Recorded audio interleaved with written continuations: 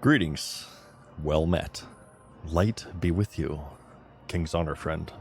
What can I do for you? Hey guys, what's up? Mad Season here. I'm back with another stream for you. First things first. Gaming power activated. How's it going today, you guys? We are back within the wonderful world of Azeroth with another stream here. And we have a couple of intro shoutout redemptions. I'd like to do this really quickly first. Thank you so much to these two people for watching the stream long enough to earn 10,000, count them, 10,000 Doritos. It is crazy. Hey Nagri, what's up? Mad Season here, back with another stream for you. And also, hey Pavilla86. Oh, I'm sorry, 88. I have boomer eyes. Hey Pavilla88, what's up? Mad Season here, back with another stream for you. How's it going today, you guys? Are we all doing splendidly? We are back in the wonderful, wonderful world of Azeroth. I am in Stormwind. I am level 46, and I am the last man standing. All of my streaming compatriot friends, like everybody's dying like crazy. We had Sequisha die, we had Crix die, we had Savix die, we had Bobka die. I'm starting to get a little bit suspicious here. I don't know about you guys, but I'm starting to get a little bit suspicious. I'm starting to get a little bit scared, but luckily we're professionals at World of Warcraft, and I think we should be okay. I want to give a special thank you to Jack Burton for the 5 gifted subs during the intro. Thank you so much, Jack. Brandolph as well, thank you for the Prime. Zero Halo Kitty, thank you for the Prime. Did I miss anybody? I think we're all caught up now. So, we might do ZUL'FARRAK today. I had that in the title, but I'm not entirely sure, so I switched my title. I'll probably keep an eye out for a run going, because I have pretty much all of the quests. I need to visit Tannerus first before I do that, just to make sure I have everything. We could possibly do a dungeon run today. We'll probably start off with some questing though. And you know what I first need to start off with is some auctioning. So, oh, hang on, I got a bracelet on. I need to take this off, or else it's going to make noise. It's actually a really cool bracelet. It's like an octopus bracelet, and I really enjoy it. But it's not good for gaming because it makes noise. Okay, everything's expired. Beautiful. We actually do have wow, we sold the Arcane Wrath ones. Really? Who the hell is buying green Arcane Wrath green lenses? That is crazy. Maybe he's disenchanting it. Okay, we're gonna just start off with some auction house stuff here. I think I want to do some Tannerus questing, or Tannerus questing. Do you say Tannerus or Tannerus? Tannerus. Tomato, Tannerus, Tannerus. Oh, here we have a professional gamer here. I only heal. Look, this guy must be watching my streams. Look at this crap. Okay, you can either waste time, 0, 1, 2, 3 seconds of wasted time, or you can be a pro gamer. You can target Auctioneer Jack. This is the first person on the server I've seen do this. I wonder if they actually got this for my stream. Look at this crap. And then interact with target. Boom. Auctioning through the wall. We are hackers. Now we're just professional gamers. Look, casual gamer, casual gamer, casual gamer, casual, extremely casual. Look at all this time that people are wasting. Unbelievable. They need to watch my stream to get these ultimate gamer tips, okay? Okay. So, let's get things going here. Let's get into gaming mode. We have a new grief that just hit the game today. I saw this on Reddit. So be very, very extremely careful. People have mentioned to me quite a lot. Do you want to do bank alts in Classic WoW? The thought process here being that if you have you can save all of your valuables on just one character, and if your main character dies, you can at least have a little bit of a nest egg to start a new character fresh, so you're marginally less pissed off when you do eventually die in hardcore mode. And that is a good idea. However, there's a little bit of a risk with a new grief that's running around, and I wanted to warn you guys about this. Apparently, and I want to spread word about it, so hopefully Blizzard will fix it. There's a curse in either the Swamp of Sorrows or Shadowfang Keep that summons mobs to attack you.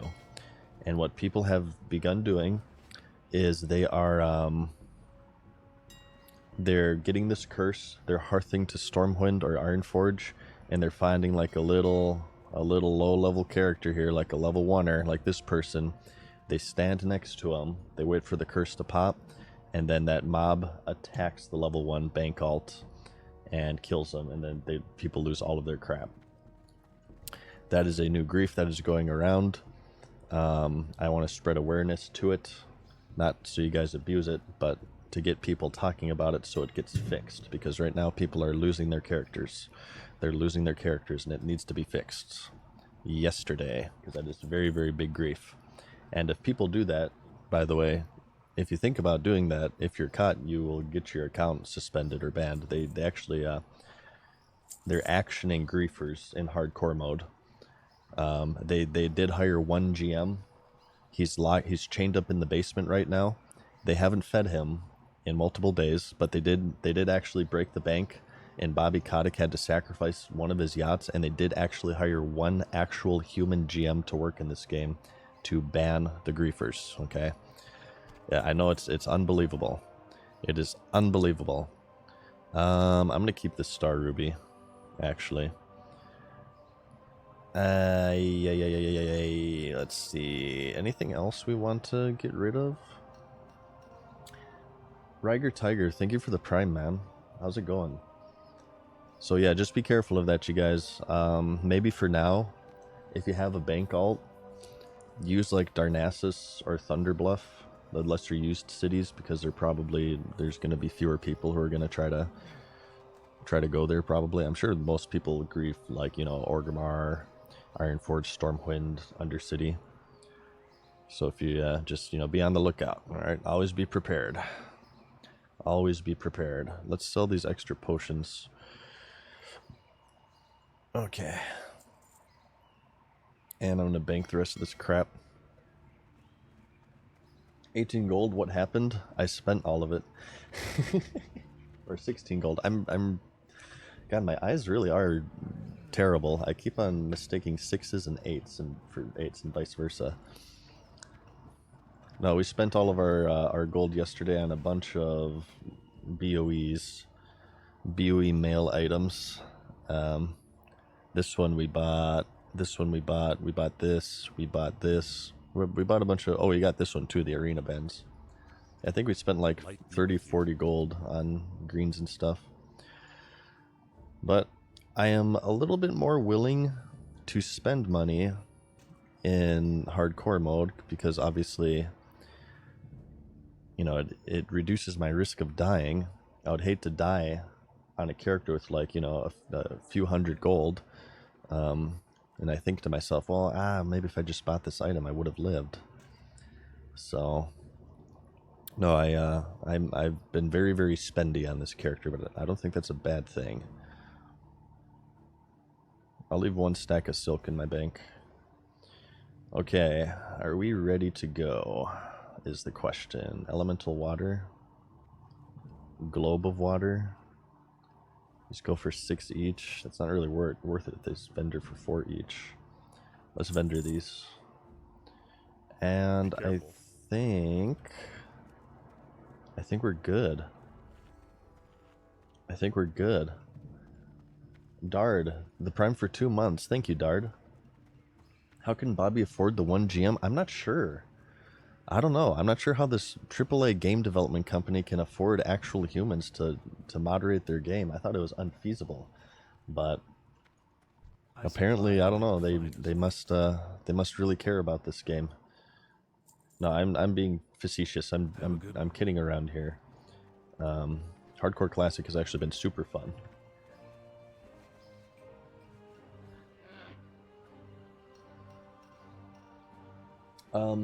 What's your advice for a guy who played World of Warcraft for years, loved Classic the most, has an interest in the journey, seeing the world alive with the zones full of people, like we have in Hardcore, but is kind of on the fence about playing Hardcore? How do you cope with dying as a busy man? We petitioned Blizzard to release the Resurrection boost. So Drever here is asking a very, very important question. He is asking, How do we play MMOs with somebody who doesn't really have as much time as we used to? What we do, Driver, is that we continue to play the most time-consuming genre of all, but we demand for the ability to pay for real-life money in order to progress our characters. Because, you know, it's not 2004 anymore, you guys. It's not 2004. We all have jobs.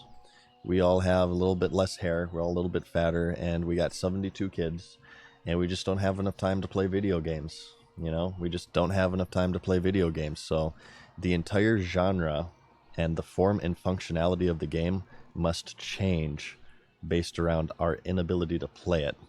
And anybody who dares complain, they're the ones who are selfish. Okay? Always remember, those are the people who are selfish. And those are the people who are gatekeepers. Alright? Always remember that. Ooh, what the hell? Actually, to be serious for a moment, Driver, it's a dilemma for sure. I mean, I feel, this is what I'll say, Driver.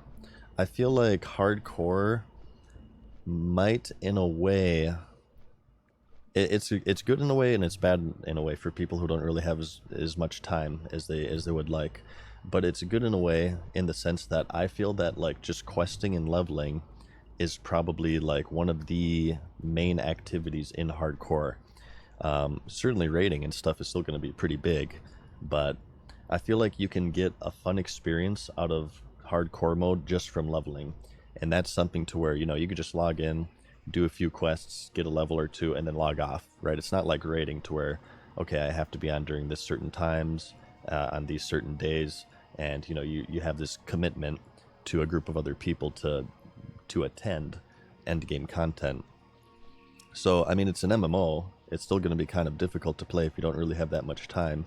But I feel like hardcore mode specifically, you will get a lot of enjoyment out of it because questing is, in my opinion, a very fun experience. But it just really depends, honestly. Like, some people look at hardcore mode, they see that, okay, if you die once, you're dead permanently. They'll be like, screw that crap. That doesn't sound like fun. That sounds stressful. And I wouldn't say those people are necessarily wrong. It's just, you know, it's just, what do you want? What do you want out of your video game, right? You should put a high value on your free time and spend it as wisely as you can. And to that extent, Trevor, I wish you the best of luck. In the meantime, maybe you can vicariously live through my streams. I am happy to provide that for you guys, and you can at least say you've experienced it in some way. That's one of the fun things about streaming, is to give you guys the ability to say, even if you haven't been playing hardcore, to give you the ability to say you've at least experienced it in some way. Judd Jones, thank you for the $5 hype chat, man. Says, after watching your stream, I've started saying bullcorn alert. People love the bullcorn, actually. I get a lot of comments. We actually have a bullcorn TV here in stream chat every now and then. Somebody actually named their Twitch channel after the bullcorn. They love it. They love it. I actually didn't derive that myself, though. I got it from another streamer called 019, one of the OGs of content creation. So I got to give shout-outs, special shout-outs to the OG, the beast from the, I was going to say east, but Midwest, 019. One of the first gaming channels on YouTube, actually, circa 2006. Invented the art of playing video games while talking over them. The OG. So that's where I got that from. We're going to level after the Hunter. Probably everything, but I'll mainly focus on the Rouge. Oh, I turned this in during the introduction. Remember we did the Fearless Robot Chicken quest yesterday, and we didn't turn it in? I turned that in right up over yonder, and it gave me like 4K something XP. God damn it, we just missed the boat. Son of a... The Canadian Goose, thank you for the prime, man. How's it going? How's it going, dude? Nice piece of history. I'm actually a historian of like Let's Players or playthroughers. I was all about that content. I found YouTube rather early. YouTube in its release was a dating website, believe it or not. You can find a screenshot of that online. And I didn't find it that early. I first found YouTube searching episodes of Beavis and Butthead and MTV's Jackass. That's how I found YouTube. And pornography. YouTube used to be like the Wild West back in the day. You could post anything on there. Music, copyrighted shit, anything, and nobody cared. Ooh, we got a fellow pirate here. Let's give you a wave back. Nobody cared. And early on, of course, gameplay channels were pretty common. Let's play channels, and I know all the big early ones. As far as, well, this is more gaming reviews, but Angry Video Game Nerd, but more kind of like playthrough stuff. Dark Side Phil. One of the, people make fun of me today, and I don't watch his stuff anymore. But yes, Dark Side Phil was there in the early days. One of the very first people to do that stuff, and he was huge back in the day. Necroscope 86 was one. Spoony one. Spoony was also reviews, more so reviews than actual gameplay. Who else do we have? Play It Bogart was one. I said Necroscope, right? Kikoskia, H.C. Bailey, he did Final Fantasies. You guys remember the whole angry video game reviewer phase? Because the Angry Video Game Nerd did it, and it became really popular, and then, of course, everybody else did it. So you had like, that's where the Spoony one was born, actually. It was Angry Video Game Nerd, Spoony one was one. Armake21, who unfortunately passed away recently, so rest in peace to Armake21. Year of the Spoony 2024. I love Spoony. He's probably well, I don't want to get too lame about it, but he had a real remarkable talent in making reviews, the Spoony one. I'm not really sure what happened to him. I think he's had some real life struggles, and he's taken a step back from the internet in general. But he had a remarkable talent for making reviews. He could talk about anything. Like, he could talk about some Klingon language CDI game that maybe 4 people in their entire lives have played and review it, and he would make it entertaining. I was a big Spoony one. I don't say fan, because remember, fan is short for fanatic.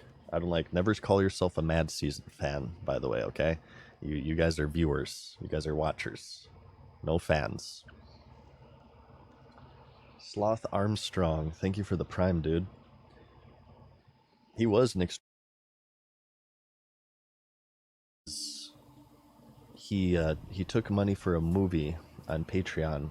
He was going to make a movie, but then he kind of realized that maybe it was a little bit out of his scope.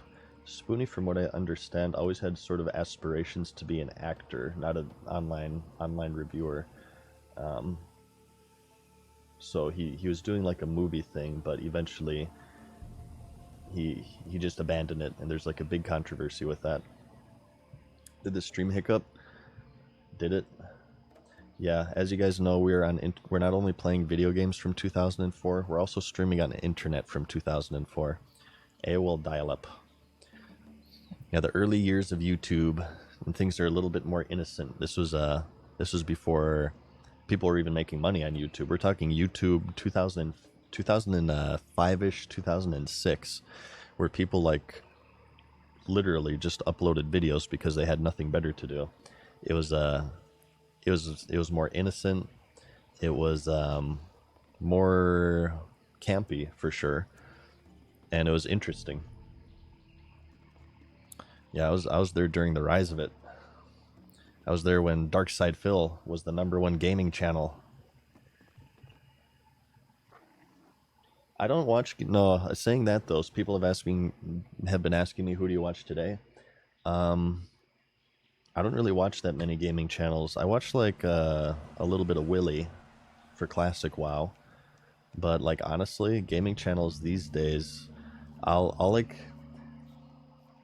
like watch old videos. Like every now and then when I'm editing a video, I'll go through Angry Video Game Nerds old library and kind of put that in a playlist. But I don't really watch that many gaming channels these days. Total Biscuit as well. There you go. I can't believe I forgot to mention Total Biscuit.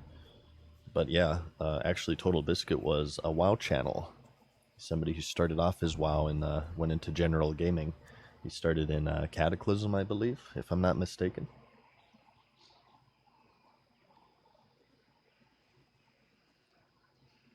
Is your pet Broken Tooth? It is indeed. I always take an opportunity to show this crap off. Look at this crap. Boom, Broken Tooth, 1.0 attack speed, and this thing has been tearing through enemies. Tearing through enemies. You either go, usually people go with the owl for leveling, which is, I definitely respect because they're good for AoE threat, but I like to solo elites and stuff, so I wanted to go with the kitty cat, and Broken Tooth is the best one, I think. And I mainly got him for PvP because I want to start to duel at level 60, maybe even do the Mak'gora stuff. You guys told me yesterday about the whole ear buff thing on Mak'gora, and that sounds really, really cool. Wait, where'd that person go? Oh, they have a worse PC. This pet as well, what would I... Okay, you guys ask me all the time, what would I do for Classic Plus? Target dummies. And let me add that right now. I would put in target dummies for Classic Plus. I think that is something that is missing from vanilla. I would like target dummies in vanilla WoW to test out builds, and this would be really, really good because I would also change class balance a little bit. Target dummies in Classic Plus. I have a huge list of ideas for Classic Plus that I've been writing down. It's like 40 things long at this point. I'm going to make a video, okay? Peep the YouTube channel. I am going to make a video. It's going to be my little Mad Season character on a BlizzCon stage, and I'm going to present Classic Plus as if like it was a whole BlizzCon presentation, like as if I'm J. Allen Brack, circa 2019, or was that, no, it was 2018 when they made the announcement, talking about ice cream and shit. But some of your favorite flavors is vanilla. I love the way he says that. Is vanilla. And it was so perfect that it was Jay, because you know he was the one that was the whole you think you do but you don't. Oh, we forgot to do this quest. Shoot. Well, we're gonna have to go back for that eventually anyway, so it's not a big deal. Let's just go to Tannerus. And everyone will stand up and applaud. They will, and then everybody clapped. I will say this though. I feel like I do have a lot of good ideas for Classic Plus. Some of you would absolutely despise me as a video game developer. I would make some changes that you guys will be like, "What the hell are you doing, Mad Season? What is wrong with you?" So I'll just say that right now. It is not my goal to cater to the player base, because a lot of the time, because if you cater to the player base, you know what happens? You get a retail World of Warcraft, and you sacrifice uniqueness for convenience, quality of life features. I feel like one of the issues with retail World of Warcraft, there's so many quality of life changes in the game that there's no more uniqueness to the game. There's no more charm to the game. That's one of the things that I feel vanilla has over retail, is that it has charm. Vanilla WoW has charm with all the weird shit in it. So I would have like annoying shit specifically to give it charm, and people would despise me for it. Like we're talking, I would have crossbow bolts instead of arrows if you wanted to use a crossbow. We're talking, let me just look through my list here. We're talking, I would bring back dark areas in the game, like very, very dark areas that you can't see, and I would bring back the survivalism profession to where you have to like make torches and stuff. A lot of people would despise me for that, but you could get around it with alchemy potions, night vision engineering goggles. Cat druids could also see in the dark, and also night elves could see in the dark.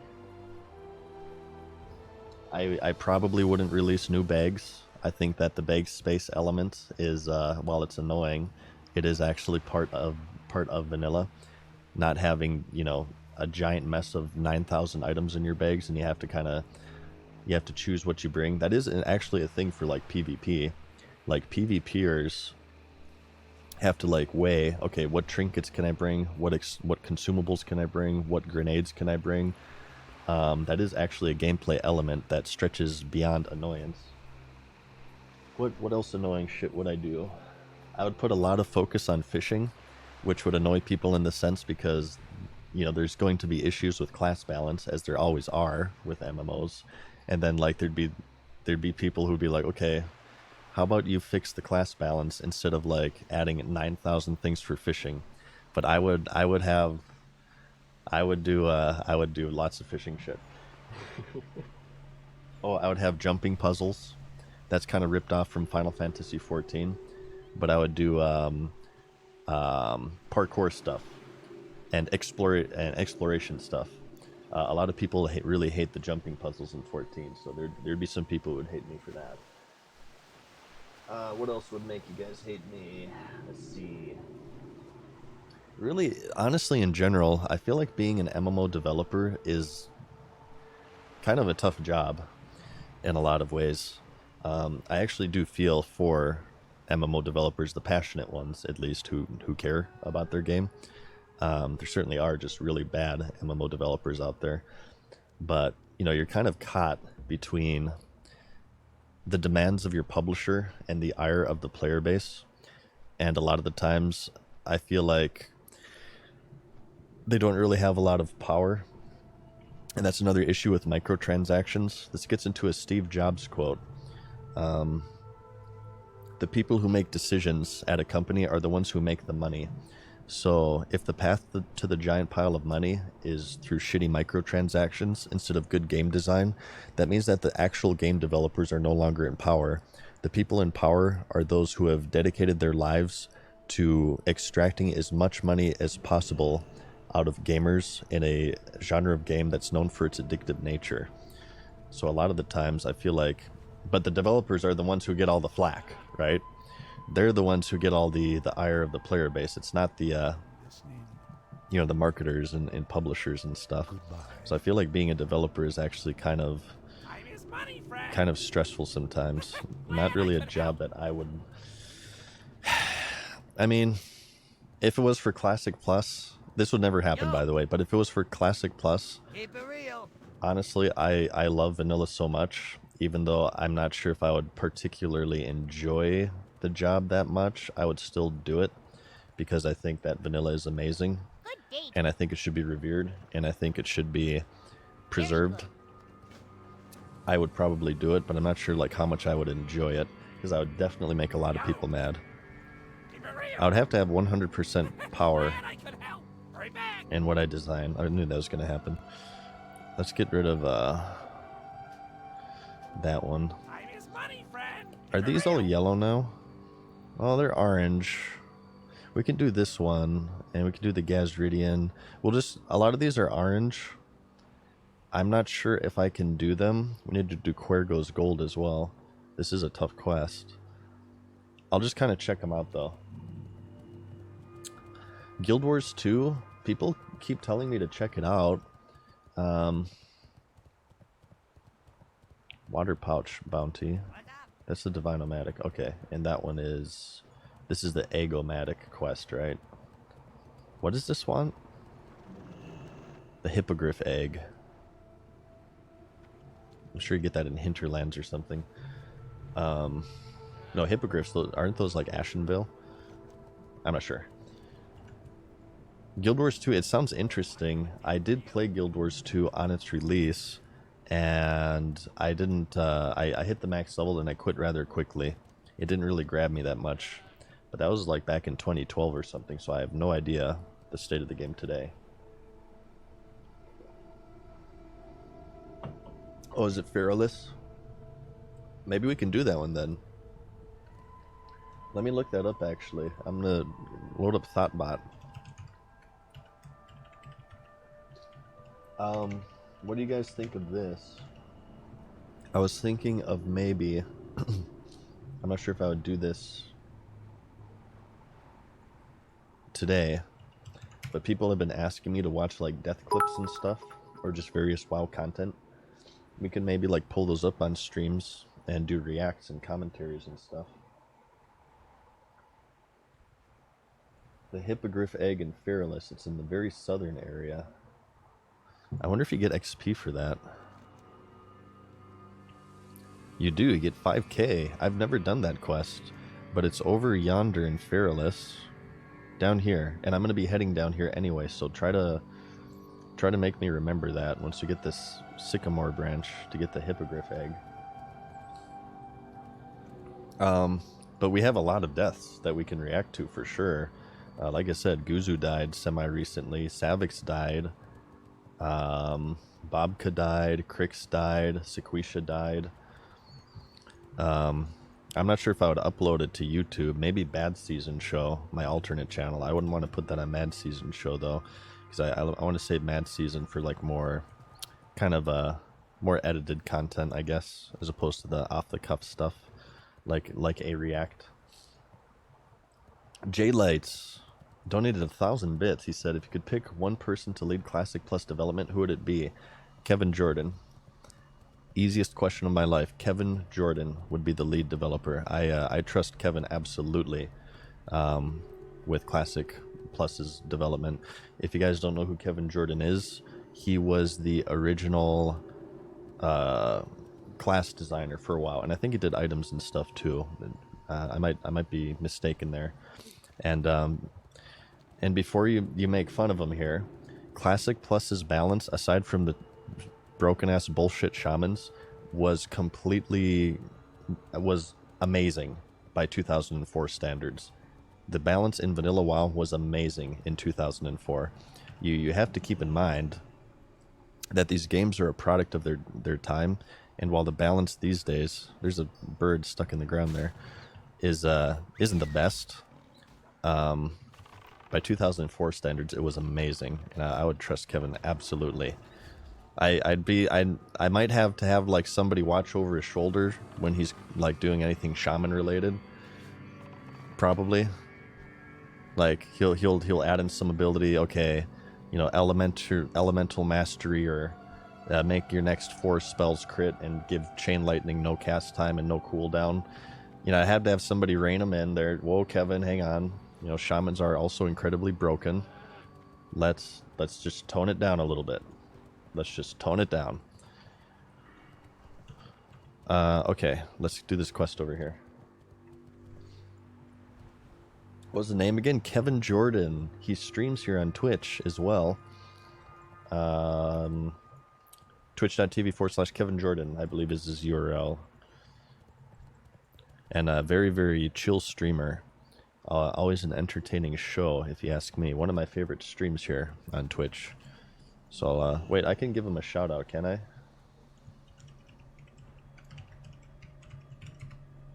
There you go. Everybody follow that channel. Original World of Warcraft developer. One of many people who is responsible for creating what is, in my opinion, the most iconic video game ever released. So, do yourself a favor and follow that man and watch his streams.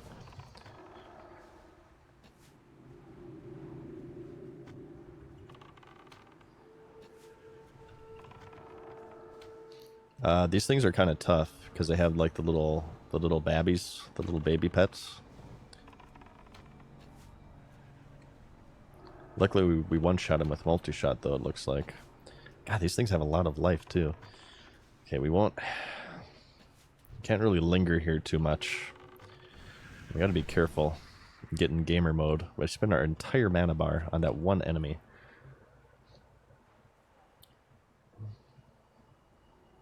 Chatted him, he was streaming a week or 2 ago. He said he's happy to see you back. Hell yeah, dude. No, I've chatted with Kevin Jordan quite a lot. We played a little bit of Tarkov with each other. He's also a big Escape from Tarkov player. I'm not sure if he still plays these days, but he used to be super into it. Do you think Classic Plus will for sure happen? I don't know.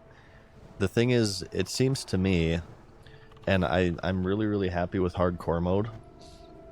And I was really happy with the original Vanilla 2019 re-release. Excuse me.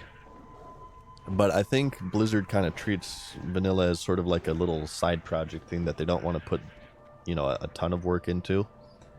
You know, they'll put some at time into it here and there. That's why you see like Season of Mastery for Vanilla, for instance, or they'll redo Wrath or Cataclysm or whatever. But Classic Plus is a whole new ball game as far as time investment and development resources is concerned.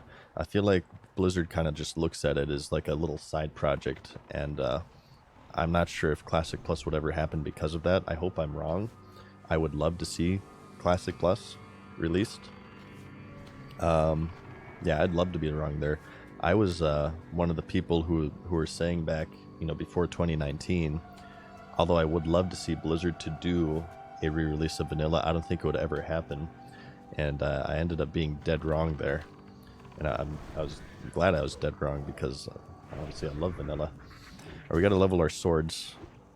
We got this sword from a quest reward yesterday, but we've yet to level it, so I'm going to kind of get in here and try to get some melee swings in every now and then.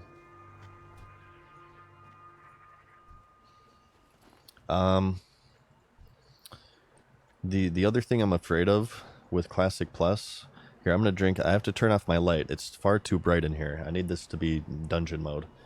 Here, one sec, I'll be right back.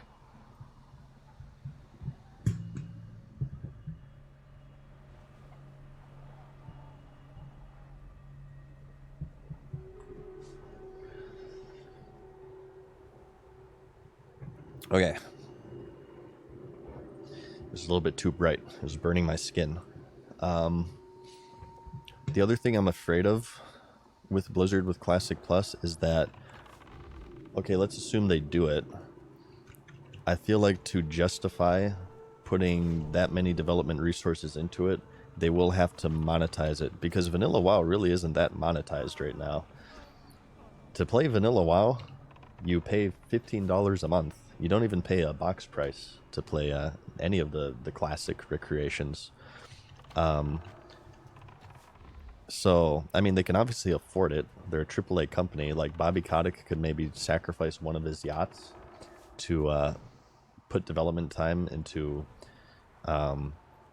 what could potentially be another incredibly iconic game. Classic Plus, I feel like, has the potential to reinvigorate the entire genre. But, you know, obviously it's a money-oriented AAA publicly traded company here, and to justify putting that many development resources into it, I feel like they will probably monetize it, and Blizzard kind of has a bad track record of, you know, monetizing their games in destructive ways, in my opinion. And this is a whole, I gotta put an asterisk with Hawk. This is a whole thing we could get into. I could get extremely ranty about this, but I'm going to try to refrain. Okay, but you guys know my thoughts on that. What now is your question? How would I like to see Classic Plus be monetized? Give it a box price. I feel like there would be an enormous amount of people who would pay $50, $60 and $15 a month to play Classic Plus.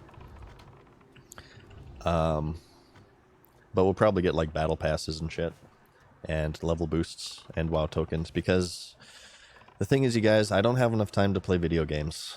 Alright, I have 84 kids. I have 17 jobs. I don't have enough time to play video games. Now, this of course won't stop me from playing the most time-consuming genre of game humanly possible, because I'm not addicted to video games.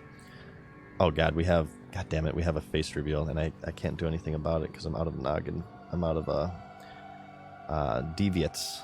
I don't even have noggin fogger yet. Shoot. Alright, we're gonna have to return to town. Well, I suppose we can finish this quest first, then we'll return to town.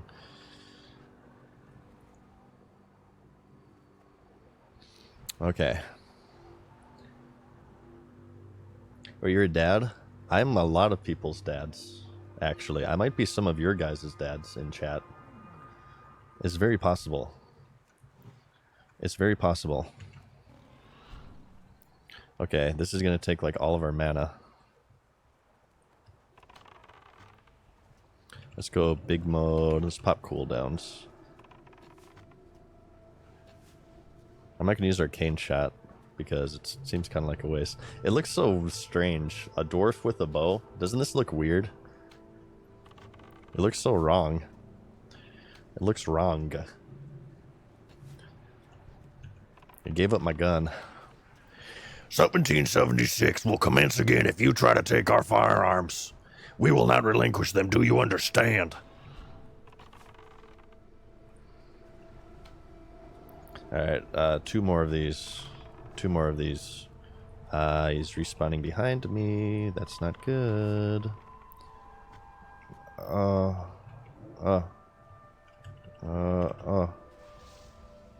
whoop, whoop, whoop, whoop, whoop. No, no, no. This thing has a lot of life. Why do you have so much life? How do you kill that which has no life?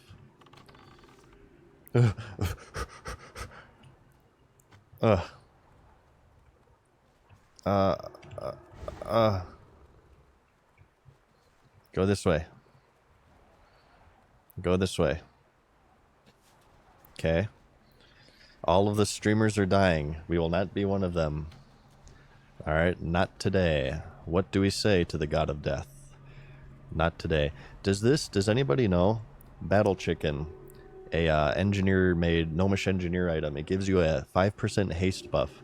Does this work with ranged attacks? Does this work with ranged attacks?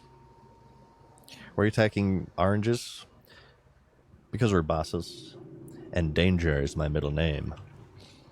Now we're a hunter, we can get away with it. Hunters can kind of get away with attacking higher level mobs more so than other classes. And I'm also extremely skilled at the game. Why are you not attacking, you stupid chicken? You gotta go close enough to it. Have you ever used Shrinkray and Ragnaros? No. I had a guildmate do it though once, and I know exactly what happens. You can't melee him, and obviously he's in a pile of lava. I actually wiped the raid by doing that. I'm not sure if they were trolling, or if they just didn't know. But yeah, don't Shrinkray Ragnaros. You will get, your guild will not be happy. They will be very angry, in fact. Oh, the range is only 10 yards? Ah, okay. Well, I could go melee hunter. You guys want to see some melee hunter action?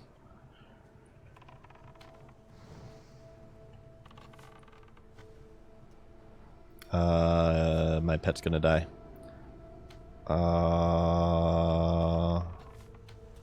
Okay, I think we're good. We should have aggro now. Boom. Boom. Boom. Okay. Alright, 5 of 5. We need deviates. We have monster face reveal right now. I'm not comfortable with this. I'm getting a little bit shy now. Ooh, level 46 died. No way. The Valbrand Soothsayer. This must be Jintha Allure of the guild YOLO. Yes, indeed.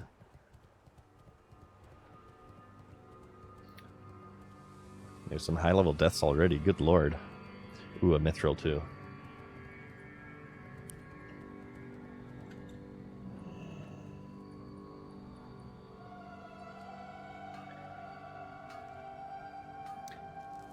Mad Season is a self-involved no. Mad Season is a self-involved man baby who doesn't reply to chat unless it strokes his e-peen. Well, how about this as a reply, Punisher? Get that ass banned.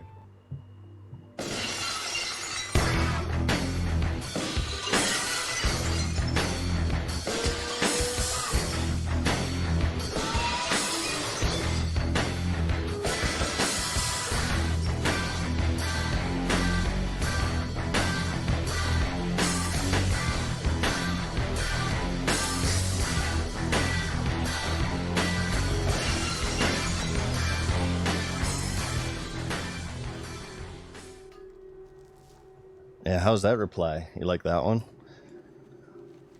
Alright, let's go get our deviates. No mercy in my stream chat, you guys. Rule 1, no douchebags. Douchebags autoban. No unban requests too. No unban requests. I will make content out of you on this stream. Never forget that. Thank you, Kurth, for the prime, dude. 46? Definitely 47 today, I'm thinking. We got quite a round of Tannerus quests to do here. We may even visit ZUL'FARRAK, potentially. No promises on that, though. No promises on that. Okay. I think this one leads to a different one, doesn't it? Doesn't this one lead to, like, find the lost goblin? I don't mind killing orange mobs. However, going into a cave of orange mobs is probably not a good idea.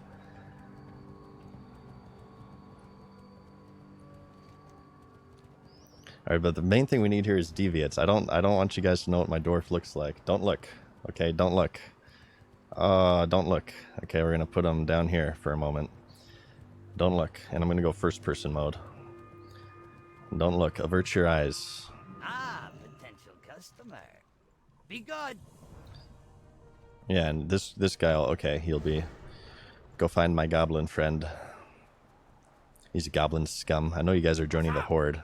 Look at that smile. Yeah, the junior surveyor. Okay. These goblin scum pretending that they're neutral. Unbelievable. Unbelievable.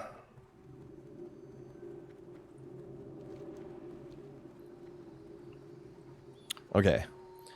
No, speaking about that though, replying to chat messages, I try to read as many as I can and reply to as many as I can, but I am playing a video game mode to where if you die, you're permanently dead, so I hope you guys understand.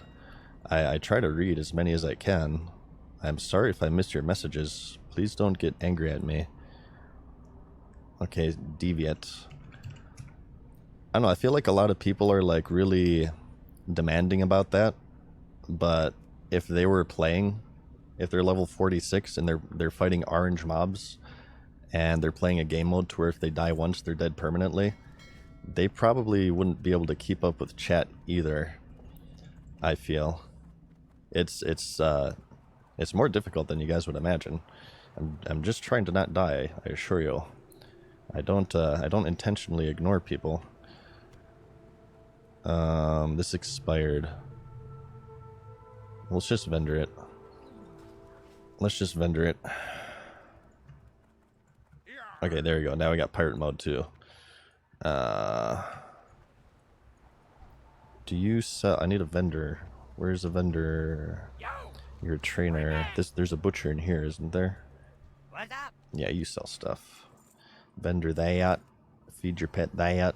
Okay, I need to level my... in fact, I think I'm just going to level my weapons right on the mobs outside of here. And take care of that right now. What class would you play next? I'm going to play all of them next, Cho'Gab. But I'm going to mainly focus on the Rouge. After I get my Hunter to 60, I'm still deciding if I want to do endgame activities, like raiding and whatnot. Let's get our portrait back up here.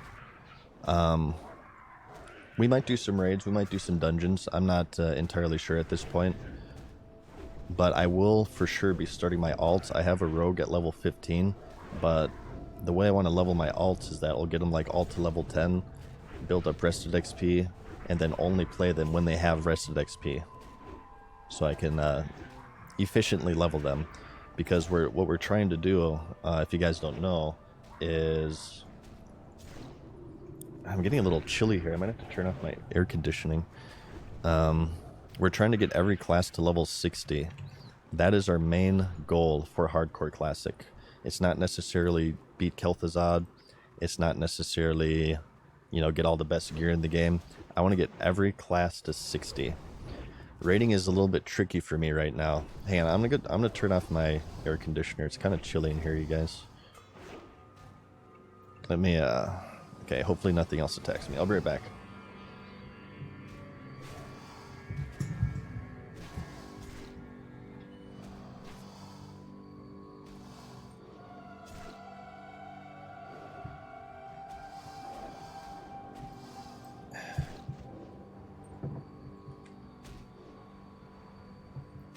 Okay. Wait, what happened to my pet? Were you on fucking break? I guess he like he gouged him or something. Oh, it's that stone gaze, right? Yeah, they got a stone gaze. I'm just leveling my weapons right now, if you guys are wondering. In case I get into danger, I need to be able to wing clip. Well, actually, hang on. Let's mana up. I need to be able to wing clip. Thanks as well. I'm not sure if I said this yesterday, but yesterday we did a bounty for the first descendant, and I wanted to say thanks to you guys for sticking around with that and checking out that game with me. But I looked into it more, and it's probably something I won't end up playing. I didn't realize going into it that it was a free-to-play game, and if you're a regular viewer on this stream, you're probably familiar with my thoughts on like paying for character progression. I'm usually a little bit more lenient with free-to-play games because, you know, they have to have a payment model, right? You going into a free-to-play game and not expecting some sort of cash shop is a little bit silly because they have to make money somehow. But that's why I usually don't like free-to-play games. I would much rather just pay, you know, pay like $60, right, for the game. Maybe there's some good DLC later on down the line. I'm not even like that reluctant for battle passes as long as they're the type of battle pass to where like you earn enough currency to get the next battle pass for free. Have you guys ever played games like that?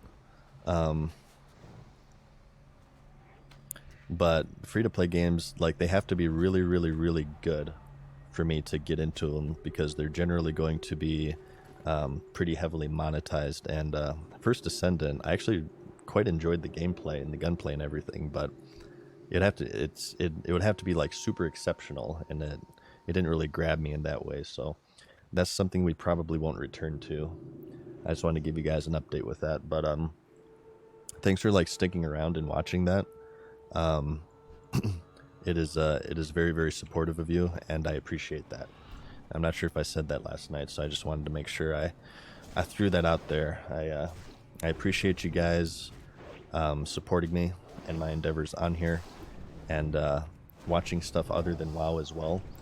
I want, like, World of Warcraft will always be my main game, but one of the reasons why I took that 2-year break, one of the many reasons, was I got burnt out. So to prevent that from happening again, I do want to introduce a little bit of variety, both so I don't get burnt out from WoW and so I don't get burnt out from streaming.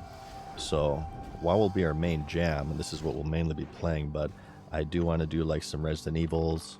I do want to do some From Software content, and just other variety games. I want to check out some other stuff too.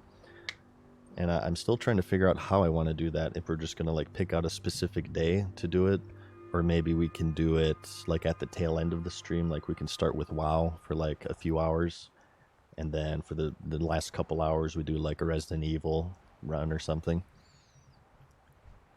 I'll think about it. And I'll kind of base it off what you guys want to. I'll take some feedback from you and see what games you guys would like to see, or and try to find something that fits for everyone. I want to do a Halloween spooktacular. We have October coming up, and I hope that my internet is better and my computer ships by then, so I'm all ready and raring to go. But I want to do like scary games for October, so like start off with WoW, and then we'll start like a Resident Evil 2 remake run or something. I love RE2 remake and RE4 remake, and to a lesser extent RE3 remake. Superman 64, oh god. Oh god. You guys want to fly through some rings and pick up some cars, and then fly through rings and then pick up cars? Love to see you play Overwatch 2. I'm not sure, too, Pump Chump. I hear really bad things about Overwatch 2. I look back to Overwatch 1 launch very fondly.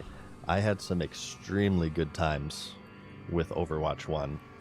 Overwatch 1 on launch was as the kids say these days, was very pog. But I hear so much bad stuff about Overwatch 2. I'm kind of scared.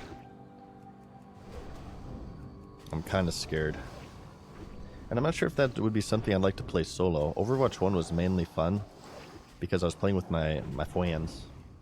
And I'm not sure if my friends want to be on stream or not. I'm not sure if they're comfortable with that, so I have to ask them. You guys want to hear me gaming with my friends? Some of them will probably want to be on stream, and some of them won't, I'm sure. One of my friends, Crooked, we might play Payday 3 with each other. Actually, let me look at the reviews for Payday 3 real quick. I'm gonna open up Steam and see how Payday 3 is doing, because that released yesterday. Payday 3. It is... I know they're having server issues. Oh my god, it's mostly negative. Oh my god, it's mostly negative. It's 34% are positive. Why is it negative?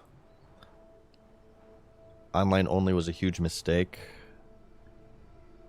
They can't get into the game. Okay. It seems to be server issues is why it has a lot of negative reviews. So maybe once those are fixed, it's actually good. I hope it's actually good, because I loved Payday 2. And I've been kind of looking forward to Payday 3. What do you guys... Let's get your guys... Has anybody here in chat played Payday 3? What do you guys think? Is it mainly server issues is why it's getting bombed right now? Or is there like legitimate... Like, is the gameplay like actually bad? I know they're having matchmaking issues yesterday. I was really looking forward to... what I used to love to do in Payday 2 was solo stealth heists. I did a handful of missions that I would solo. I would like rob a bank and they wouldn't even know that they got robbed. That was super, super fun for me. And I built a whole stealth guy to where like I could, I think I could answer more radios. I could cable tie more people. I was like more sneaky in general. I feel like that would be really, really fun to stream.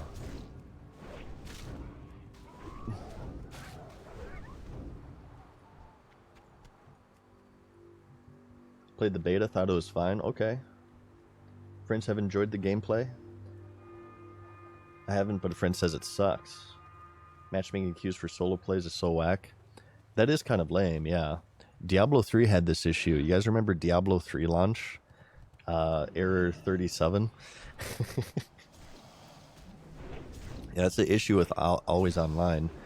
Diablo 3, the reason why they had it online was that the game had a real money auction house, so it was an effort to combat cheating and like botting and duping, which ended up not working because people botted and cheated like crazy in Diablo 3. But that was their thought process behind Diablo 3 being always online, and totally didn't work out for them.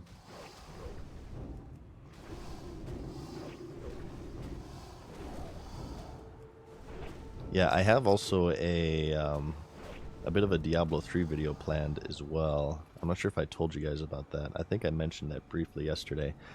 But I want to go over the entirety of Diablo 3. Pre-development, release, post-development, Reaper of Souls, what the game is today. The story of Diablo 3 is actually is fairly intriguing. It was a game that suffered huge development issues and setbacks. And controversies as well. The old Jay Wilson, you guys, have you heard about this? So, Diablo 3 releases, it gets kind of shit on because it has major flaws. A lot of them being tied to the real money auction house, paying for character progression turned out to be a bad thing. Who would have thunk it? But it had many issues. And as it was getting negatively reviewed, the series creator, David Brevik, who Diablo fans revere, because this is the guy who made Diablo 1 and Diablo 2. That actually got him a job at Blizzard, his Diablo game. He left Blizzard North before Diablo 3 came out to do Hellgate London, which also didn't work out very well. Hellgate London was pretty rough. So they asked Brevik what he thought about Diablo 3 in some interview, and he was polite about it. He said, "Well, you know, I guess I would have done this in this way. I wouldn't have done this and yada yada yada." He was I don't remember the actual interview, but to me, he came off as pretty professional about it. But the Diablo 3 developers took exception to it, and they had a Facebook group post. I don't know how Facebook works. It's like a chat. It was like a group of Diablo 3 developers. They thought that it was private. However, it was public, and in that chat they were saying, fuck that. The biggest one was Jay Wilson, the game director for Diablo 3, the guy who replaced Brevik, said, "Fuck that loser." There's another guy who made a disparaging comment about Hellgate London, which, I mean, you know, fair enough. Hellgate London was, like, pretty shitty. But yeah, then Jay Wilson said, "Fuck that loser." They thought it was private. It turned out to be public, and obviously it spread across the internet. And that was a huge, huge controversy at the time, because people were already fucking seething at how Diablo 3 was released. They were just incredibly mad. So that just like added fuel to the fire, because here you have, you know, the new team that took over for a series that people revered, for a game that wasn't received well at all, saying fuck the guy who created the series. So like, can you imagine how fucking angry people were? And then I think Wilson posted an apology on the forums or something. He didn't apologize to David Brevik. I think he was probably the person who deserved the apology the most, because it was rather rude. But yeah, and then they eventually removed the Real Money Auction House and stuff, and the rest is history. And they were deleting posts and stuff, and of course people took it way too far too. You had the usual, you know, death threats and stuff that is common with internet video game communities, which is of course uncalled for. It's stupid.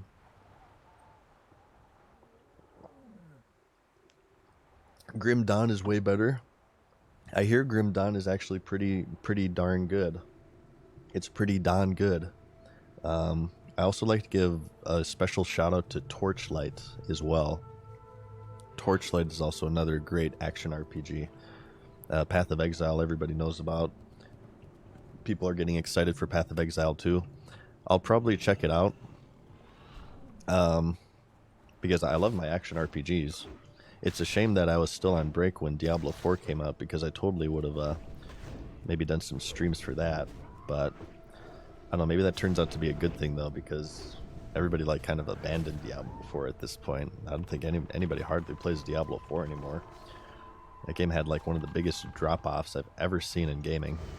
Let's get our aspect on. I should have I should set up a weak aura to let me know when I don't have aspect on. I used to have one on my warrior for battle shout. It would like show a giant icon that blocked the entire screen whenever I didn't have battle shout on, so it forced me to use it. I should do the same for aspect of the hawk.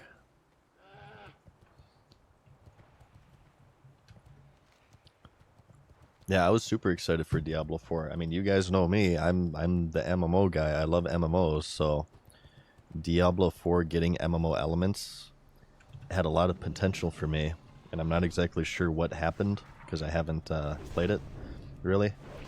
But yeah, people won't touch Diablo 4 with a 10-foot pole at this point. It's sort of crashed and burned. From what I understand, it was a big patch that made everybody angry, and also the end game sucks. Like, the leveling isn't bad. It's not good enough for people to want to like do it every season, but the end game isn't enough to keep people. It sounds to me they released it too early. It was getting tremendous reviews on launch, though. It definitely was. Yeah, people were, all my friends group were like huge about it. They were like, oh my god, this is the best game ever made. But nobody's playing it anymore.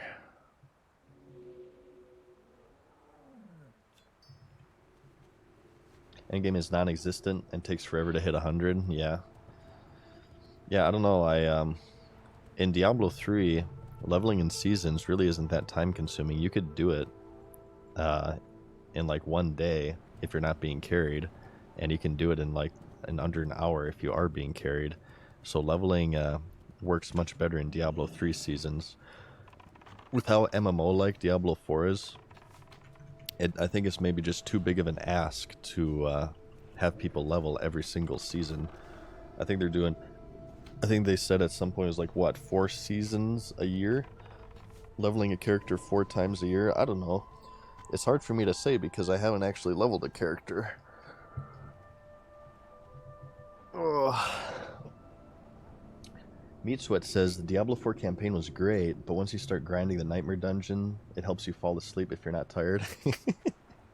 It sounds like my videos. It sounds like my videos. Okay, let's take out some Dune Malls. Captain Siberian Vodka. Thank you for the Prime, dude. Thank you for your support. Alright, I think we can... These are yellow to me, so I think we're going to hit up these ogres. The quest says it's orange. So I'm not sure why, because the brutes all seem to be yellow here. I feel like these are inaccurate a lot of the times. The difficulty rating of these quests don't really match up. Like, you'll have yellows that are totally not doable. Like, for instance, we had the lead up to this quest. It's a level 51 elite, okay? The lead up to this quest was like 40, it was 45. It was yellow at 45. You go here, it's filled with level 51 enemies. And then the follow-up is like 51 elite. So what the hell are you talking about? It's a trap. Okay, the brutes are the nail board ones. Let's just try to focus on these. This is all we need here. I believe, if I'm not mistaken, there's a rare ogre that patrols here that always drops a blue one-hander. No, not this one. This one. It must be this one. Amgorn the Lost. He drops the Changuk Smasher. I'm sure that's what I'm thinking of. Cashma says, hi, Mad Season. Nice, you're 46 now. Keep it up. My human warrior is level 30 finally. What a grind. Hell yeah, you keep it up too. And thank you, Kashma. Yeah, we're hanging in there. We're hanging in there. Had some close calls on this run here and there. I can think of off the top of my head. But it's been a very, very fun, exciting run so far. We haven't done any dungeons yet, but we've done a lot of solo elite challenges that have been super fun. No, I've been having a blast with it so far. Very, very memorable for me. I hope I'm able to make it to level 60. No, I don't hope. I know I'm going to make it to level 60. I know it.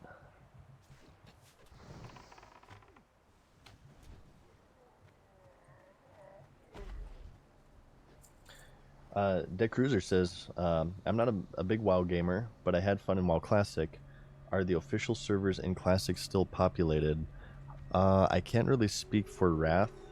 Wrath, you have a few different versions here, Dick Cruiser. You have Classic Era. So this game re-released in 2019, right? And after Nextramus came out, you know, the final raid of the game, they kept a few servers going in Classic Era, and that's just vanilla. You can make a character there. Everybody's going to be Nextramus geared. It's fairly populated these days. It was kind of barren for a long time, but since hardcore mode came out, it's seen a resurgence. You have Wrath of the Lich King Classic, which is obviously the second expansion of the game. I feel like that's maybe fairly populated. I can't really say because I haven't played it. And you also have Hardcore Classic. There are 2 servers for both regions, US and EU, and both of them are rather populated right now. But obviously, this game mode, if you die once, you're dead permanently, so keep that in mind. But if you do die, you can transfer your dead character to Classic Era, the next Ramus Progression Vanilla servers. So it's not a total loss.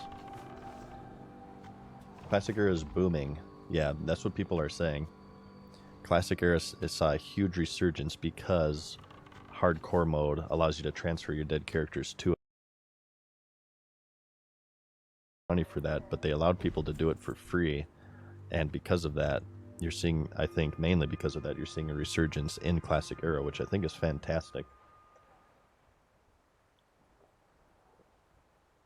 So you got a few choices. Really, it's up to you. You said you played Vanilla. Did you ever play Wrath Classic? And the next one is Cataclysm Classic. Keep in mind as well, Wrath Classic at this point, you guys are getting Ice Crown Citadel on October 12th, which is the final raid, not counting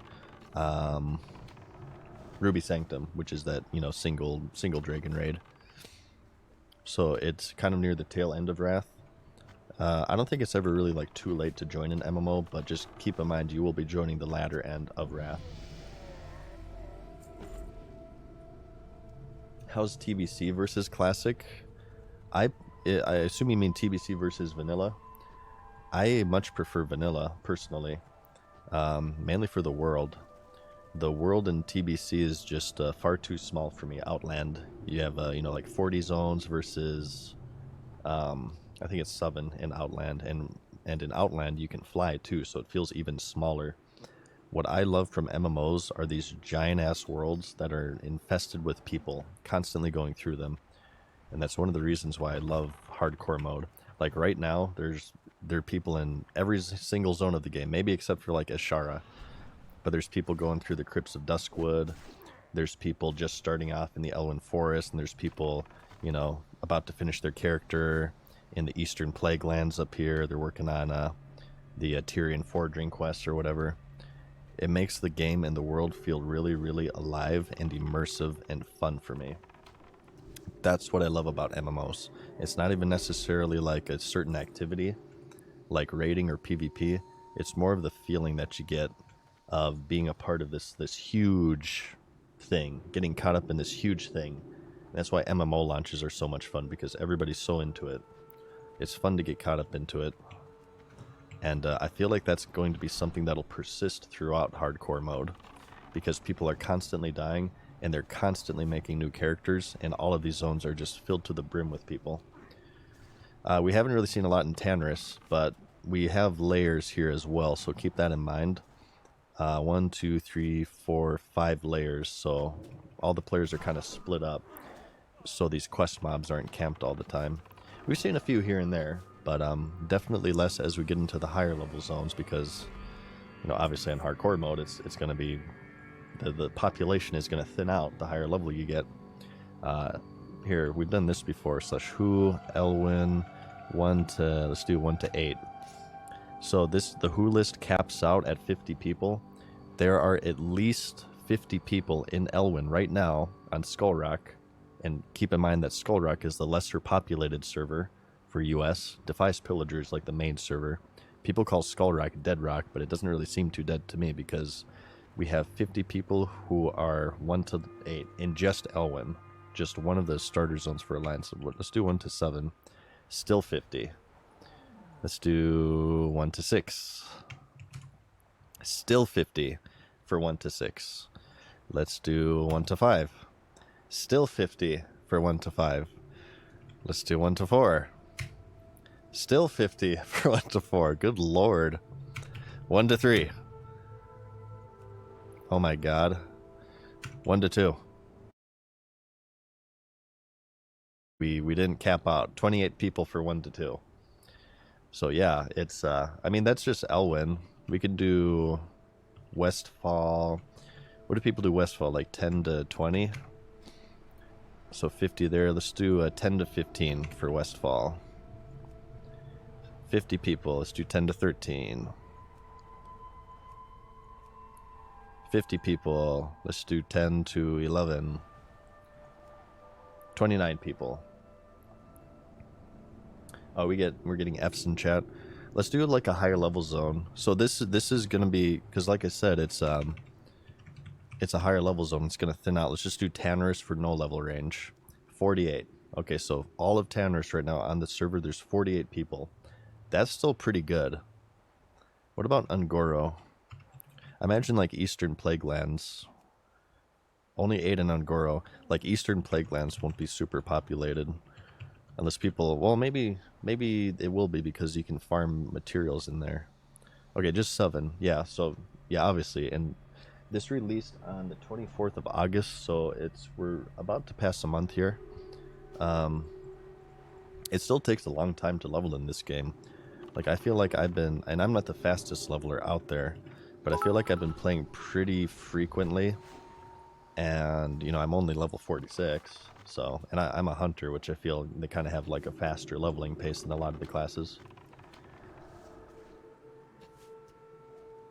TT McPP tipped $5. He said, I remember years ago someone on Reddit recommended you as a chill WoW streamer, spending hours fishing and been following since then. Thanks for streaming. Dude, thanks for watching me stream. I appreciate it. And I'm glad that you enjoyed so much. And thank you for your support, man. I like being described as a chill streamer because those are primarily the channels that I watch on Twitch. The only like non-chill streams I would watch that I would describe as non-chill would probably be like, or used to watch, I haven't watched them in a long time. It's like Dr. Disrespect. I very, very rarely watch a Twitch stream that like, that's the only thing I'm doing. Usually I like watching these kind of low-key, more chill streams while I'm like editing or something. So I always really love that compliment. I love being a chill streamer. I think I certainly have the voice for it. But you know, I should put more energy into my voice, you guys. I should put more energy into my voice. I feel that YouTube meta. Hey guys, what's up? Mad Season here, back with another video for you. Smash that like button. Whoa. How long could you guys listen to that? Maybe on April Fools, I'll just do a whole stream in my hyper energetic YouTuber voice. Tubular. Ham Joints, thank you for the Prime. Freedom, thank you for the Tier 1. Oh, we need Enforcers. Oh, I didn't scroll down. I thought this quest was just Brutes, because I didn't scroll down. We need Enforcers as well, and Gormarak the Ravager. That's the guy in the cave. Okay. My mistake. So we need the dual wielders. This is a little bit dangerous what we're doing here, going between all of these little ogres. Not little ogres, these are big ogres.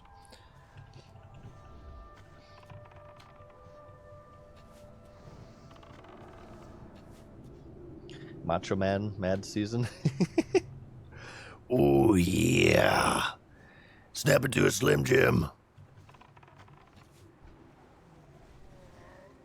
Macho Man was one of my favorite wrestlers. Rest in peace to Macho Man, Randy Savage, Mr. Puffle. My favorite wrestlers. Let's talk about wrestling a little bit. Let's talk about wrestling. Scott Hall / Razor Ramon, another one of my favorites. Hang on, I'm gonna die here. Okay, no mana for feign death. I like Hulkster. I was a Hulkster fan. Hulk was kind of a douche in the backstage, but he in a large way made wrestling. Hulk Hogan is wrestling. That's how big he was. Hulkamania. Who else did I like? I liked Dusty Rhodes as an announcer. The American Dream, Dusty Rhodes, baby. That'll make you live a quiver. He's my favorite announcer. Along with Jesse Ventura. Look at that. It looks like two carp in the Mississippi River going after the same piece of corn. I liked Mr. Perfect, one of my favorites. Owen Hart, one of my favorites. I was always an Owen Hart fan as opposed to Bret Hart. I like The Rock, Triple H, Stone Cold, obviously. No, I liked. It's so sad, man. Wrestlers die so young too. A lot of these people I'm naming passed away years ago. It's a brutal industry in so many ways.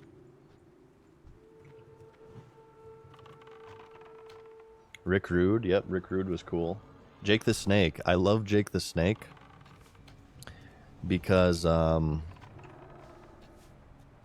he's a very big, outspoken person against bullying. Jake the Snake was bullied a lot in school, and he's like an activist for it now. I think he's a swell guy. I think he's a swell guy. Jake the Snake.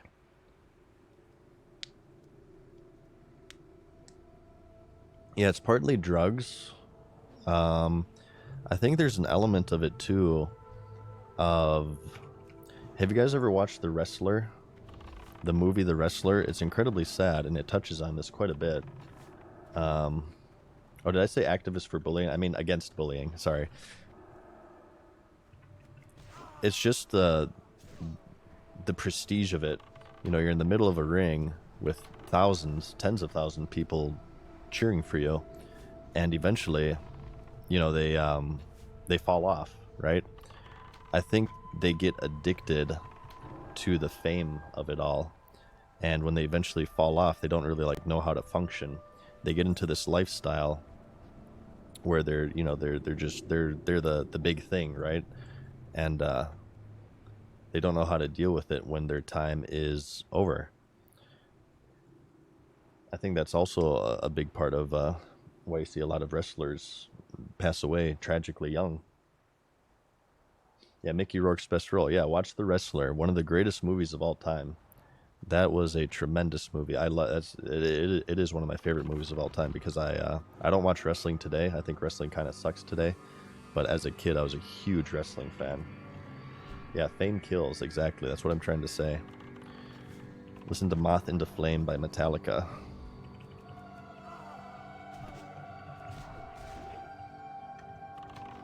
Moth into Flame by Metallica. Always stay true to yourself. Remember the important things in your life. Yeah, steroids as well. Yeah, for sure. Steroids is also very, very bad for you. Don't do roids, kids. Okay. Enforcers, right? Enforcers.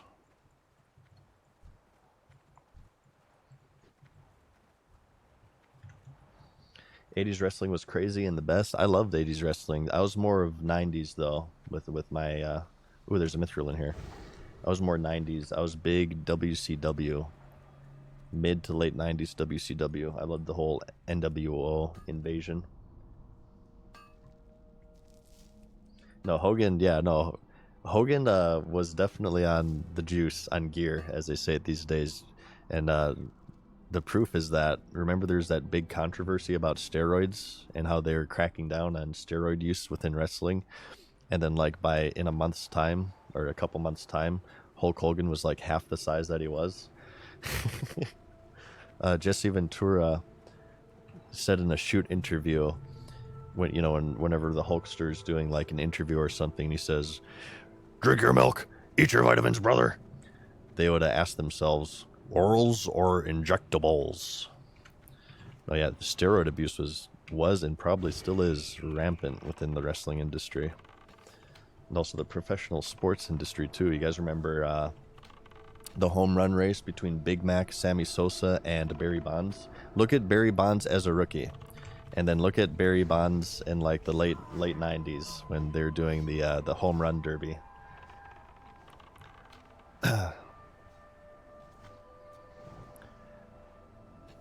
As Ronnie Coleman would say, pure natural strength. Yeah, buddy.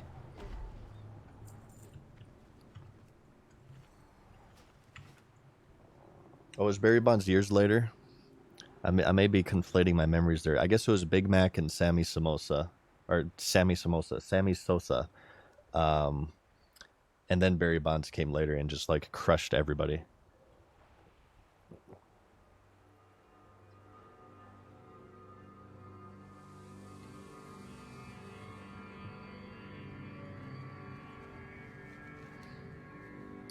Okay.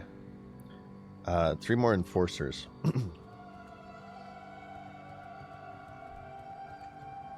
No, that was it certainly made baseball exciting. That whole race between those guys. It gets into an interesting moral dilemma there, because like steroids, they make professional sports more interesting. People don't like to admit it, but they do.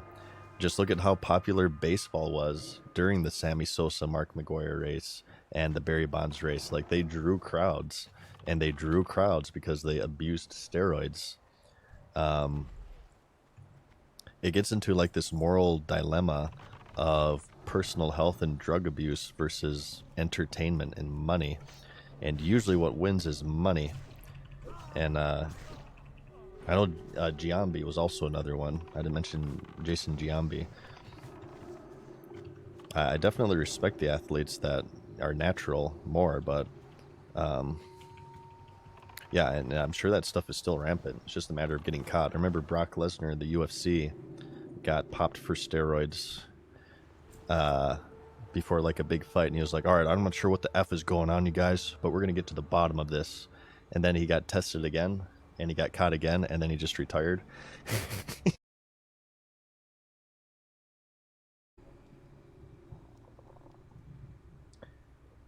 Verthandu, thank you for the Prime, man. I'm sorry, this was 7 minutes ago. And Marfin Madiat as well. Thank you for the tier 1. Thank you for the tier 1. Oh, do we F again? Yeah, our internet's not holding up the best today. I'm sorry about that, you guys. Still working on internet stuff. I know I would say this forever, but I am. And it'll be better soon, I swear. And it will be a day of celebration, I assure you, as I hiccup straight into your ear. One more enforcer, there he is, and we're done with this quest. Boom. Looking decent on arrows. We should probably regenerate as soon as we can. Have you seen the documentary Icarus? I have not. It's about steroids and it's really good.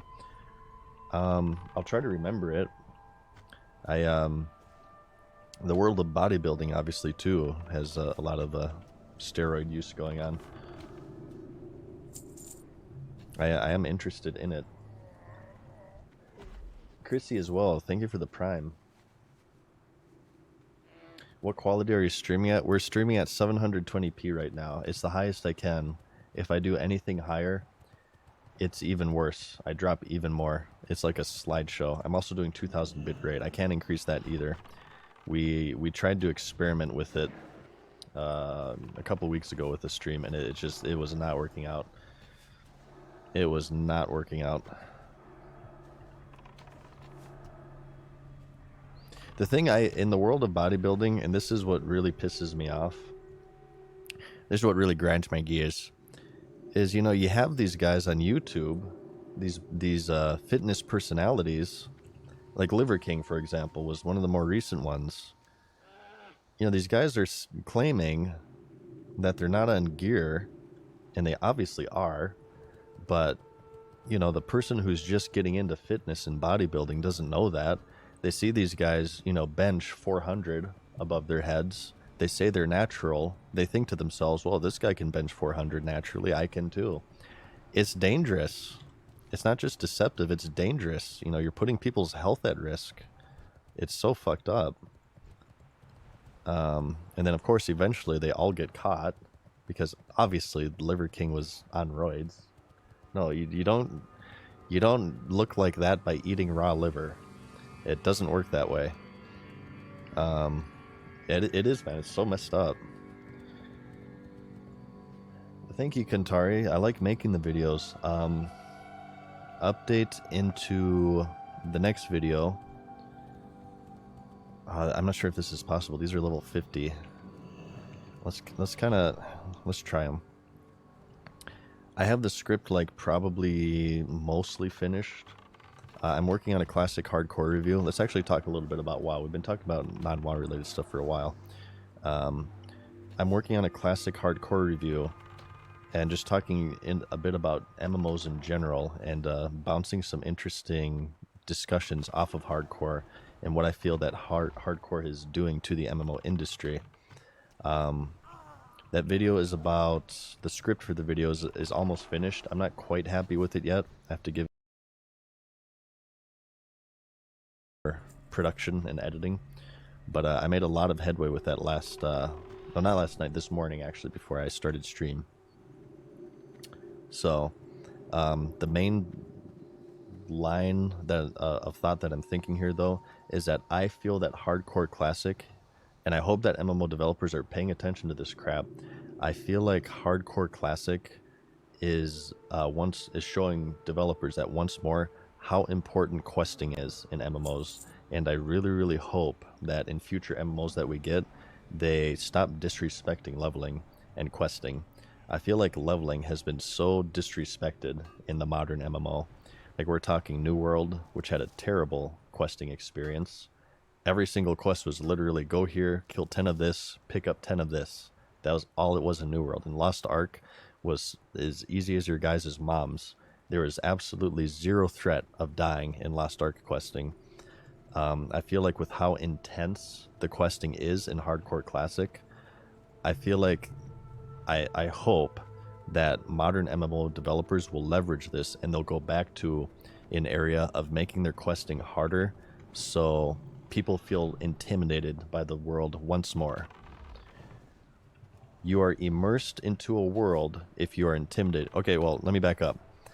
Immersion in an MMO is one of the most important things. You want to make the player feel like they're in a virtual world.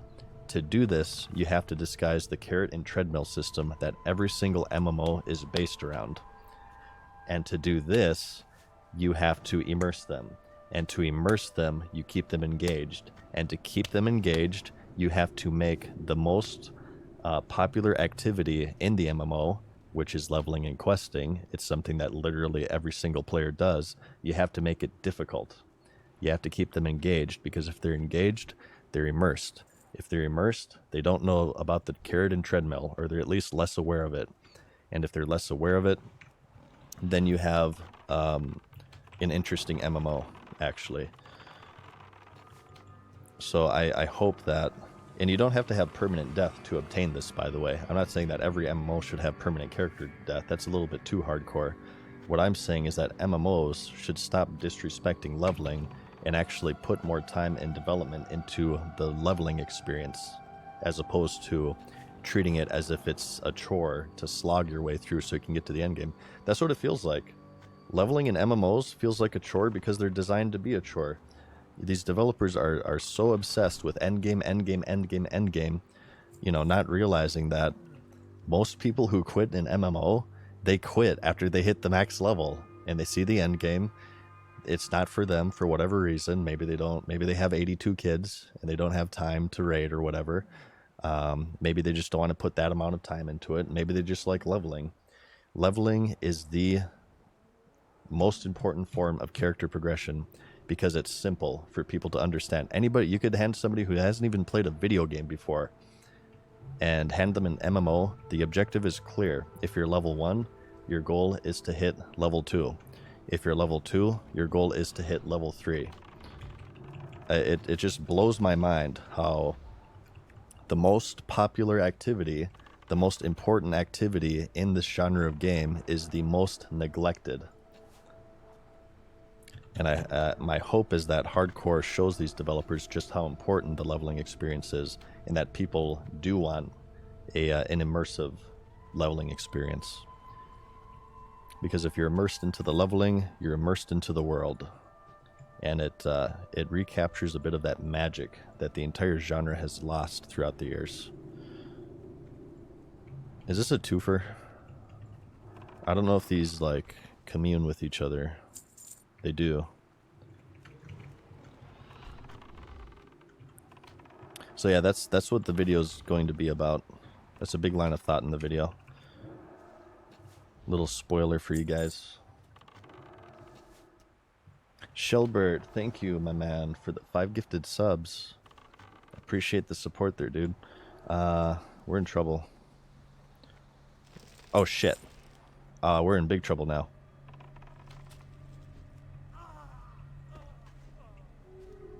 I should have made gnome. I should have made gnome. I should have made gnome.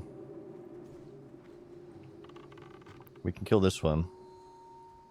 These things root. This was a big mistake to aggro both of these.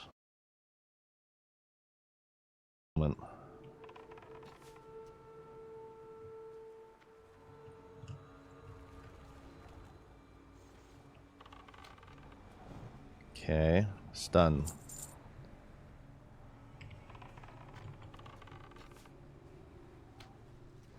I think we should be okay.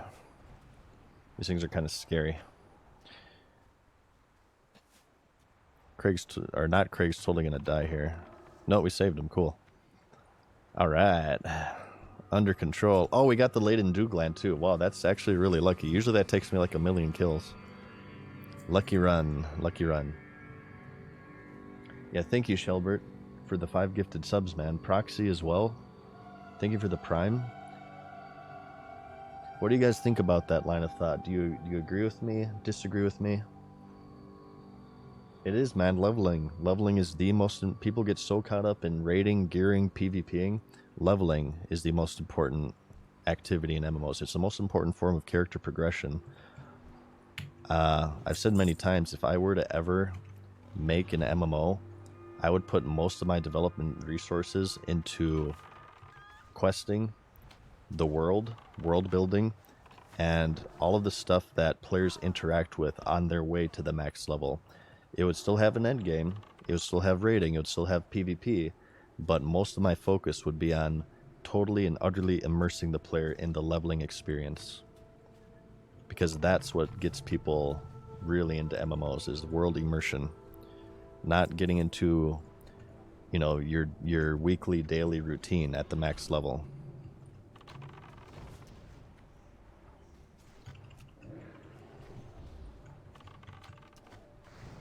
I only watch leveling streams, says 2Pump Chump.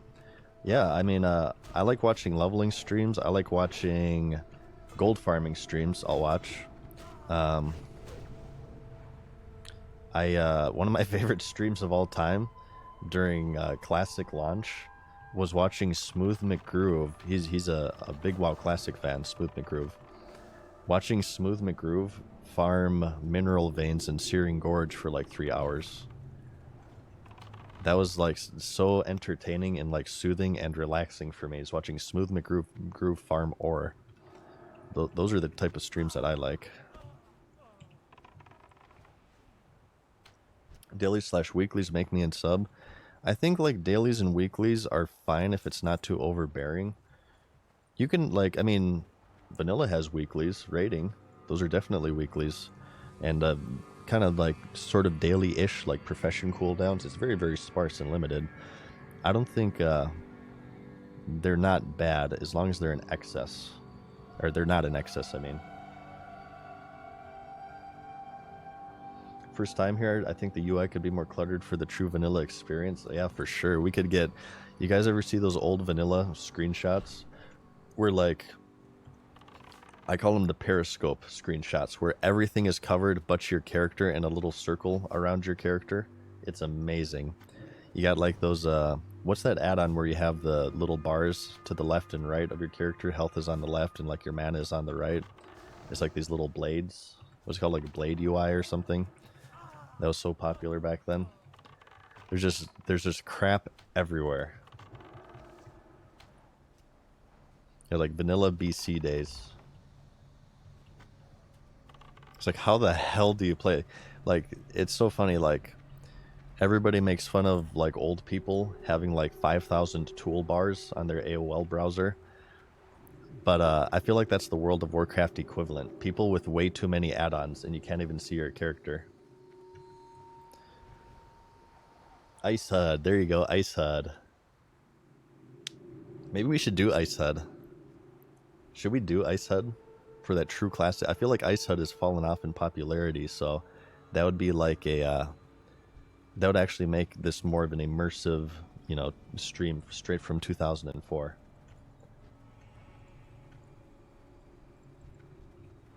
Alright, we need root shapers. It's probably not the wisest to be attacking these, but we're a hunter, so whatever.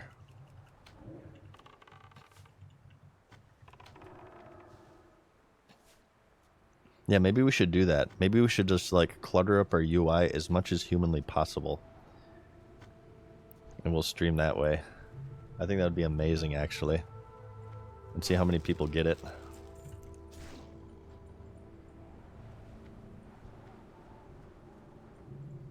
Dew collector. We don't need the dew collectors anymore. We need the root shapers.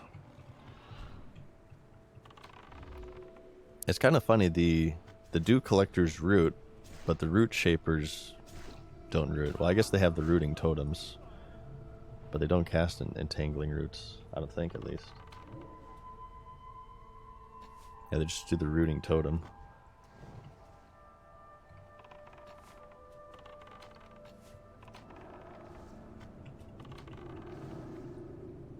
Can you do totem stomp macros in vanilla? Probably not, right? I feel like they removed that. I'm sure you can, because I mean, fuck shamans, but even that I think is a little bit too broken to completely negate their totems.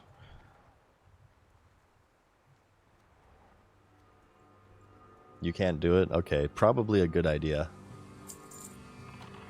Probably a good idea. I remember that was a big problem in vanilla, and I believe BC as well. The totem stomp macros. I'm not sure when they initially fixed that, but that is a change I will accept because it's just a little bit too OP. Cosmic Chazface, thank you for the prime, man. And the Poon Goblin. Oh my god. Thank you, Poon Goblin.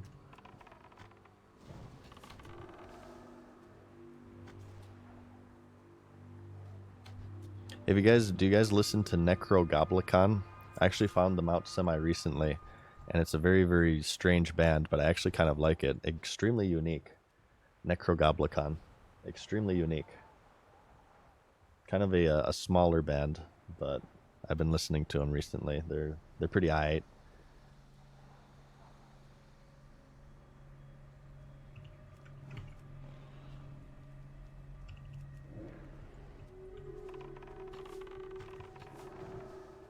They're sick, love them. Nice. Yeah, I agree.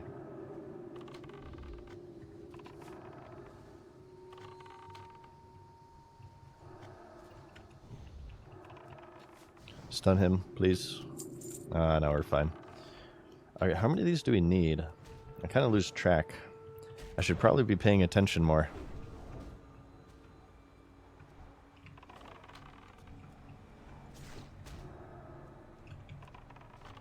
Okay.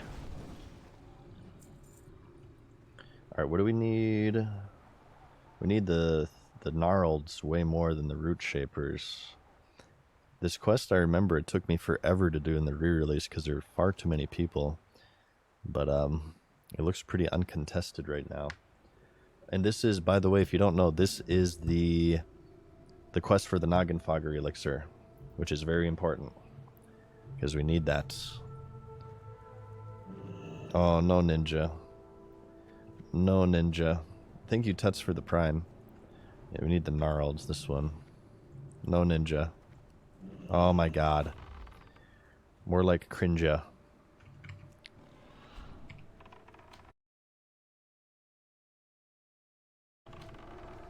Oh my god. Okay, I really hope that we get ninja on this next deviate. I'm hoping so much that we get ninja right now. God damn it.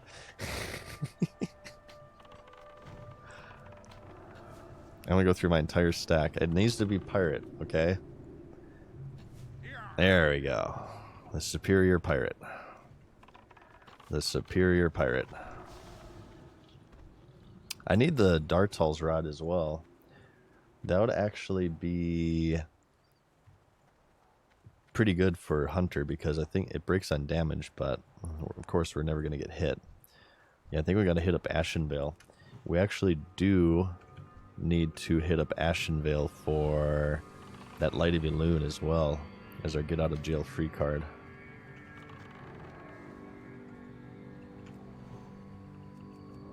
That will be very good to have on hand. 10 seconds of immunity to everything.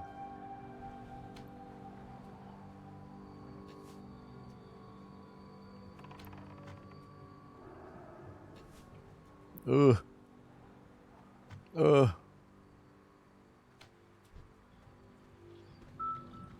Okay. Uno momento, por favor.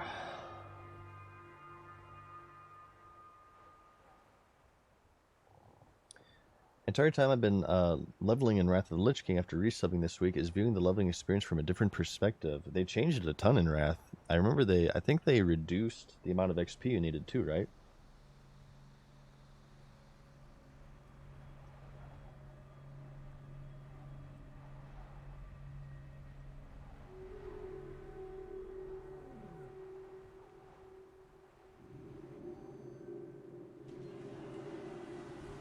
I still enjoyed the Wrath leveling experience. I loved going through Northrend. I really loved. What was my favorite zone in Northrend? I liked the Borean Tundra. That's my favorite Northrend zone. I also like Dragonblight too. So that was like a really good those zones. Do you guys remember one of the main advertising methods? The main things that was advertised for Wrath were the siege vehicles. Siege vehicles, like in Winter Grasp, you had the siege tanks. They had the Strand of the Ancients battleground, which I believe is like so awful that they actually disabled it these days. I'm not sure if they added that back in, but they actually removed the ability to play Strand of the Ancients because nobody liked it. That's how bad it was. And I can see because it was more of like a PvE battleground. Because if you're playing it correctly, you weren't even really attacking players that much. You're mainly attacking the tanks. And also, in the original Winter Grasp, which was the outdoor world PvP zone, if you look at the box art for Wrath, on the back you can see that they had helicopters and like airplanes and crap. They had aerial siege vehicles, but they took it out before release, probably for balance reasons. So that's a little bit of false advertising on the Wrath box. But no, you had like a ton of quests that used siege vehicles. I thought it was rather gimmicky and stupid. Oh, Flame Leviathan was a raid boss that used siege vehicles in Old War. Yeah, siege vehicles were like the big thing with Wrath. If you look to the announcement for Wrath, I can't remember if it was like BlizzCon or a Gamescom or something.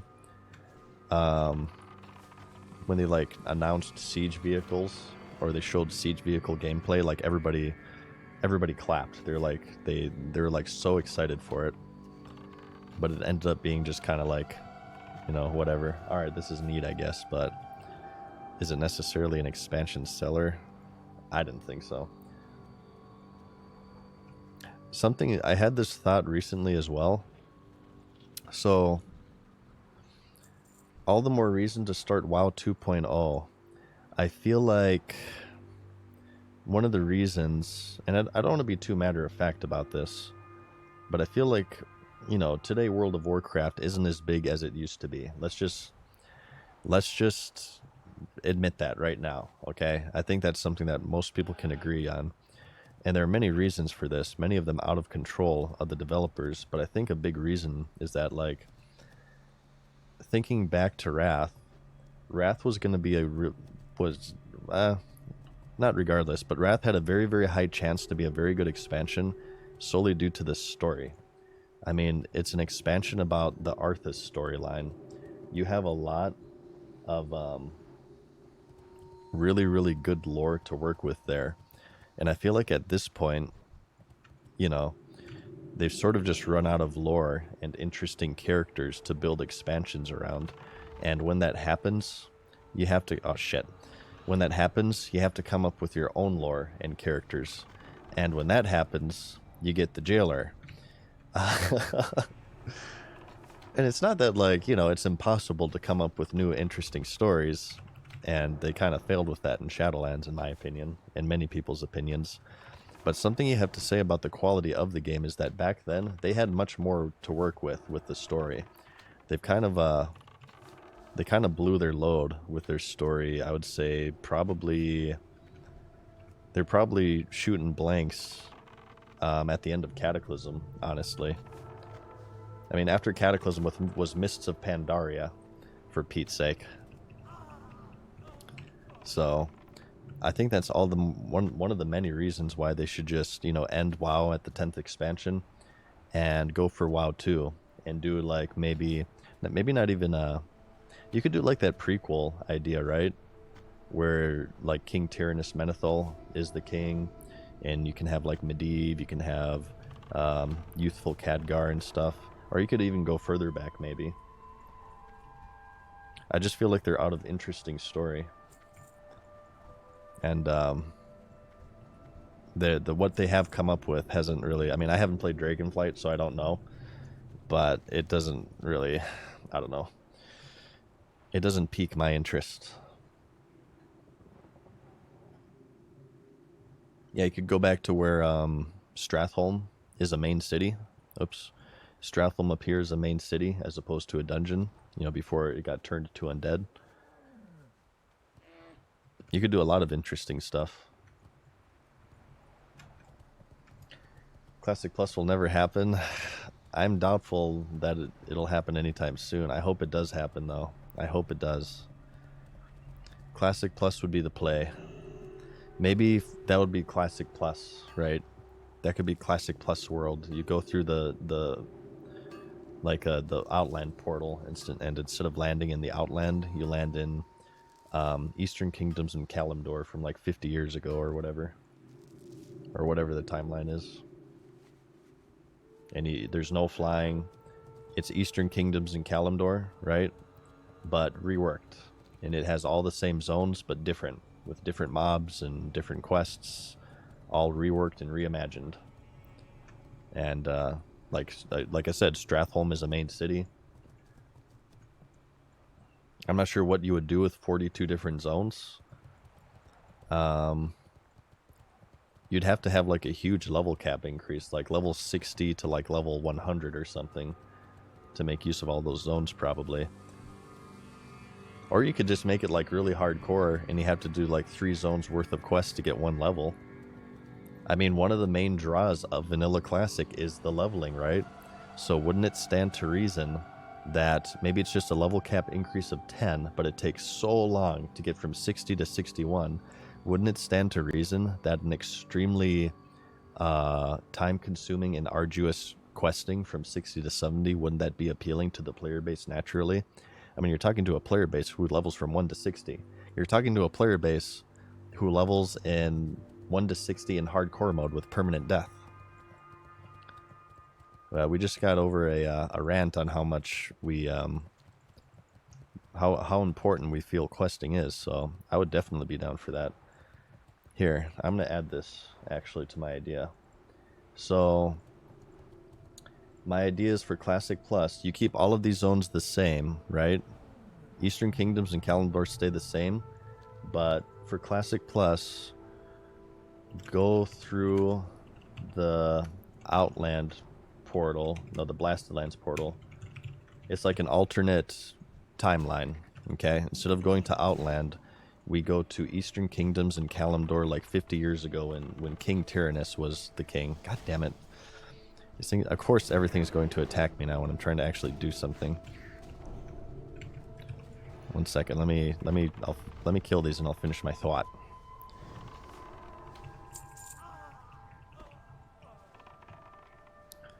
Stupid animals, stupid critters. Attack. It could attack at any time.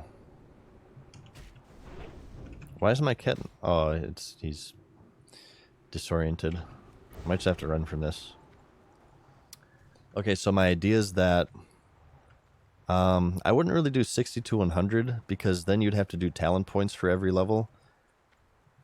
And doing 40 new talents, 40 like new talent trees that would supplement 40 talents, 40 talent points rather, might be a little bit too much. I would maybe do 60 to 80. So you'd get 20 new talent points. Every class would of course have new talents. And you would level from 60 to 80 in the Kalimdor and Eastern Kingdoms from 50 years ago.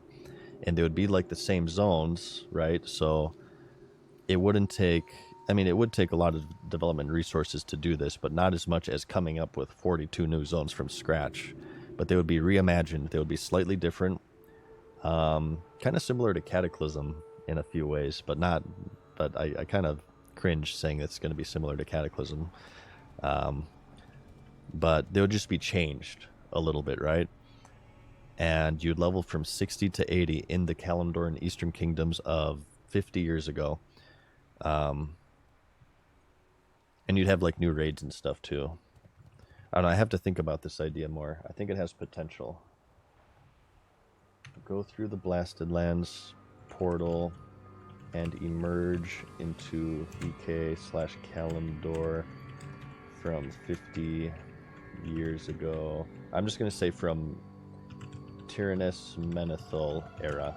And you could actually do something with Karazhan then, because Karazhan would be relevant again. Tyrannus Menethil era, level 60 to 80.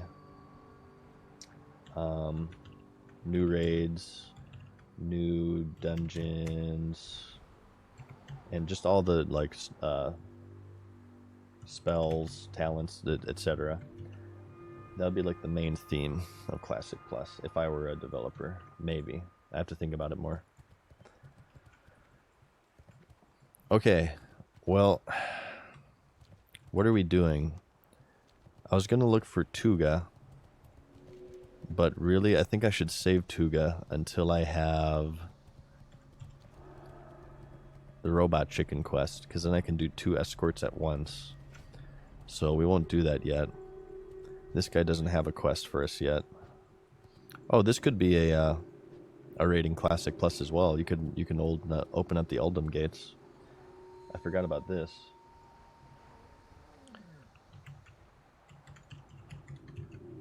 You could open up the Caverns of Time.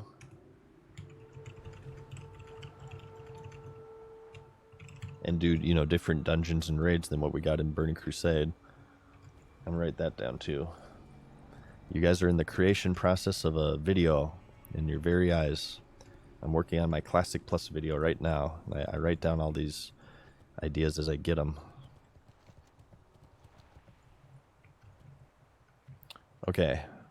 I wonder if this rare is here. I want to check for this rare, Amgorn the Lost, because he's... I'm not sure if it's guaranteed, but he has at least a high chance to drop this blue mace, which I feel could sell for like a healing priest or healing paladin or something.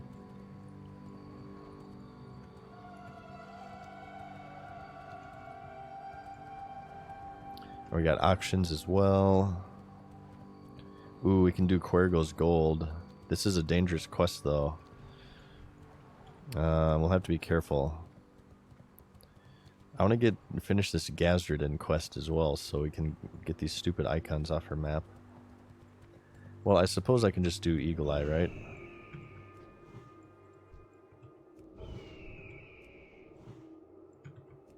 I don't see him. My rear scanner would pop off if he was here.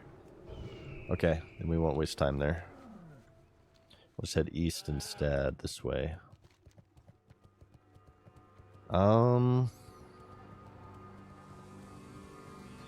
So what we wanted to do here, if I remember correctly from last night, was we wanted to get the quests for the 2 quests for the hinterlands. 1, we go to Ruthrin Village, all the way up near Darnassus, and 2, we get the Thirsty Goblin, because that's going to send us to the Violet Tragon, which is in the hinterlands. And we can head back there and finish those off. You think Classic Plus should have reimagined character graphics? Not like retail, but more fitting to Classic with more detail. I probably wouldn't, honestly, I wouldn't touch the art style. I think that's part of Vanilla's charm, is the graphics. Personally, I wouldn't touch it, no. I would keep vanilla graphics. I would more use the art team to make new zones. I would keep them busy with new zones or reimagined zones, as opposed to character models and stuff. Like, I'm even like adding new creature models, I'm not sure if I would do. Like 60 to 80 might just be, because again, that's part, you can say it's part of the game's, you can say it's a flaw, but I think it's part of the game's charm as well. Like 60 to 80, you'd have a bug hive with like blue bugs or something in a zone. I feel like I would keep the same creature models, because if it works for 1 to 60, I feel like it would work for 60 to 80 as well, or whatever level range that we would do. And actually, that mob's stuck in the ground there. And actually, adding new stuff might kind of detract from, quote, the spirit of vanilla that everybody talks about. We're to go at 16 as alliance for hardcore. Have you checked out Red Ridge? Red Ridge is pretty good for 16 critical. Krishna, thank you for the prime. Sorry, that was 6 minutes ago. I'm doing bad with my shoutouts here, but I appreciate the support, Krishna.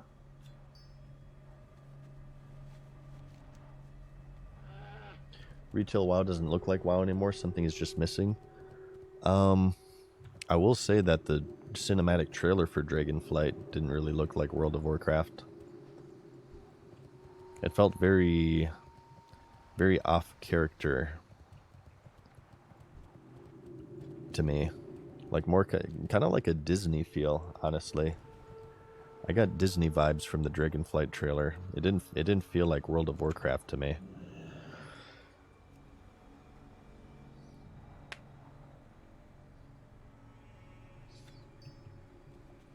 Yeah, Westfall as well. If you haven't done that yet.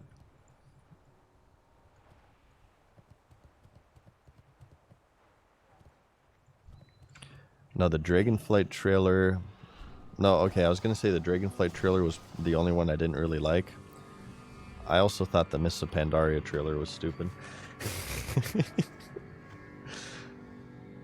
And Shadowlands.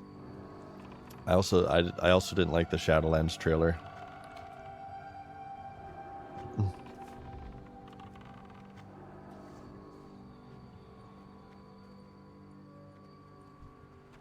But I mean, aside from those, in my opinion, that's always been one of WoW's strengths, is their cinematic trailers. Like Legion, I really liked. I actually liked Draenor quite a bit. BFA, I don't remember the BFA trailer off the top of my head. Maybe I didn't like that one then too, if I don't remember. Wasn't the BFA trailer, wasn't it like the Battle for Lordaeron? No, that was all right. I think the BFA trailer was all right.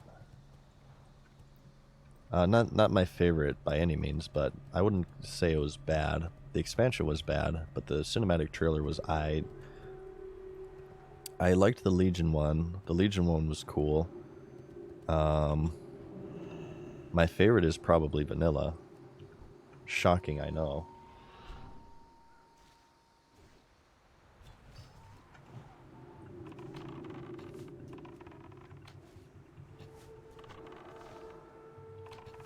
Yeah, the Banshee Scream. I don't like Sylvanas, but the Banshee Scream was pretty cool. I hated the Shadowlands trailer because at that point I just had Sylvanas fatigue. I was tired of Sylvanas going through every single major lore character in the entire game and just either out fighting them or outwitting them. I mean, come on. We're talking about the ranger who did an electric slide into a mounted Death Knight. She has proven herself to be completely incompetent in any form of combat. How could you possibly have her like be this ultra badass that defeats every single lore character in the game, no matter how powerful? Yeah, I had Sylvanas fatigue pretty early on into BFA. I also get called a sexist for complaining about Sylvanas too. I got a few YouTube comments about that. It has nothing to do with sex. It's just terrible writing. I'm sorry. It's like, it feels like a self-insert to me. I felt like Chris Chan wrote the plot for BFA, and like Sylvanas was like Sonichu or something.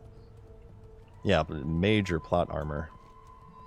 No, nothing to do with sex. I just think it's bad writing. If it was a male character doing the same thing, if it was like Anduin doing the same shit, I would also say that's stupid. I assure you.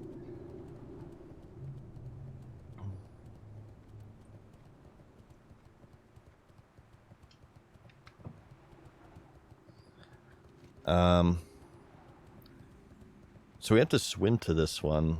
Oh God, maybe I should have set my hearth. I'm not even sure if I can do this quest. This is a dangerous one.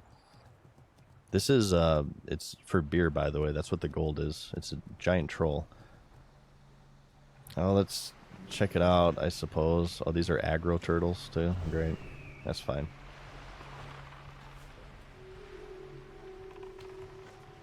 Garrosh was the best? I guess I personally didn't care for Garrosh. He kind of seemed sort of like a Disney villain to me. Too one-dimensional. For my taste. And I don't like orcs, too. Ever since Warlords of Draenor, I got orc fatigue. Just too many orcs. I'm sorry, Chris Metzen. Just too many orcs. Chris Metzen is also back on the team, right? Didn't he see a return?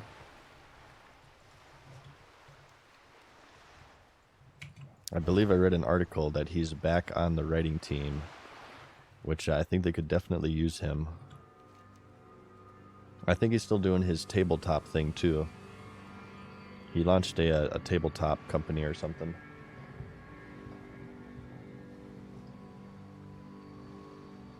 Some people know this, but Chris Metzen actually did a ton of voice acting for Vanilla. He is the voice for Ragnaros, Nefarian, and a bunch of other ones too that I don't remember off the top of my head. But yeah, very distinct voice, even through like voice modulation effects. You can hear him through Ragnaros. Thrall, yeah, Thrall, of course. How did I miss Thrall?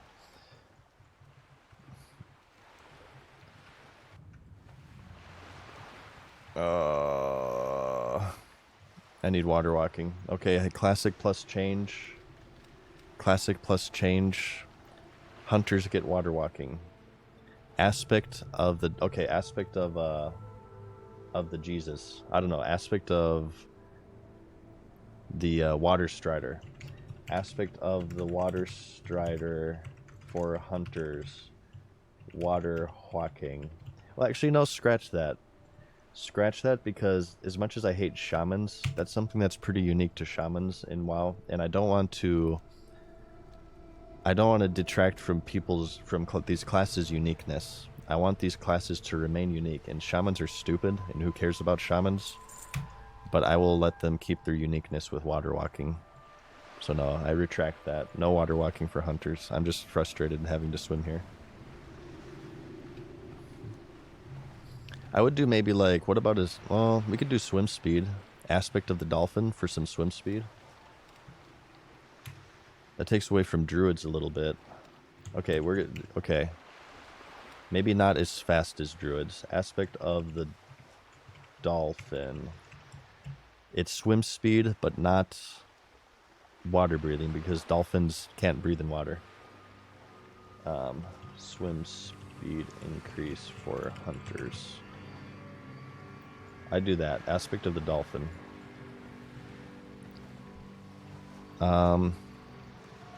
We'll see if this is possible. Disgusting Stash, thank you for the prime, dude. And Sunslayer as well. Thank you for your support, you guys. Aspect of the drown for you.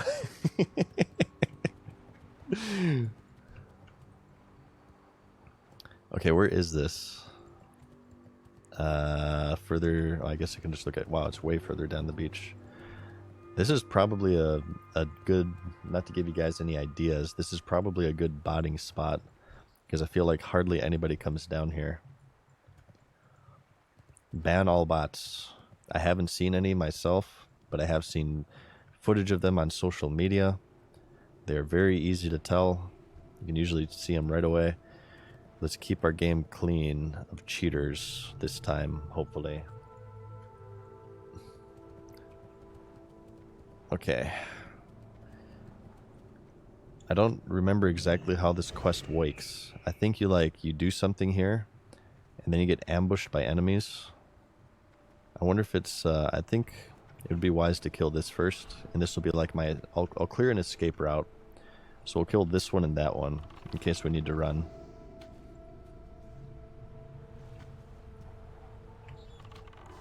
You farm here? I feel like it would be a pretty chill place to farm. Like if you just want to grind mobs for a while, especially if you're a skinner. You could probably make a lot of money. You just set your hearth to gadgets down. Come back every now and then, you know, vendor, and then head back down here.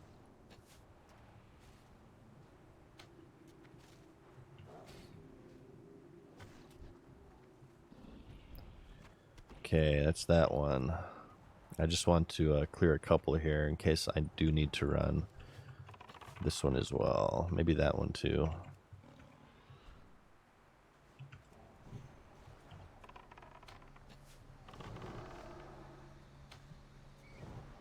I believe you do come down here for the scepter quest.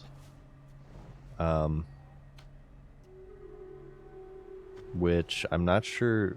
The gates are opened. Can you still do the scepter quest though? You just don't get the mount for it, obviously, right?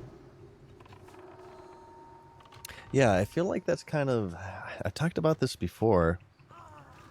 I feel like Hardcore Classic would be way cooler if they did the phases. Because just think about all the stuff we don't even get to have the AQ Scepter race anymore. That would be amazing on Hardcore mode. You kidding me? Have all the guilds compete for the Scepter quest on Hardcore mode, and you're doing all these world bosses and stuff. Ooh. Ooh, these are good.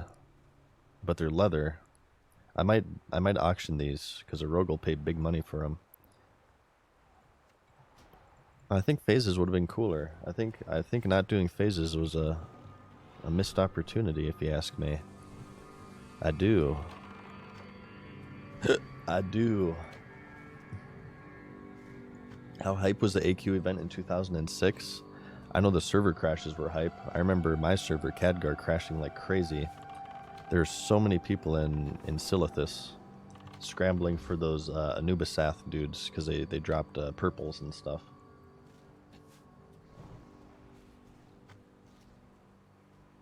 Bagadon is Addy Bags, Brantois. Addy Bags. Yeah, I guess, yeah, the war event would kill people from lag.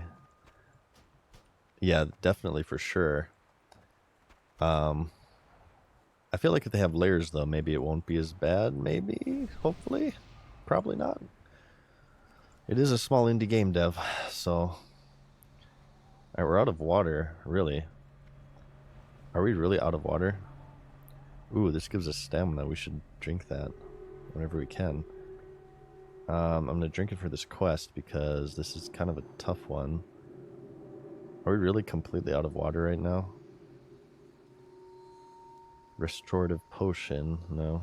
Oh, we just have to wait for a mana to regen.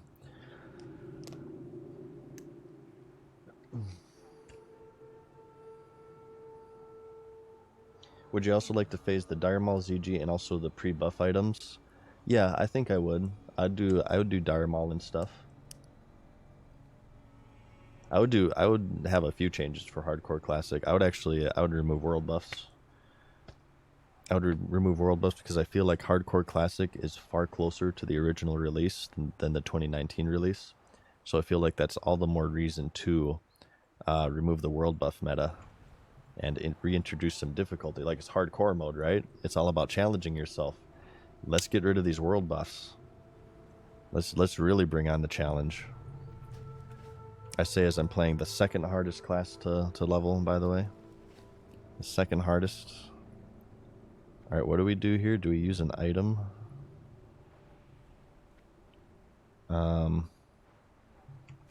Must be a clicky. It's right here, I believe. No, it's not. It's further southwest. Okay. I got distracted by the chopper, or the plane. Damn it, that means I cleared those turtles for nothing. I cleared those turtles for nothing.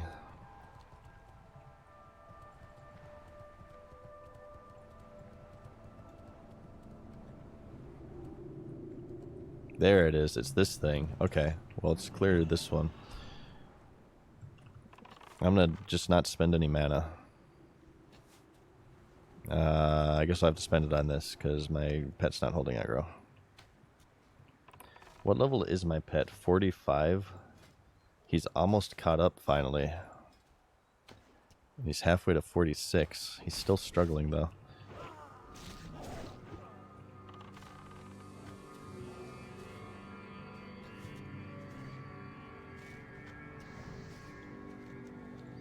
Okay. I think we click on this and it spawns a bunch of dudes. And we have to kill the dudes for the quest item. If I remember correctly. Which I had no idea if I do. So I think I'm going to put down a freezing trap here. This could be dangerous. I'm going to have to focus up.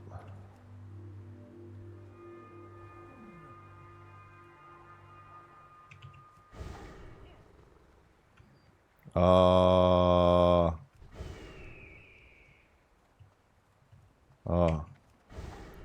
I'm scared. I'm very scared right now. There's like a million of them. Wait, this guy didn't reset. This guy didn't reset. Oh, look at this 500 IQ play right now. If you guys didn't know, out of all the classes to play this game, Hunter is the most intelligent, and you're seeing right here, right now, why. Look at that crap. It's just really tough being of higher intellect than the average normal person sometimes. Sometimes it's just tough. But it's just something I gotta live with, honestly. It's just something I gotta live with, you know? It's rough, but...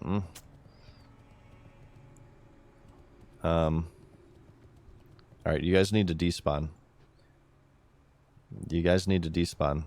I actually have to pee as well. So I hope it's soon. Please despawn. Alright, maybe I can sneak it. I have to kill this first, though.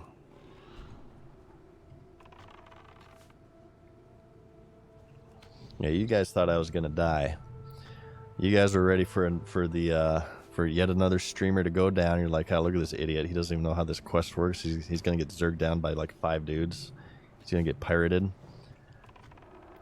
No, no, no. You're talking to the professional gamer here, okay? Not this guy. This ain't...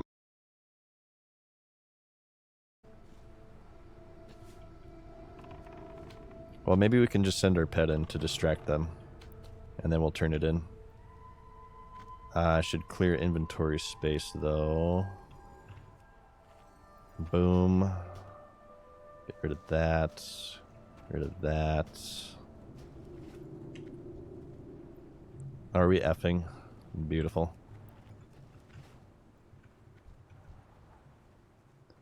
Alright, I'll just do this. Go get him, boy.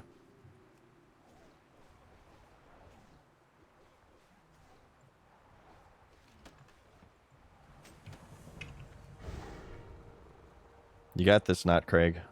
You got this. Eye of the tiger. Ooh. Lots of stuff. Oh, Journeyman's backpack. Oh my god. And the Quergo's gold. The unique Quergo's gold. 10-second cooldown. Can you use this infinitely? Oh, no. Okay. I guess it consumes. Confirmed. That won't sell. Probably. Well, intellect, stamina. I guess it might sell. But the backpack is good. That'll sell for a lot, as you can see. 589. I don't think it'll sell for that much, but it'll sell for a decent bit. Okay, but the main thing we wanted from there was the XP. Wait, it said we didn't even get XP from that. Are you kidding me? Does this quest not give you any fucking XP? That was a giant waste of time. Well, I don't know. I suppose I'll take the gold, but I'm not going to do that on future characters if it doesn't give you XP. That's ridiculous. Kevin Jordan. What the hell are you thinking putting in that quest? That quest is tough. Why doesn't it give XP?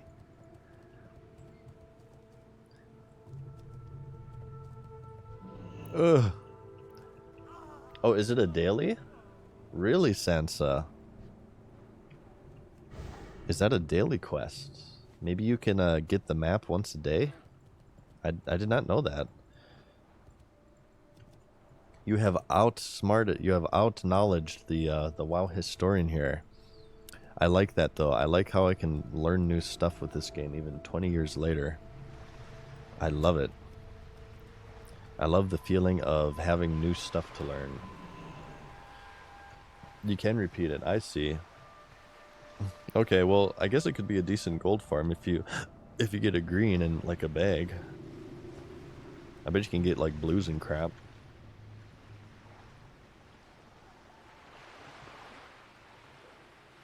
You can grab all the map parts. Ah, okay. And just open multiple of them. I gotcha. Interesting.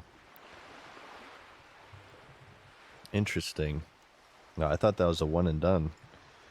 Okay, well, let's return to Gadget Zan. We got some quests to turn in here. I think, one moment. I think that we're going to probably head to the hinterlands after this turn in. I'm going to turn these in. Well, should we do Feralus too, maybe? We have a couple in Feralus. Yeah, let's do the Feralus quest because we're going to Hearth to Booty Bay after. And if we get the Sycamore branch, we can turn that into Questfall. And complete that quest. Well, let me look that up too. Because there might be another trade material quest after it. We're doing the Hidden Westfall quest. Okay,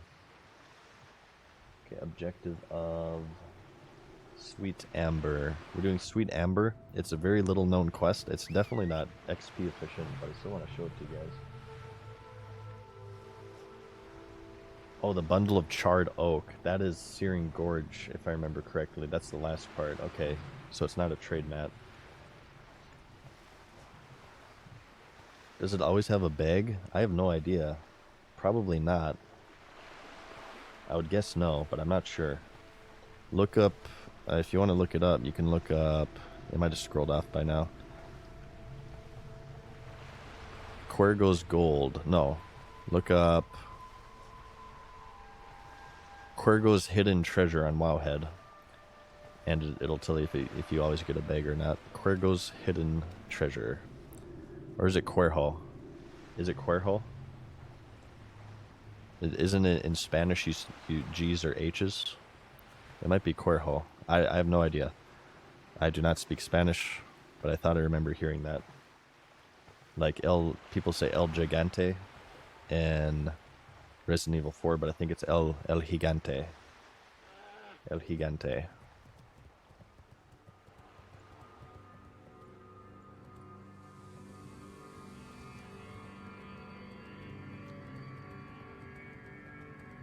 Brand new here, are you playing a dwarf? We are. We just have Savory Deviant Delight on, so we got that human form going. We can't have a face reveal both IRL and in game. You guys aren't allowed to see what my character looks like anymore.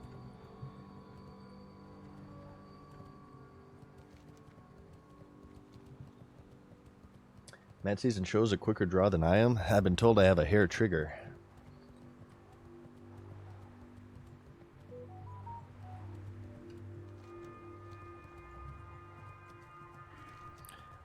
Let's try to get back here without dying, preferably. I kind of want to discover the Caverns of Time just for the XP.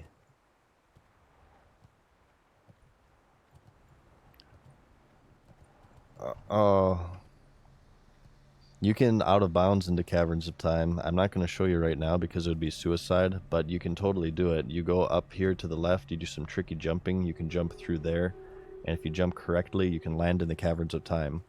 Extremely scary thing to do on hardcore mode because if you fail the jump, you die. And you also have to get past those elite enemies too.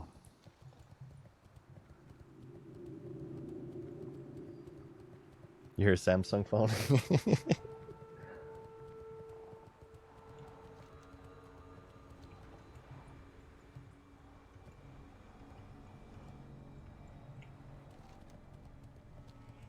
Okay. You're an unintentional WoW ASMR streamer. Your voice is so relaxing. I get that a lot, and I always love that. Thank you so much, Carls. I really appreciate that. People say I'm even more ASMR if I get closer to the mic. Greetings. Well met. Light be with you. King's Honor friend. What can I do for you? Sunslayer as well. Thank you for the Prime, man. I feel like my voice has almost been even more calmer since I got my open back headphones, because I can hear my voice a little bit better, so I'm not like screaming as much, or not screaming, shouting as much. Okay, I need to like pee and stuff, you guys, so I think we're gonna turn these in. I'm gonna hit up the flight path, and I'm gonna play some advertisements because I'm gonna be AFK anyway. And that way we won't get ads during actual gameplay. Oh god, you son of a bee. Nice reaction time, not Craig. Good lord. Worst bodyguard ever.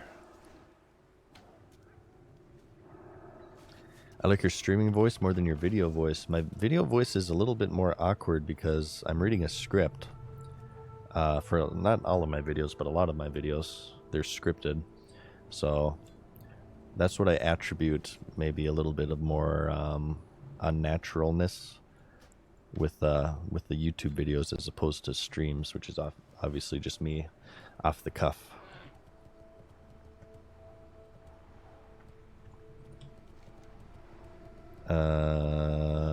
Okay, let's turn these in. We're getting close to 47. Ooh, I can't wait. I can't wait.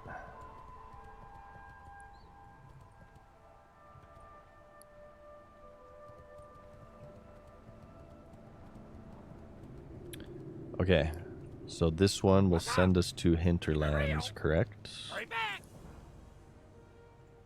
We'll talk to this person. We're completing some orange quests here, by the way. I hope you guys are impressed with me. Super impressed. I am playing the second hardest class in the game. And to prove that, I have math, okay? Death log, class statistics, warriors, 18,677 deaths, hunters right behind them, 16,838. Mathematically proven to be the second hardest class to play. Alright? Mathematically proven. Talk to me. Hurry back. Okay, and this one over here.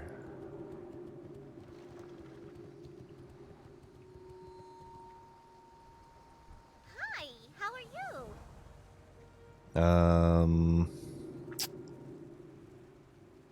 Not really what I... These are bugged too, by the way, the stat increases. I wonder if this is an add-on that's doing this, but it's totally incorrect. It's not showing I'm losing 9 agility on that for some reason.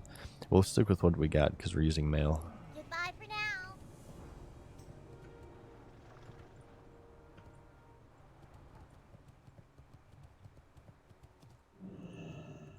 Hey, how you doing? Okay, boom. Ooh, that might sell. That'll sell for sure. This, I'll try this once. I'll try to auction this once, but I don't have high confidence that that'll sell. I feel like most casters have like spell damage shoulders at this point. Earthroot, screw that crap. Heart of the Wild. I guess I'll bank it. Might need it. I'm going to auction that as well. Ooh, ammo. Be good. Ammo, and mail. Oh, I'm so rich right now. Let's buy ammo, and we'll fly to Fearless. And we got a couple quests in Fearless we want to do. Yo. I Hurry got back. the best deal. Oh, this is only bullets? Keep it See ya. real. Are you kidding me? Keep it real. It's only bullets. Okay, well, I think there's one in Feather Moon, so it doesn't matter. Doesn't matter. We'll pick up the Divine-O-Matic Rod again.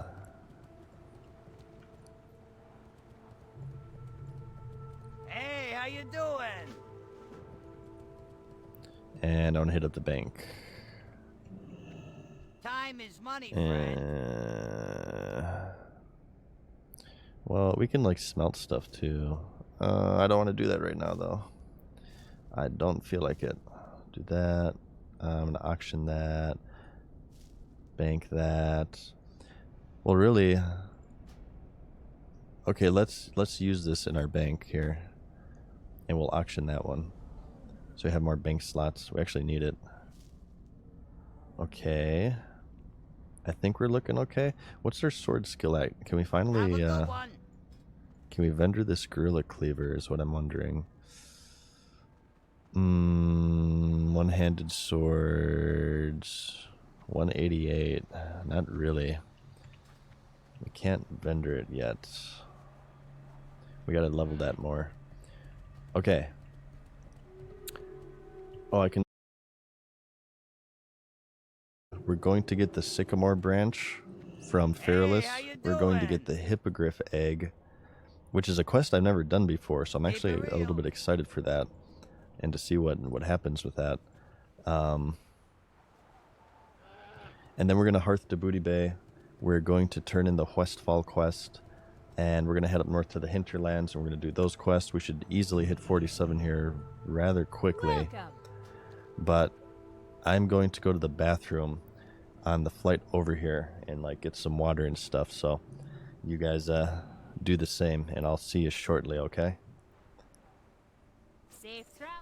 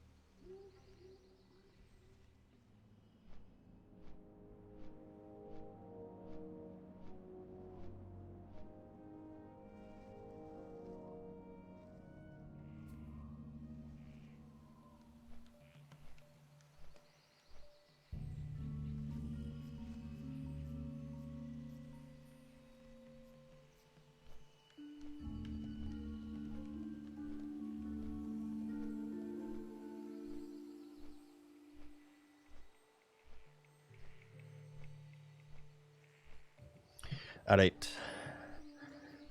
Kevin! What's up, Kevin? Did we summon you? We actually, we name dropped you a couple times in this stream. Whenever we complain about shamans, obviously, we summon the Kevin Jordan. How's it going today, dude? Nice to see you in here as always. Somebody asked me earlier, who would I trust with the development of Classic Plus? And I, of course, said Kevin Jordan. Kevin Jordan I would trust. Except if you're doing anything shaman related, Kevin, I'm sorry, dude. I'm gonna have to have like somebody watch over your shoulder just to make sure you don't go too crazy here, okay? Wind Fury stays as you can proc off itself, okay?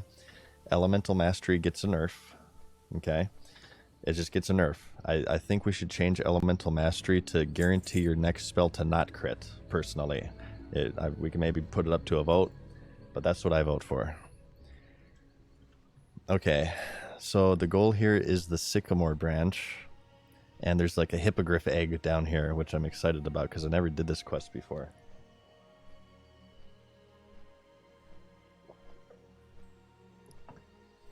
Zagorga, thank you for the prime, my man. Blizzard asked me to come back, but I told them I would only work on Shaman stuff. Uh-oh, I can feel the lightning surging through my body already as I charge into Blacksmith and die instantly and lose all of my buffs. Alright, hang on. We need some more Mountain Dew, you guys. Oh my god, a level 57 warrior died. Last words, run. Run. Apparently not fast enough. Where is it? Run. No, it's this one. Well, we had 2 warriors who said run as their last words. Wow. The warrior life is tough. The skeleton warlord. What is this? Is this Anderhall or something? Run. Fly, you fool. Yeah, it's tough out there for warriors. It is, it's rough, for sure. Oh god, the boat is here. Go. Why does this stupid inn dismount you, Kevin Jordan? Why did you do this to me? Oh god, come on, go. Go. This is always a butt clench moment. I think we're good. Okay, we're good. We're good. We're good, everybody. We're good. How do you update Deathlog?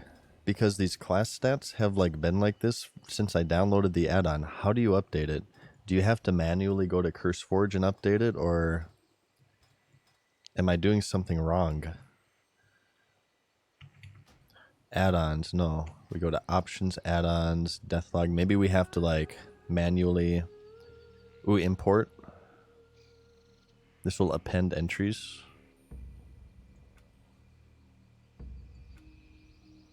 Nothing's happening. Nothing's happening. What does this button do? Did it change now, maybe? No, it didn't change. Huh. Or go to CurseForge. Okay, you have to manually update it. Okay, I gotcha. I gotcha. Is there a way to, like, opt out of Deathlog? Like, is there an option to not broadcast my death?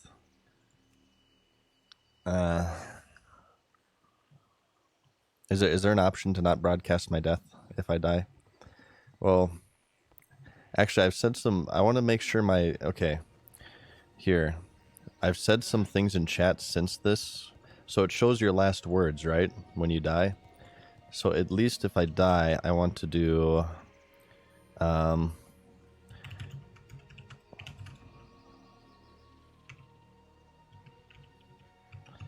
WoW. Check out the hottest WoW action at twitch.tv/MadSeasonShow.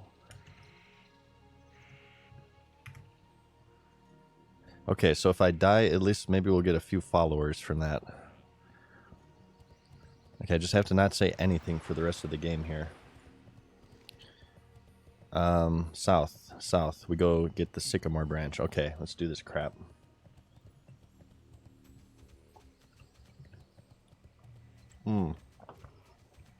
Oh, we need another Mountain Dew too. Oh shit. Shit.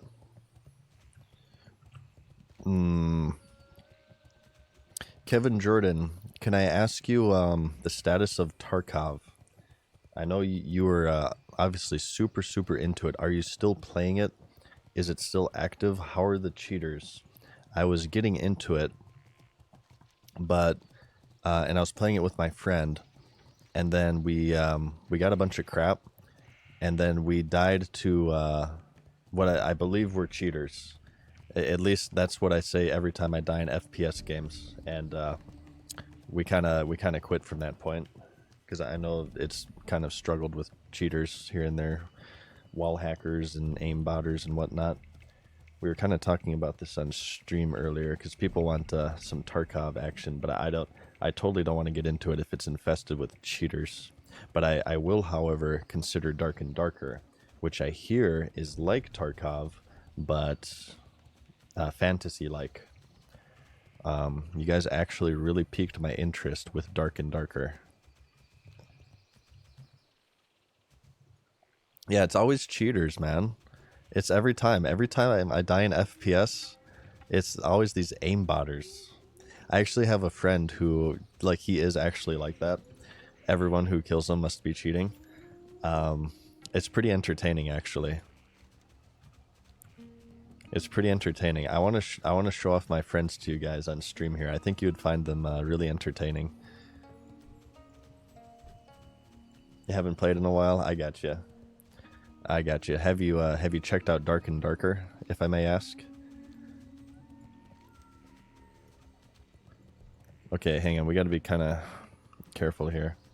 Ooh, 53, soul stoned. Gonna leave the group for the port. Well, looks like he's porting back to Dunmorrow. He's porting back to Dunmorrow. Because he just died. This guy actually kills a lot. Overseer Maltorius, I've seen him a lot. Is this the elite dwarf that's in that mining system? We're gonna have to be careful with him because he's racked up quite a few kills. That is not a solo quest, probably. Dark and Dark's the Blast 2, but haven't played that in a while either. I gotcha. No, I'm excited to get into it. Obviously, I'm on the WoW kick right now, but I have wanted to do some variety, and Dark and Darker is up there. I also want to do XCOM. I want to do lots of From Software stuff. Scary stuff. I want to do a Halloween spooktacular. We're gonna play like Resident Evils, Silent Hills. It's gonna be a good time. Okay. It's gonna be a good time all around. So we just need the branch. This is the Sweet Amber quest, one of the coolest quests in the game, in my opinion. For Alliance only, I believe, if I'm not mistaken. Okay, and now we need a hippogriff egg. There, right there. How do we get to it? How do we get to it? Looks like maybe there's a path here. Yeah, look, there's a path here under this root. Wow, look at this. Super hidden. Or maybe this isn't intended, actually. Maybe not intended. Maybe not intended. No. Wall jump here, maybe. Stick on the wall. No. Maybe here. Oh. Oh. Okay. Not wise to jump here. Oh shit. Oh god. Okay. That's not too bad. How the hell? Maybe right here. Okay, what troll-ass game developer made this quest? I know it's you, Kevin Jordan. I know it's you. Oh, come on. Where's my climbing gear when you need it? I feel like maybe like right here is it right here? We just gotta do a tricky jump. Yeah, look at that crap. Hardcore parkour. Am I going to get attacked as soon as I grab this? Let's drop a freezing trap. Lest we wake up Mama Hippogriff. No, we're good. Alright, cool. That is perfect, actually. So, God, we need to do the Ruthven village, too. Are we actually going to take this flight path? Are you guys interested in taking, like, a 40-minute flight path right now?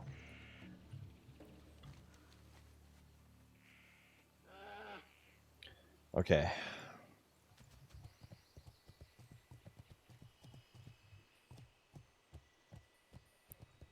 If you buy my Tell-All Memoirs book, you'll see one of the things on my bucket list is to watch me play Doki Doki Literature Club. What is that?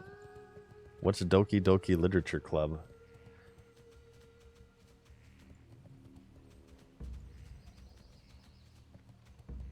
Can you sing a song on the way? No way. You guys do not want to hear my singing voice.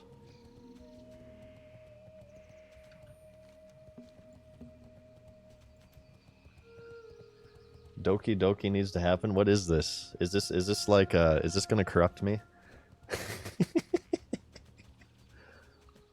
Oh, it's a dating simulator. That might actually be useful for me. No, I've never heard of this. I've never heard of this. I swear to God, I do not know what Doki Doki Literature Club is. It sounded to me like a game where you like read books. You don't read books in it? Okay.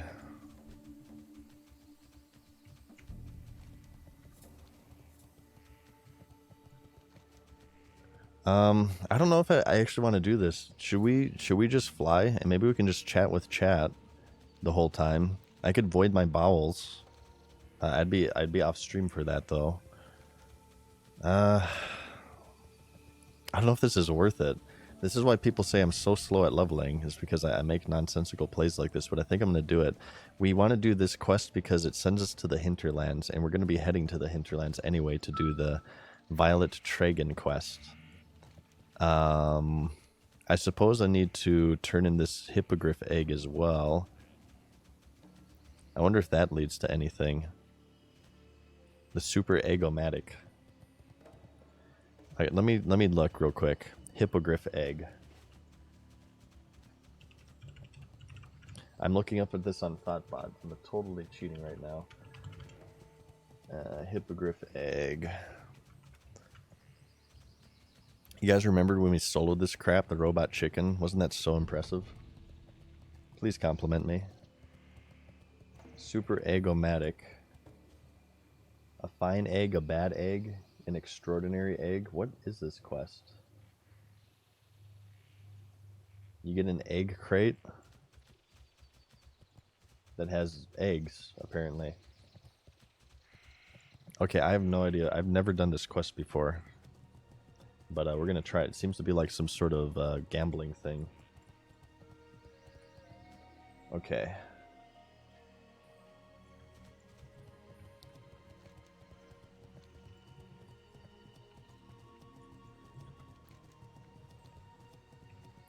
Thank you, guys. Thank you.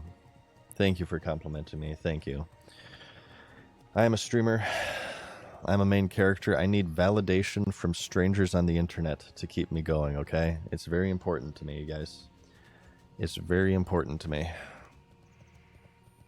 Okay, well... Ooh, is the Dark Moon Fair's in town? Oh no, it starts Monday. Oh, it's in Thunderbluff, though. Scumbag Horde. Who the hell wants to do that? Okay, Classic plus change. Dark Moon Fair only pops in Elwyn Forest. Parentheses. Fuck Horde. Okay, Classic plus change. Dark Moon Fair only pops in Elwyn Forest, okay? That's actually what the patch notes will say. I'll include the F Horde part. You guys had your fun, okay? We have clear developer favoritism for the Horde. We've gone over this many times. So here's just one instance, okay? Look at this crap. Deathlog. Oh, gee, who has a harder leveling experience in Hardcore Classic? Or just in general?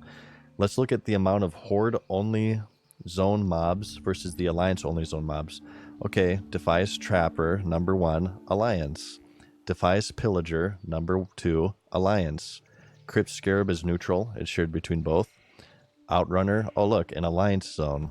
Terran Mill Death Guard only kills Alliance. Neutral. Neutral. Oh, Black Dragon Whelp. Oh yeah, Alliance only zone. More Latum, Alliance only. Look at this. This is insanity. Eliza's Guard, Alliance only. Neutral, Alliance only. Alliance only. Look at this crap. Neutral. Oh, Harvest Watcher, another Alliance only zone. Neutral. Murloc Tidehunter, another Alliance only zone. Neutral. Finally, at like number 5,000, we have a Horde only zone at like coming in hot at like number 24. Okay, clear Horde favoritism on display here by the World of Warcraft developers. This is proof right here. And if you don't believe me, just look at Shamans. Okay, just look at Elemental Mastery. Deletes any single class in the game. You have, okay, Elemental Mastery into Trinket, into Chain Lightning, Earth Shock. It doesn't matter. You could be a warrior in Nax gear, 8,000 HP. Doesn't matter. You are dead. You need you need special nature protection potions, nature resist gear to fend the raid bosses that are elemental shamans in PvP. Absolutely ridiculous. Insanity is what it is. Insanity. I could go on and on. I could go on and on. The only evidence of clear Alliance favoritism is the main cities and the music, which are clearly superior to the orcs. The sounds of orcs fapping. No, okay? No. And people ask me too, whenever I say this, they're like, oh, well, Mad Season, if Horde are superior, are designed to be superior, why is it that Alliance players get all the world firsts all the time? And the answer to that, my dear viewer, is that Alliance are better at the game than Horde. Okay? Despite the fact that the developers have clear Horde favoritism and they just basically hand them the game, the Alliance, through thick and thin, against all odds, because they are more skilled, more intelligent players, they're able to claim these world firsts through sheer skill alone. Okay? That is the reason. That is the reason. I mean, if you're honestly, and I didn't want to be the one to say this, but when I am playing Alliance, like average as a whole, both the skill level and the intelligence level of the faction on average increases by at least 200%. Whenever the day comes, I decide to, lower myself to play a shaman, then the Horde as a whole will be more skilled and more intelligent. And I'm sorry to my fellow Alliance players. I'm trying to do a little bit of a challenge here. Okay. We're trying to get every class to 60. Oh my God, this is going to be so long. Oh my God. Okay, well, let's just do it. All right, I'm going to read chat now that I've riled you guys up. People actually take that very seriously, this banter between Horde and Alliance. I have gotten threats of physical violence over this, which if you're somebody to threaten physical violence over banter in a video game, you're probably one of the least threatening people on this planet. Let me just put it to you that way. Yeah, I'm starting a faction war in chat. I love it. For the Alliance. For the Alliance. Greetings. Well met. Light be with you. King's Honor, friend. What can I do for you?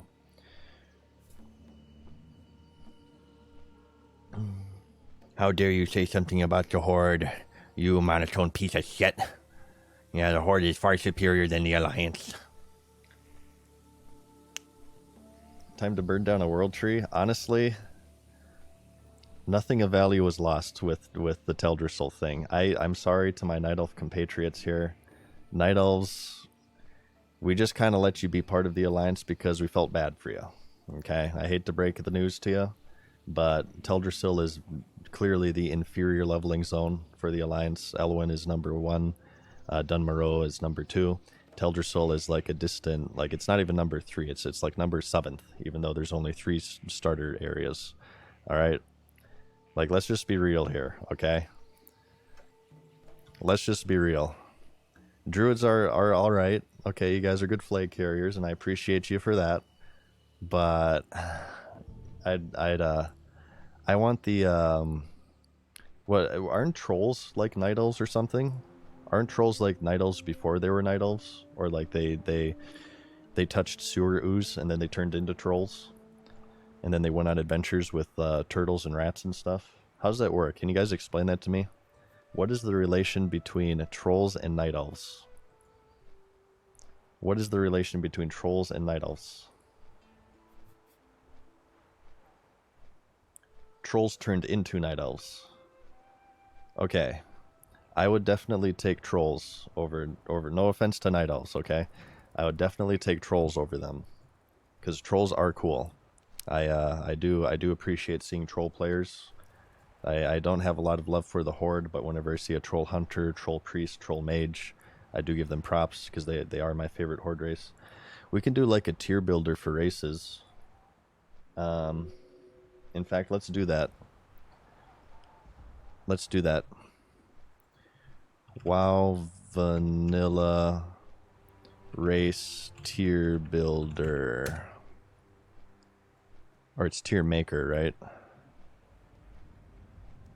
Oh, you have to do male and female? Okay, hang on. Wow, there's like a lot of ads on this website. Let me just do this. I love websites that just play like 10 million ads. It's just beautiful. I hope none of this is coming up on stream. Chrome. It's not working. It's my first stream, you guys. I don't really know what I'm doing. Why are you not working? Source. Window capture. Add new source. Chrome 2. Add source. And we do Chrome. Here we go.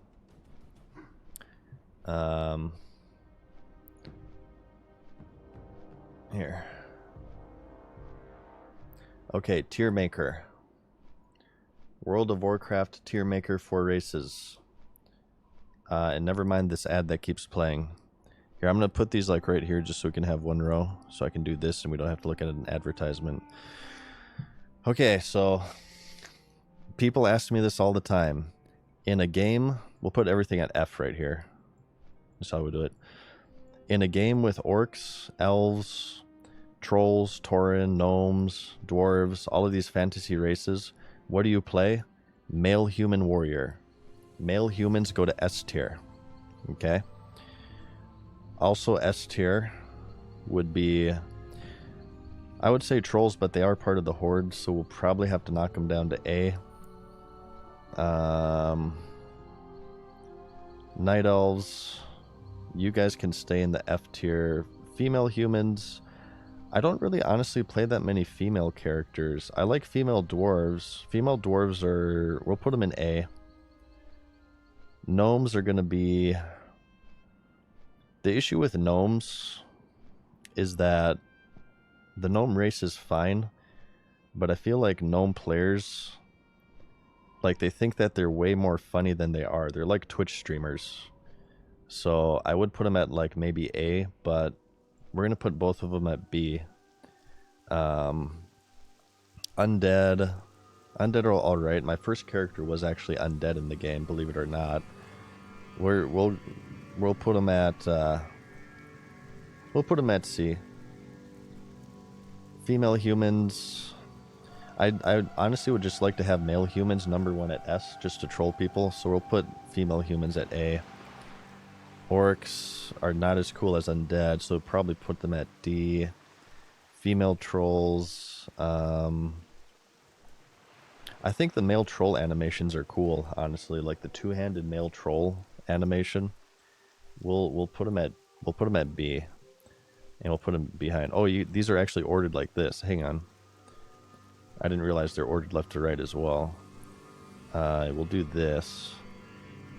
Dwarves are going to be A tier. I don't know if I like female or male more. I guess maybe male. I think male dwarves look cool. Tauren are, yeah, you guys, okay. This is actually good.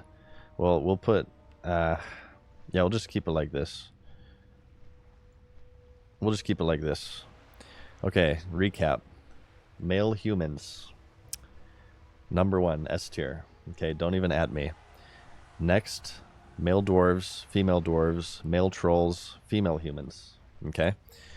Next, male gnomes, female troll, male undead, female undead, male orc, female orc, and we just skipped over E, and I suppose, and we just went to male night elf, female night elf, and a male Tauren and female Tauren. I could do the retail World of Warcraft tier list maker, and we'd really make people angry with that for sure. But I think for now, this is fine. No, I don't really play female characters. The only female characters, no offense to anybody who does, I know that people like make fun of people for that. I don't care. I think it's fine. I play female dwarves though. I think female dwarves are cool. I like their animations. It's really just more about the animations than anything else. And I don't know. I just happen to like the male animations more. But I do play female dwarves. Well, actually, you know what? We'll put female Tauren above male Tauren because they're a little bit more unique. They're a little bit more rare, I feel. I like that rarity factor. We also have this as well. I wanted to read this for you guys. So, this is an update with the server situation. The servers have been kind of crashing here and there. And as you know, Blizzard is kind of a small indie game developer. They don't really have the funds necessary to buy like high-level servers and stuff. And they try their best. But we have a little bit of an explanation here that I wanted to read through you guys. I believe this is on the EU forums. Yes, because the EU forums in particular have been having some trouble. Hi all. Just a quick update before we head into the weekend. While we initially saw some improvements following last night's work and restarts, things appear to have become progressively worse again, and the troubleshooting continues. Please buy more level boosts so we can afford better servers. In terms of in-game messaging, it is being considered, though keep in mind, not everyone is affected. Wait, are they actually like shutting down servers on hardcore mode without messaging people? Oh my god. No need to message people in the permanent death game mode when you're shutting down the servers, you guys. Not very important. Don't worry about it. Though keep in mind, not everyone is affected, and a generic message about potentially running into issues is already true at all times. Having warnings appear and disappear might simply create unrealistic expectations about when it is and it isn't safe to play. I guess that makes sense.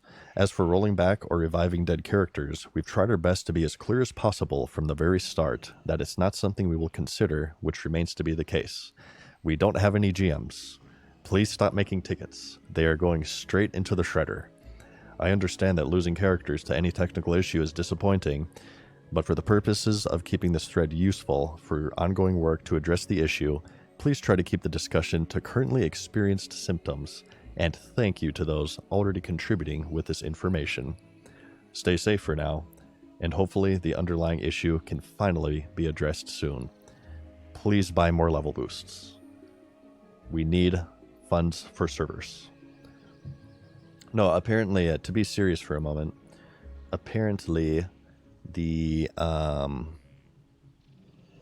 European servers have been experiencing issues. Not really the American ones so much, but the European ones have been kind of crashing like crazy, so, which is obviously very frustrating on a game mode with permanent death. And I hope that they are able to resolve that soon. Okay. Alright, finally we're going to turn in this effing quest. And I really hope this leads to the hinterlands. I'm basing off of memory and also what chat told me last night. I have not actually vetted this information. Wildkin feathers.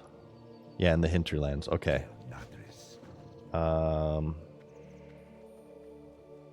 Wait, what's this turn in? Peace be with you. Oh, this is from Feralus. Elune light your path. Right? Greetings.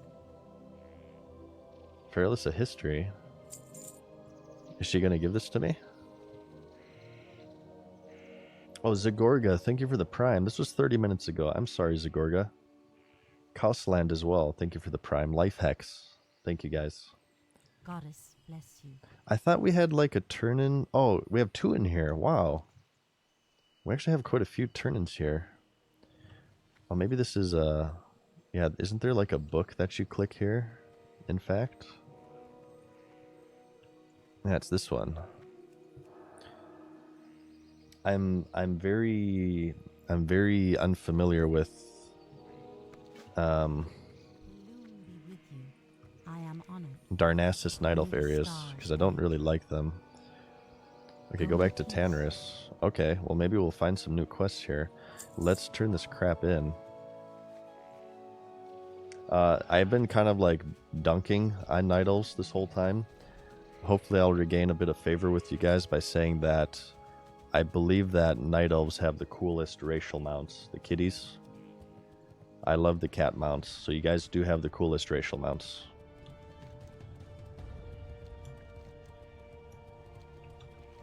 And in fact, in vanilla, on my rogue, my human rogue, I did the reputation farm. I got all the rune cloth and I turned it in to get the kitty mount because I thought it was cool.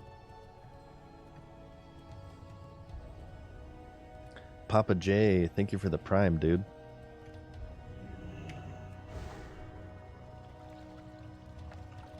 Okay. Let's turn these in. Racial mount tier list. Ooh, yeah, we can go on a tier list spree for sure. I'd love to do that. Maybe we'll just do like a mount tier list. Do every mount. Oh, that might be too much. Hello. My favorite mount in vanilla is the ZG Tiger. Be careful. The ZG Tiger is my favorite mount, and I also, after that, I like the Winter Spring Tiger. My heart sleeps. Just because it was such a hardcore grind initially. That's been nerfed a few times, though. Cool. So that was that Fearless quest turn-in as well. Are we good? I think we're good. I think what I want to do now is Hearth. Hearth back to the Bay of Booty. And we'll vendor this. And we need to turn that into gadgets. And we have another turn in a gadget. We need to auction. Okay, we're going to field trip, pit stop rather, real quick into Stormwind. And we're going to do a little bit of auctioning. We're going to do a little bit of professioning. And just some random crap. We'll take a little bit of a pit stop here. And we should hit level 47 in the hinterlands if everything goes according to plan. I'm going to get a drink, you guys, so I'm going to go AFK on this flight, actually. I'll be back in a few moments, okay? Watch your back.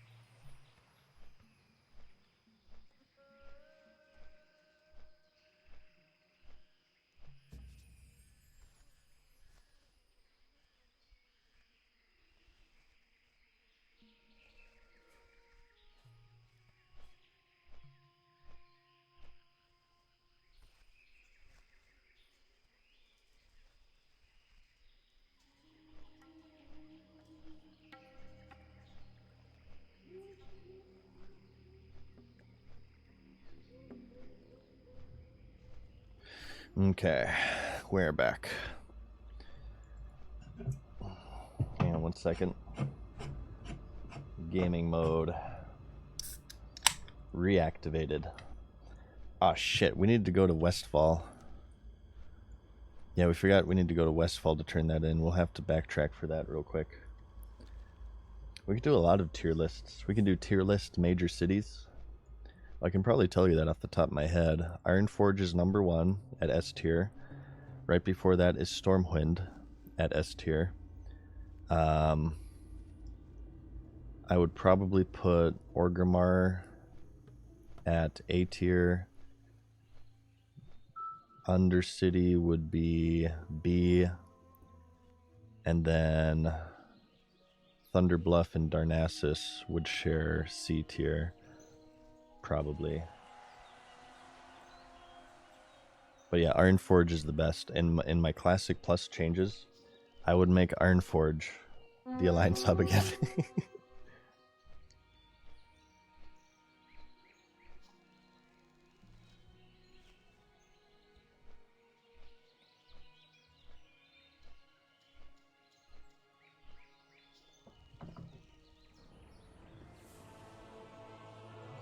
Okay. I guess we may as well just like auction stuff while we're here. But don't let me forget Westfall. We have to turn in that quest.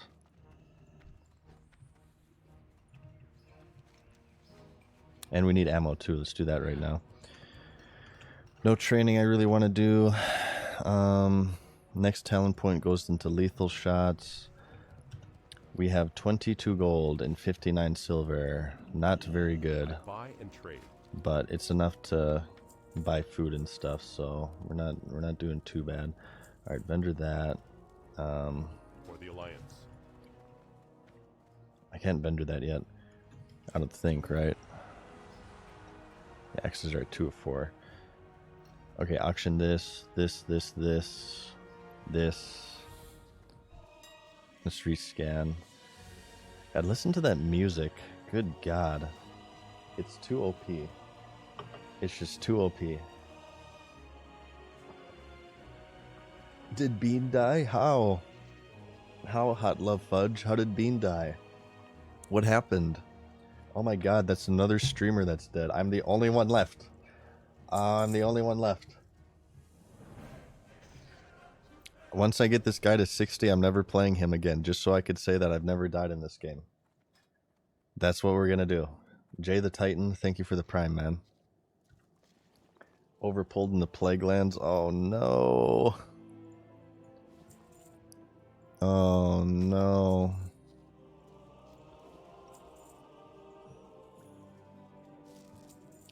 Okay, 1, 1, 1. Are we good? Advanced target dummies. We need mana potions. And we need drinks. Oh God, I hate spending all my money.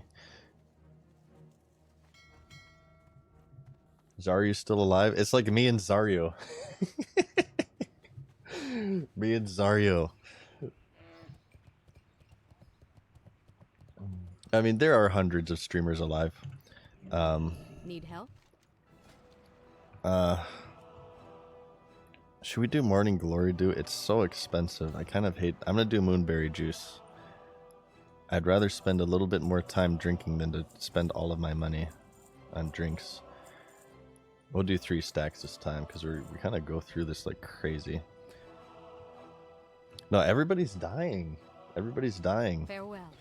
It makes me scared. I think like I'm going to be next. Good Lord. We have to be extra careful. Okay. Maybe Mage Weave as well. I feel like we should be getting Rune Cloth soon.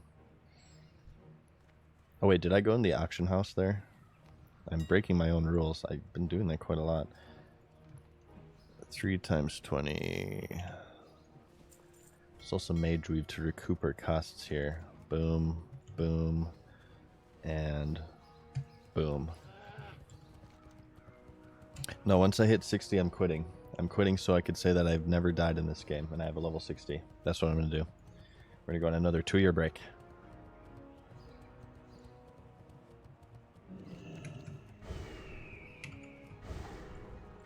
We're gonna go on a 2-year break. Need help?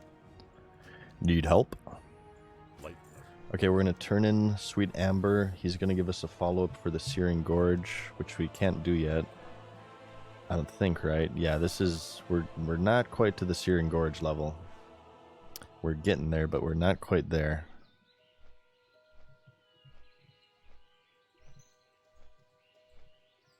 We're not quite there.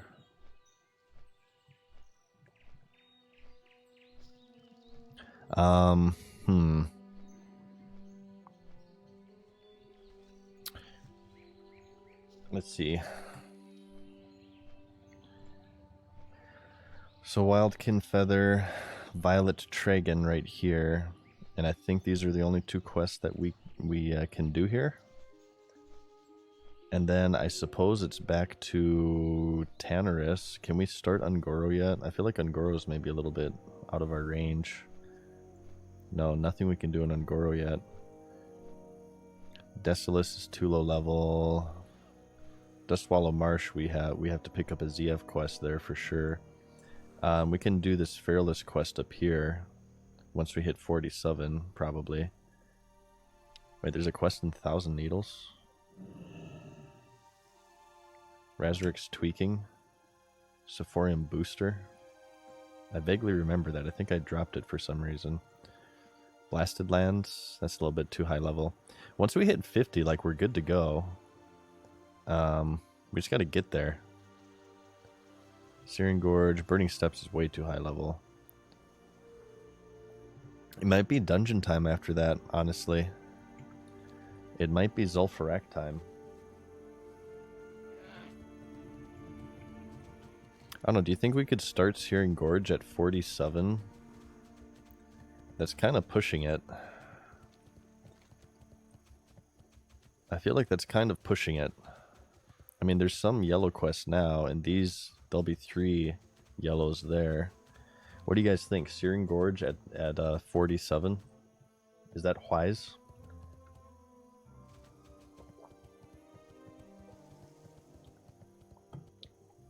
Naga Island time and Fearless. We couldn't grind mobs as well. I could go for some chill mob grinding, but I could also go for some ZF.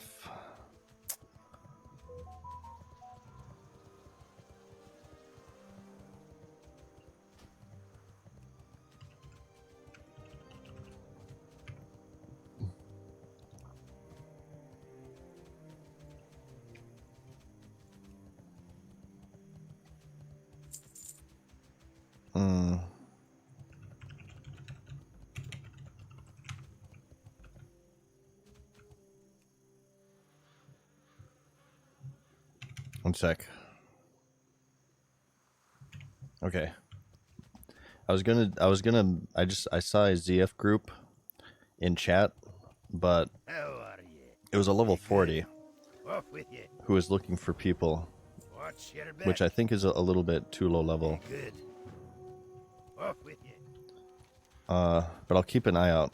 If I can maybe snag a ZF run from chat here, maybe I'll grab it. Yeah, level 40 is a little bit too low level for there, because I think it'll pull like crazy. Rebel Act, thank you for the Prime. Jay the Titan as well, thank you for the Prime. Yeah, we might do ZF today, you guys. We'll see. No promises, okay? Don't hold me to that. Don't hold me to that. ZF starts at 44. Yeah, I mean, he is a healer, so you can give him a little bit of wiggle room, but it is hardcore mode, so I do want to be a little bit more careful than usual.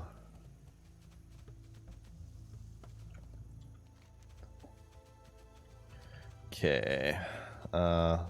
I guess Hinterlands now, huh? This is going to be another long flight path. I still need a couple of quests, though.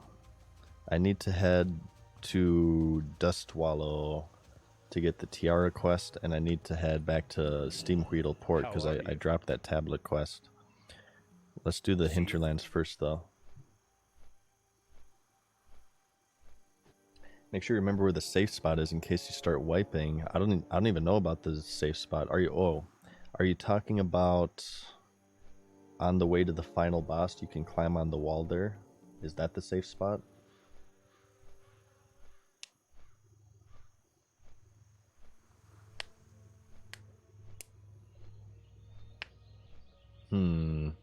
Let's do another tier list maker since we're on the flight path here. What should we do? Should we do a retail? I feel like there's too many races in retail at this point. There's so many with the allied races and stuff. How about we do dungeons would be too much. Raid. How about vanilla raid tier list maker?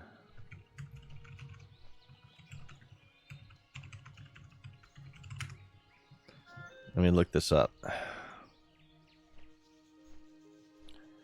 This will be good. Chrome, baby. Okay. Wait, does this have everything? Is this all of them? Molten Core. I feel like this isn't all of them. I guess it is. Okay, the #1 raid for Vanilla World of Warcraft. What do you guys think it is?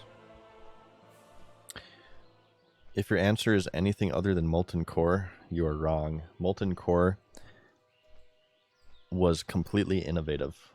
Onyxia's Lair was amazing, but you already had single boss dragon fights in EverQuest.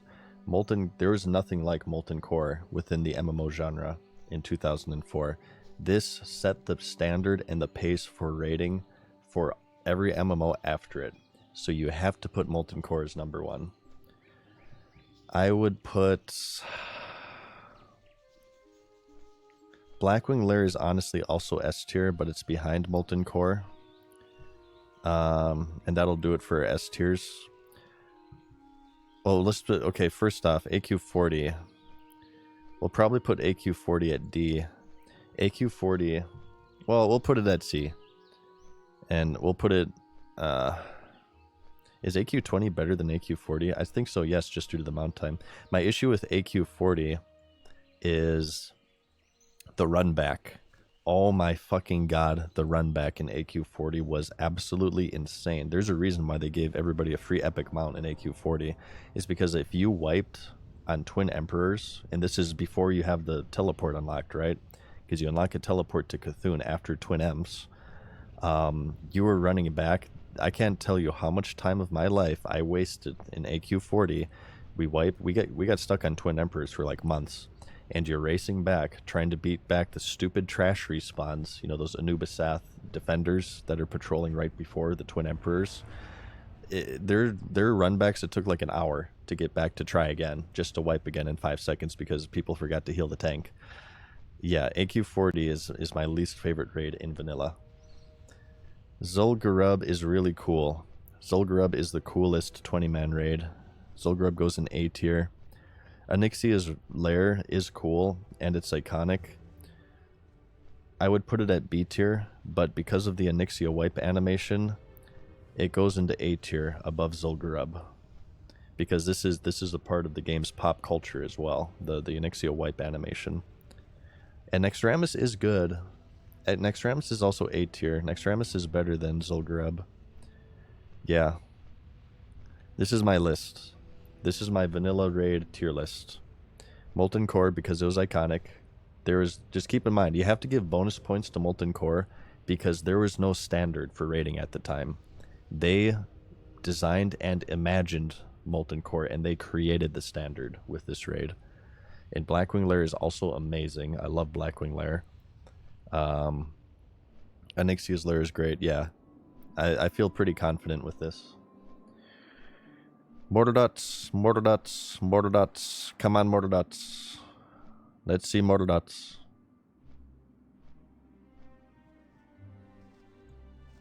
Do we have, hang on, let's have some death clips maybe.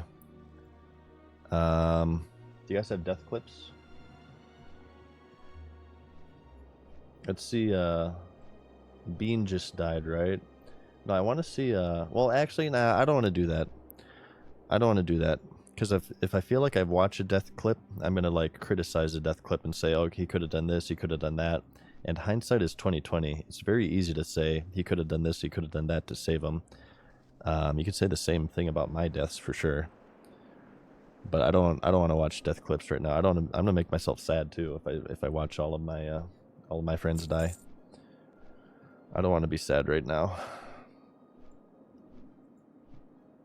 Neorak, thank you for the prime, dude. And Rebel Act as well. Thank you guys.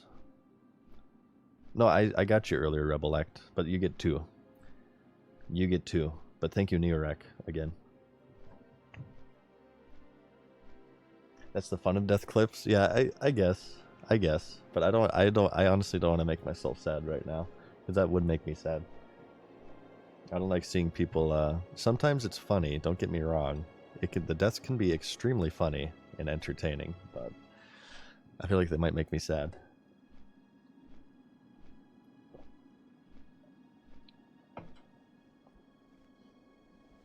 Exactly, in the heat of battle you can make mistakes, yeah, for sure. It's when your mind kind of goes into like this panic mode and it does nonsensical stuff. I have been described, I'm pretty good in crisis situations though. MadSeasonShow burst into my room at 3 a.m. choking on a pill, and I gave him the Heimlich maneuver, and we're able to get it out. That's scary shit. I had nightmares about that for a while after. But I've been described as being very calm in like crisis panic situations. Not so much in World of Warcraft though, funny enough, because when we were in that Trog cave, yeah, I totally panicked and I didn't really know what to do. Yeah, learn the Heimlich maneuver. Very, very useful skill to have. You never know when you're gonna need it. Learn it now, okay? The big thing is you pull up. A lot of people like kind of do a humping thing and they pull straight towards their belly. You grab the belly and you pull up, because you're going for the lungs there, right? You're trying to expel air out to dislodge whatever's stuck in the throat.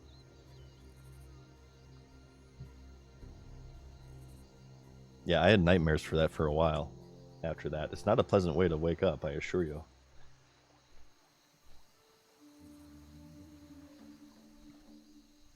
They should have replaced Ankh with a shield at 1 HP. I think I know what you're referencing. So the developers removed the Paladin Bubble Hearth. Oh, we can check for Lord Nazjack, or Prince Nazjack. I think I would have got him by now. I'm pretty sure he's not up, because he would have popped there. I want to get the title charm at some point.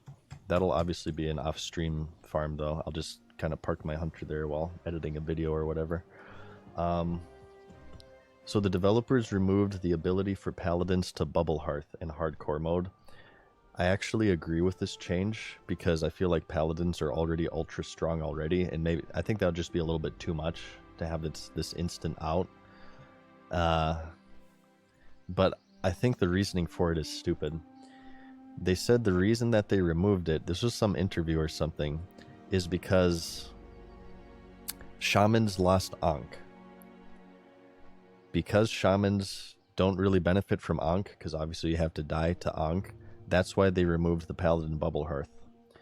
First off, fuck shamans. Who cares about shamans? But two, that is I don't mean to be toxic here, but that is like a really, in my opinion, a dumb reason. That doesn't make any sense whatsoever. Remove it because it's OP. Okay, that's completely fine. But these are two completely different game mechanics, okay? They're completely different things. Ankh and Paladin Bubble are not even in the same playing field. And C, shamans are already incredibly overpowered anyway, so who cares, right? Who cares? I don't know. I agree with the change. I think it was good that they removed it, but I think the reasoning for it was really dumb and didn't make sense.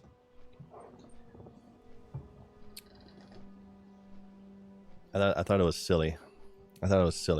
And that's not to say the developers are dumb, okay? Don't think that that's what I'm saying. The reasoning is dumb.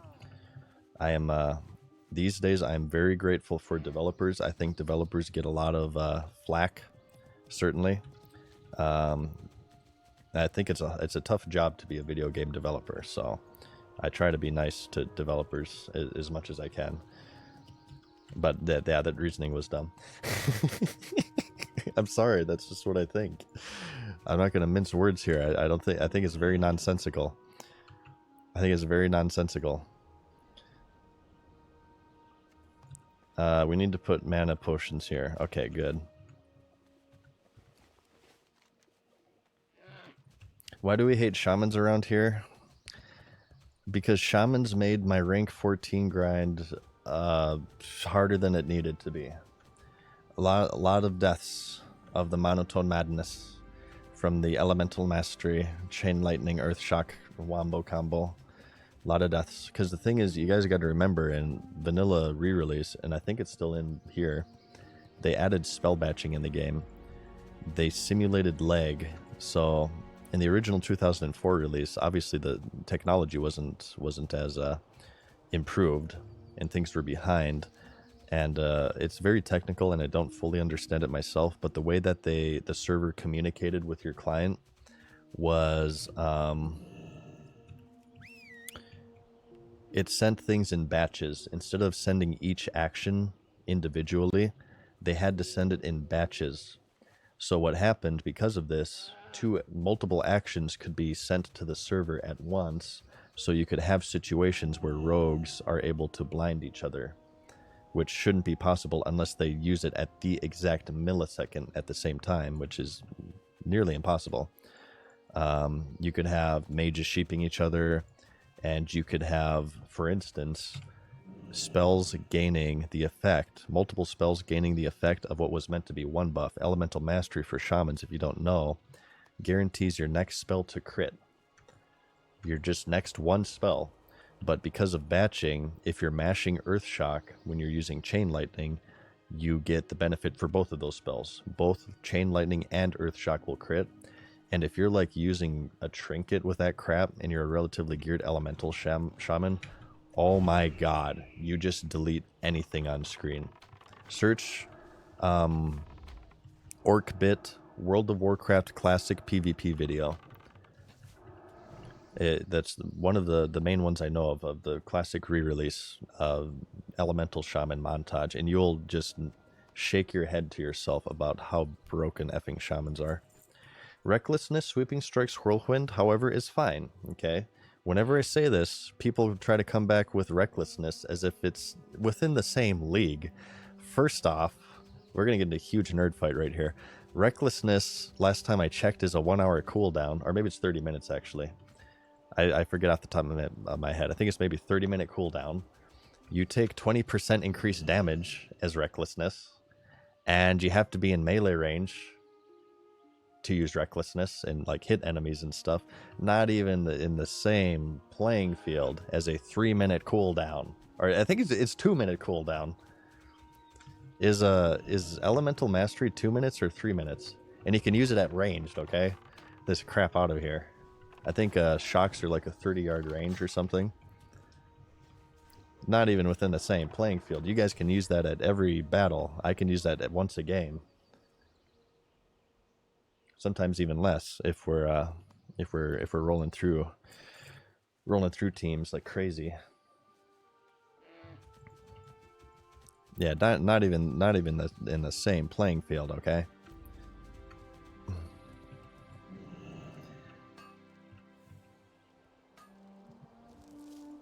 We're comparing warriors to shaman. I'm not. This is what other people come back at me. Whenever I complain about elemental shamans, they come back with, well, recklessness is broken. Well, it should be. It's a 30-minute cooldown, yo. If recklessness was on a 3-minute cooldown, okay, then we talk. All right? Which actually, oh, that's a good Classic Plus change. Okay, this either of these things happen in Classic Plus. Either Elemental Mastery gets changed to a 30-minute cooldown, or Recklessness gets changed to a 3-minute cooldown. Okay? You guys choose. All right? You guys choose. I'll put it up for a vote for all of the players to vote on. Gets changed to 30-minute cooldown, or Recklessness gets changed to 3 minutes. Okay. The power is in your hands, okay? I will, if I was a Classic Plus developer, I would actually take like community feedback into account in some instances, not every instance, but I would actually take it into account because I think the community isn't always right. If the customer was always right in terms of World of Warcraft, you could buy a level boost, a WoW token, you could buy a full Naxxramas set from the cash shop because it's inconvenient to play the game for some reason.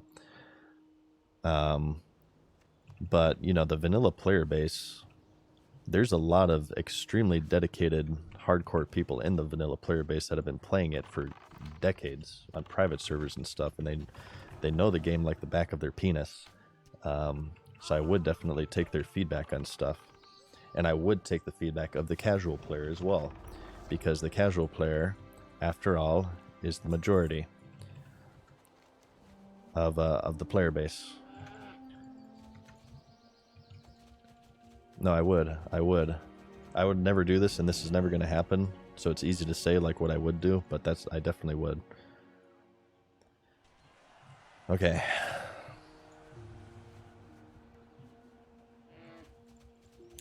We can also do this as a change. Recklessness also gives warriors a 40-yard range. Okay? It gives them Inspector Gadget Extendo arms. And you can attack people from a 40-yard range. And it's the 3-minute cooldown.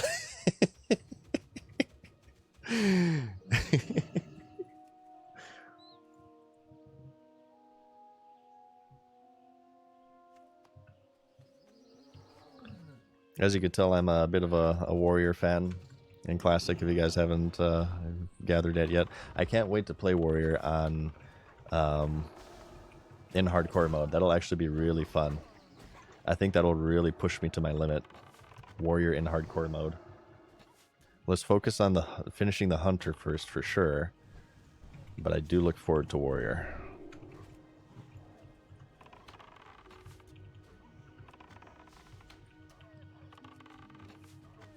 No, I don't. We've talked about this earlier.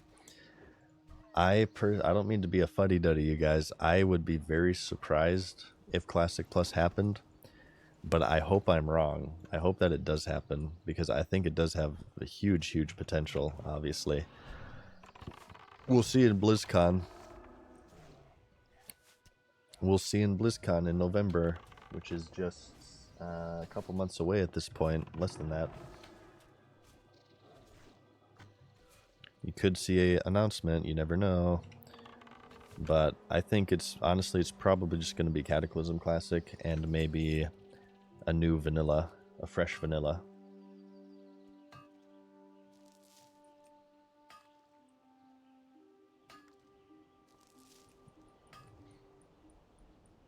WoW Immortal for mobile at BlizzCon? Oh god, don't give them any ideas. How is Diablo Immortal doing?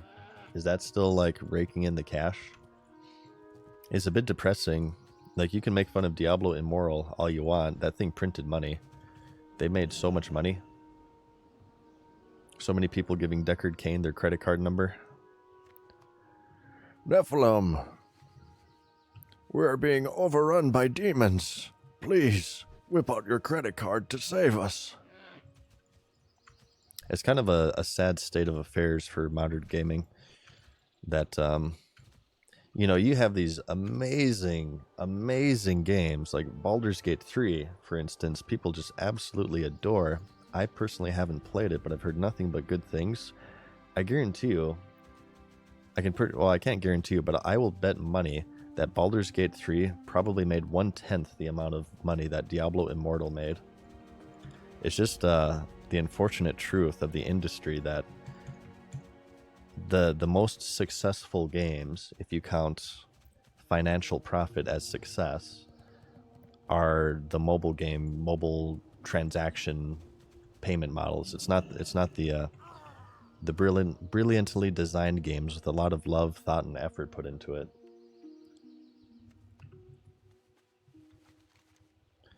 And I think that's a sad state of affairs, if you ask me. All right, let's get this Violet Tragan. How do you say this? Tragan?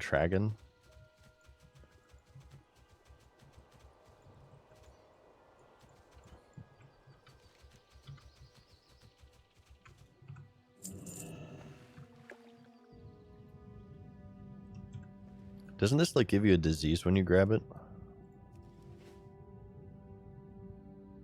Faded Af. Thank you for the prime, dude. Or I think if you eat it, it gives you a disease or something. Yeah, don't eat it.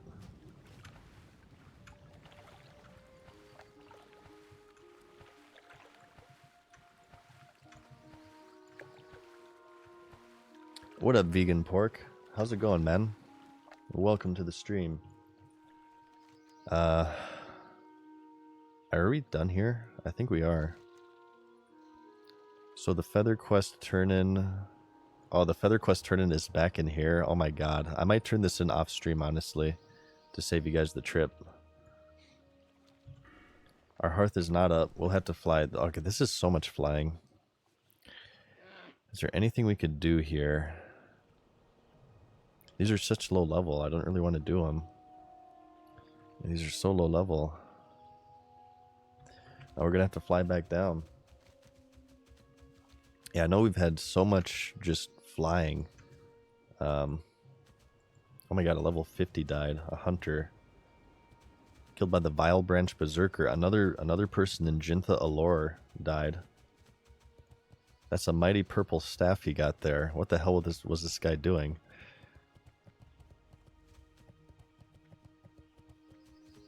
Losing a level 50 character would be rough. I hope that does not happen to us.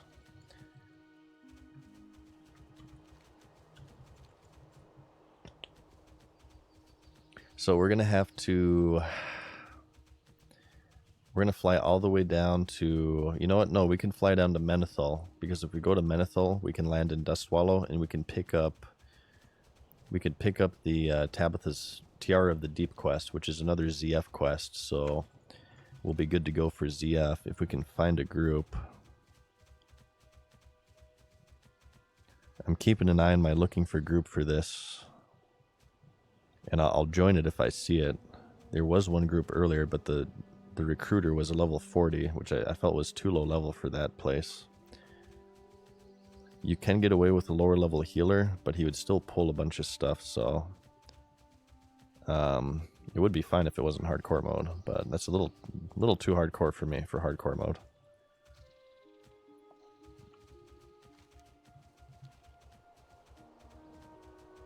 Died in 50 rogue a few days ago. Ouch. Had no energy to start again. I'm sorry, man. That would, honestly, I'm not sure how I would react. I would be a little bit heartbroken, probably. So let's try to be a little bit careful, meow.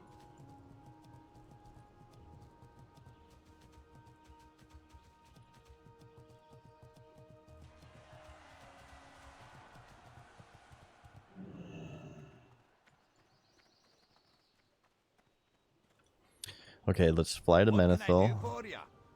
This won't be a well, it'll be a decently long flight.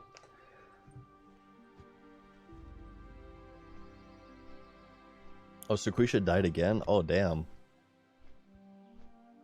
Yeah, a lot of deaths in recent days here. Died at 42 to a PC crash. Oof. Yeah, the worst ones are the technical issues like disconnects and PC crashes. Because it's not really anything that's in your control. Do you have Light of Elune? Not yet. We made a comment earlier on stream that we need to get it. Along with the Dark Souls Rod of Transformation. But I've just been too lazy. Oh. You lost your level 59 warrior to a random EU shutdown? Oh my god. I would be so mad. I would be so mad. Yeah, I saw a post about the EU server. We read that earlier. About the EU servers crashing and being shut down and stuff.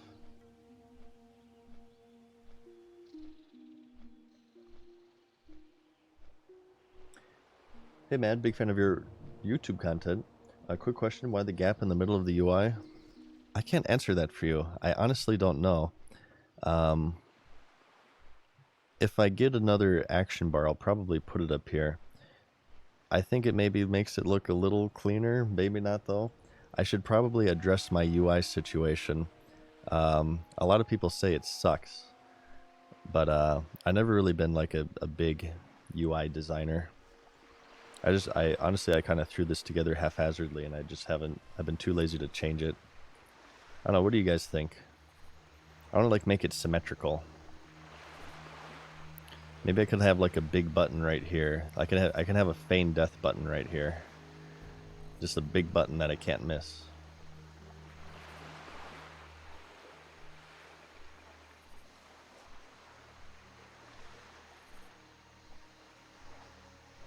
Hate to say, but your UI sucks. Well, I'd rather have the honesty.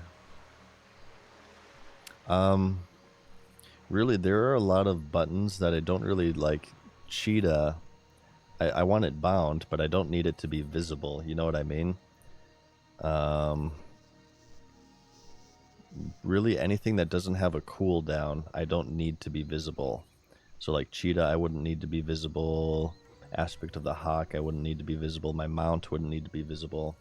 I could just make like a bar, keybind it all out, put all the non-essential stuff on there, and I guess we can go here to Darnassus and turn in that quest and then head back. If we can make the boat, maybe I will do that. Maybe we can do that right now, in fact. While we're on the boat, we may as well do something, right? Well, I don't want to mess with my UI during, because I might like screw it up, and then I won't look like how it looks. I might do that off stream. Maybe make it look a little bit cleaner.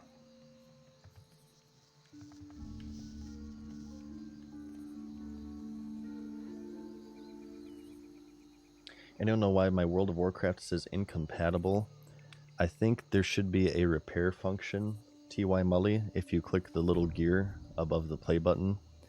And somewhere in those settings there should be like a repair or check integrity of the file cache or whatever. And it'll scan all of your files and download stuff that you're missing. That might be the case.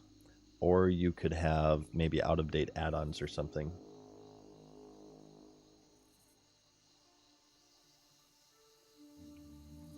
Have you played Breath of the Wild and Tears of the Kingdom? I've played most Zelda games. I have not played Breath of the Wild nor Tears of the Kingdom yet, though.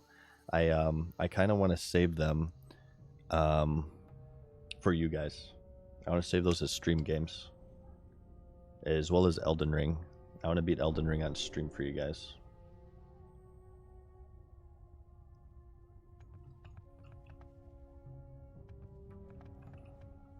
Alright, we're just gonna fly to Ruthrin.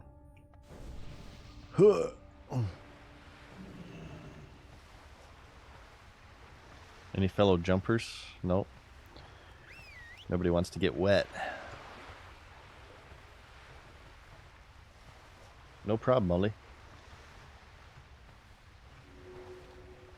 Yeah, sorry about all the walking here, you guys. I know we're not getting a lot of combat here, but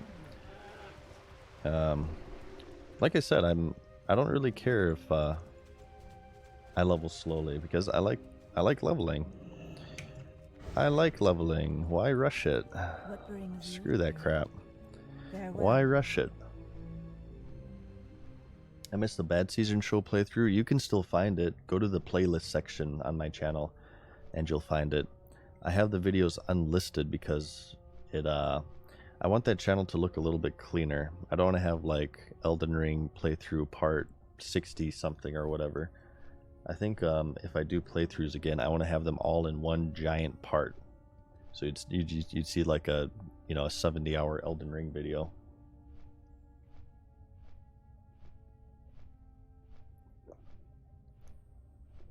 Workout routine, I could share that.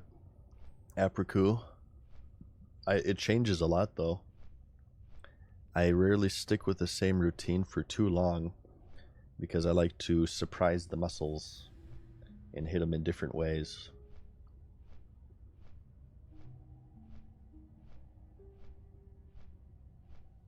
And Syntax, thank you, man. I appreciate that. I'm glad that you're liking both the videos and the streams. Very, very good progress on the next video, by the way. I don't have an estimation for you. If things stay at this progress, it should be within a couple of weeks, I'm hoping. It just depends on what how my IRL stuff goes, and also how much I stream. Some days I don't stream, either I just have something going on, or I'm just like dedicating that day to my videos. Tomorrow, in fact, I'm not sure yet, but we might not do a stream tomorrow. I'll post on my Twitter. I am on Twitter, or X as they're calling it now, at @MadSeason_. Here, I'll do my social command for you guys. So check that out, and you'll have an answer, like if I'm going to stream or if I'm not going to stream in a day, or like my progress. I also post progress updates with videos and stuff, and I also have a Discord as well. If you guys want to just chat about WoW or whatever. I also ping the Discord when I go live. Alright, so 47. We're going to work on lethal shots here now. What can I train at 48? Okay, new natural armor and pet stamina. Ooh, new serpent sting. And distracting shot I'd probably do. Mayo Cop, thanks for the prime, dude.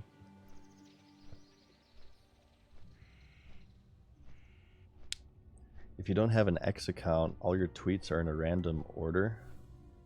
Really? That's really dumb. Why do they do that? I guess you have to have an account to see my tweets in a... Is it a glitch, or is that like intended? Or is it their goal to annoy people into making an account? I don't tweet super often. I guess I've been tweeting more since I've started streaming, because I throw out a post every time I stream. I use Twitter primarily for the channel. I would not have Twitter if I did not have a channel. I've never been into like the personal blogging, social media stuff like Facebook and MySpace and Twitter and whatnot. No offense to anybody who uses it, and I know this is ironic considering that I have a YouTube channel and I've made 600 videos about World of Warcraft. I think all of that crap is a waste of time. I think it can also be bad for you. I feel like people tend to get more depressed the more into social media they are. I feel like the more... nah. I don't want to get into that. That's going to get into a whole thing. I'm going to avoid that.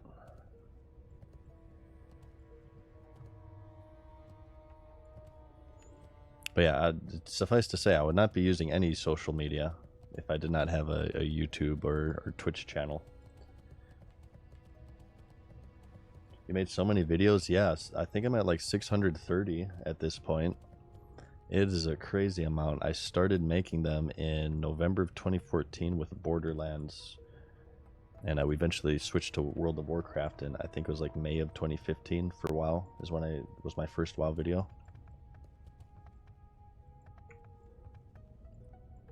No, social media, I do want to comment about this a lot. There's a lot of amazing things about social media. You kidding me? Having the ability to search online how to change a tire on your car, or to look up the definition of a word. Back in the day, before the internet, you know how you found out the definition of a word? You picked up a dictionary. Or if you wanted to learn about a certain subject, you went to a library and you learned the Dewey Decimal System. The internet and social media is incredibly useful and life-changing in so many ways. There's so many positive things to be drawn from it. But, yeah, lots of negative stuff as well, obviously. And I think, I don't know, you have to just kind of do your best to catch the positive and dodge the negative. If you guys ever feel like you're in a rut, and you use a lot of social media, I implore you to detox from it for a while. Just take like a week off of Twitter or technology in general. Go camping for like a week. I've talked about this before. Just detox from technology as a whole, and take some time to appreciate the simpler things in life. There's beauty in simplicity is one of the most true quotes ever. And if you ever feel like overwhelmed, chances are maybe you're using too much technology. Try to simplify your lives. I feel like things are so complicated these days in so many ways. I feel like people crave simplicity, but it's a yin yang because social media is also incredibly addictive. They crave simplicity, but they're addicted to the complexity of social media. But I think it's healthy to take a break from it. That's what I did during my 2 years. There's a span of time where I think it was like a year between videos on the Mad Season Show channel. I didn't upload for a full year, and what I was doing that whole time is I was detoxing. I went through a lot of life changes in 2021, 2022, and still to this day. And I did a lot of social media, even technology detoxing, and it was one of the most healing things ever in my entire life. So I always try to encourage you guys to do the same. It's something that brought great healing in my life.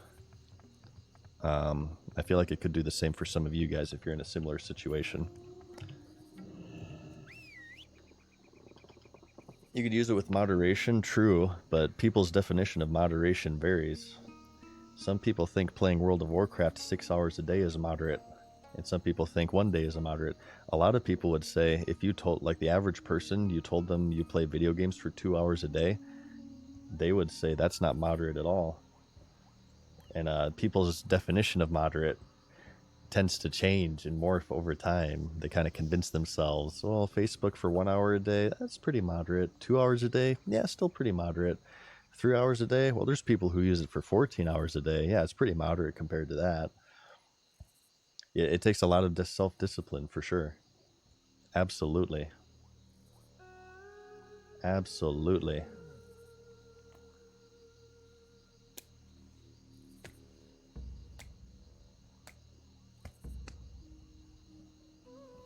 The only thing you guys shouldn't take in moderation, okay, is watching Mad Season Show streams. All right, watching Mad Season. I think we could all use some Mad Season Show streams in our lives. You know, I think we could all use it. I think that'd be good.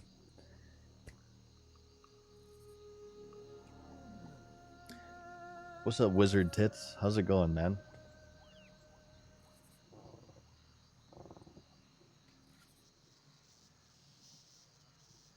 I saw a warlock died of fatigue earlier. It was like a high-level warlock. Let's see if we can find him. He was a very high-level warlock. He died in fatigue off the coast of Theramore, I believe. It's probably so far back now at this point.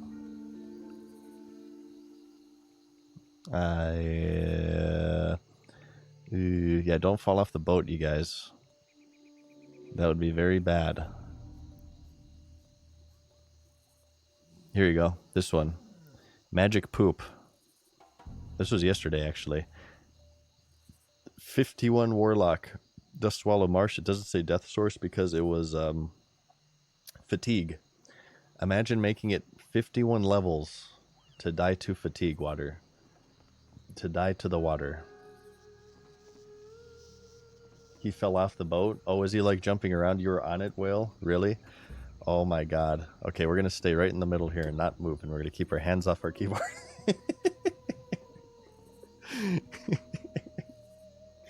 Hands off the keyboard.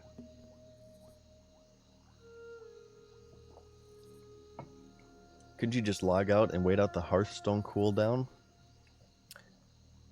Maybe. I'm not sure how fast fatigue drains you. It would have to be pretty quick thinking, but in a situation like that, I'm sure he was panicking. I'm sure his first reaction was to panic. I probably would do the same.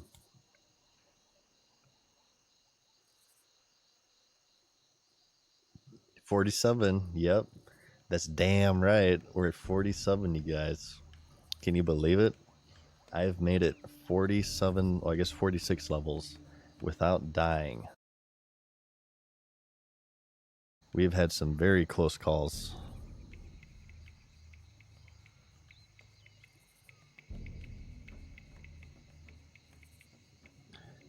No ZF groups yet. I'm keeping an eye out, but I don't see any. I do not have a group of friends who play this game. I am all alone and friendless, so if we do a dungeon run, it'll be a pug, which is definitely scary. Okay, can you guys answer me this? Anybody who's playing hardcore and have done pug dungeon runs, is it like super, super serious? Do they like get on Discord and stuff? Do these pug dungeon runs on hardcore typically want you to get on Discord?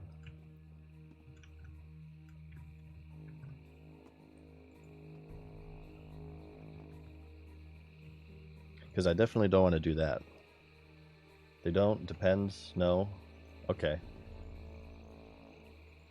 Some people who are super scary do. They just communicate more. Most don't. Okay. Yeah, because I definitely wouldn't want to do that. That would like require social interaction and like talking with people. Ew.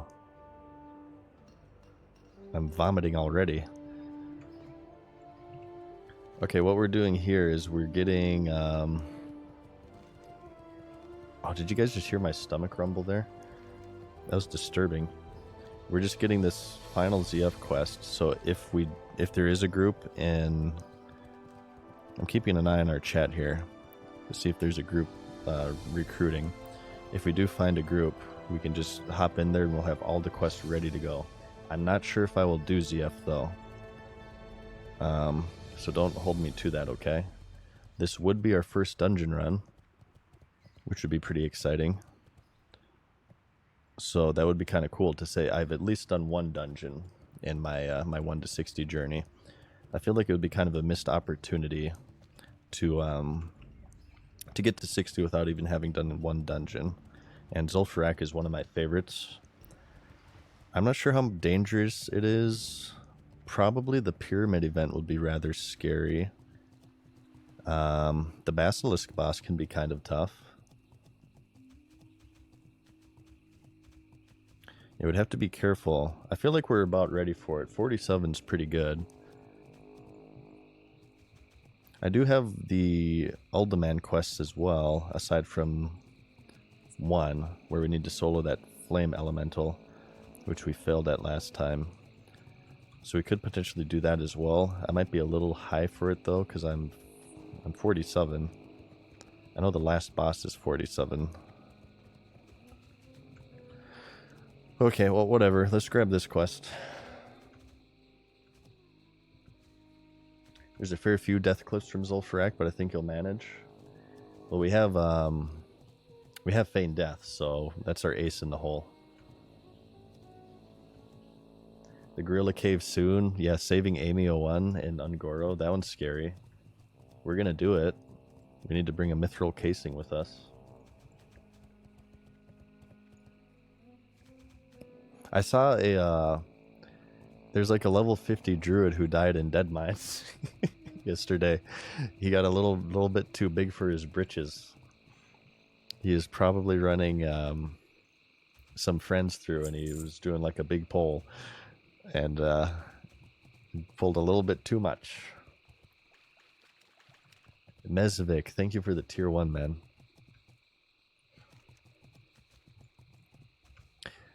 I think at some point we should probably do a vanilla zone tier list. It would take a long time because there's 40 of them, and it would take me a long time to go through 40 zones. But I can think of a few S tiers right away. Red Ridge is an S tier. Ungoro is an S tier. Tannerus is an S tier. Dunmaro is an S tier. What are my favorite zones? Duskwood is an S tier. Westfall is an S tier. There's a lot of zones that I absolutely love. A few that I hate, like Stone Talon would be F. Ashara would be F. Eastern Plaguelands, I think I'd put EPL as an A tier. I think, yeah, Eastern Plaguelands would be A tier. I like Eastern Plaguelands. It would be above Western Plaguelands. Stranglethorn Vale, yes, that is an S tier for sure. Absolutely. Absolutely. A lot of the Night Elf zones would be down there. Did I say Stone Talon Mountains is F tier? Desolus would be like maybe a B. I put Desolus higher than most people. A lot of people hate Desolus, but I actually don't mind it too much. We did a little bit of Desolus on this character, not a whole lot.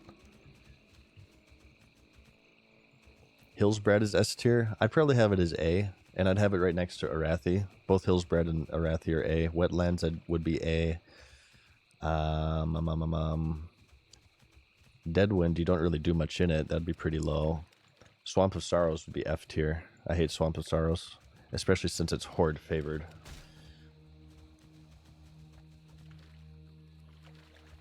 I also like Feralus.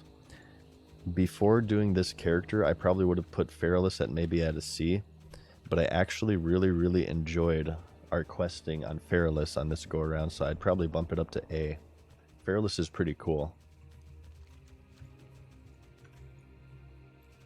Silver Pine is S. I can't see, that's the thing though.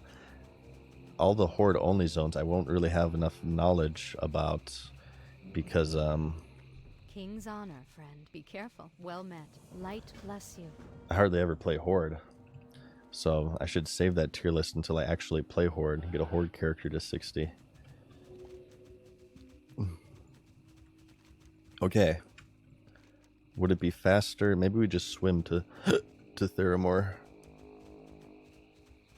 Yeah, it'd be faster. We'll swim to Theramore. And then we'll fly to Tanarus.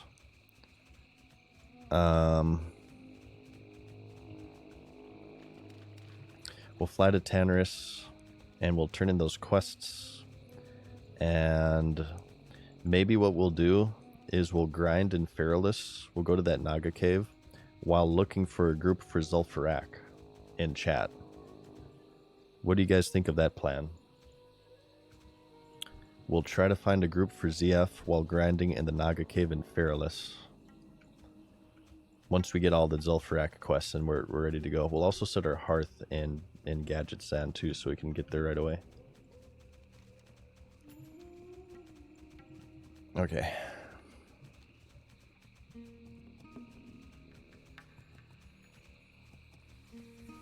I could go for some chill grinding, honestly.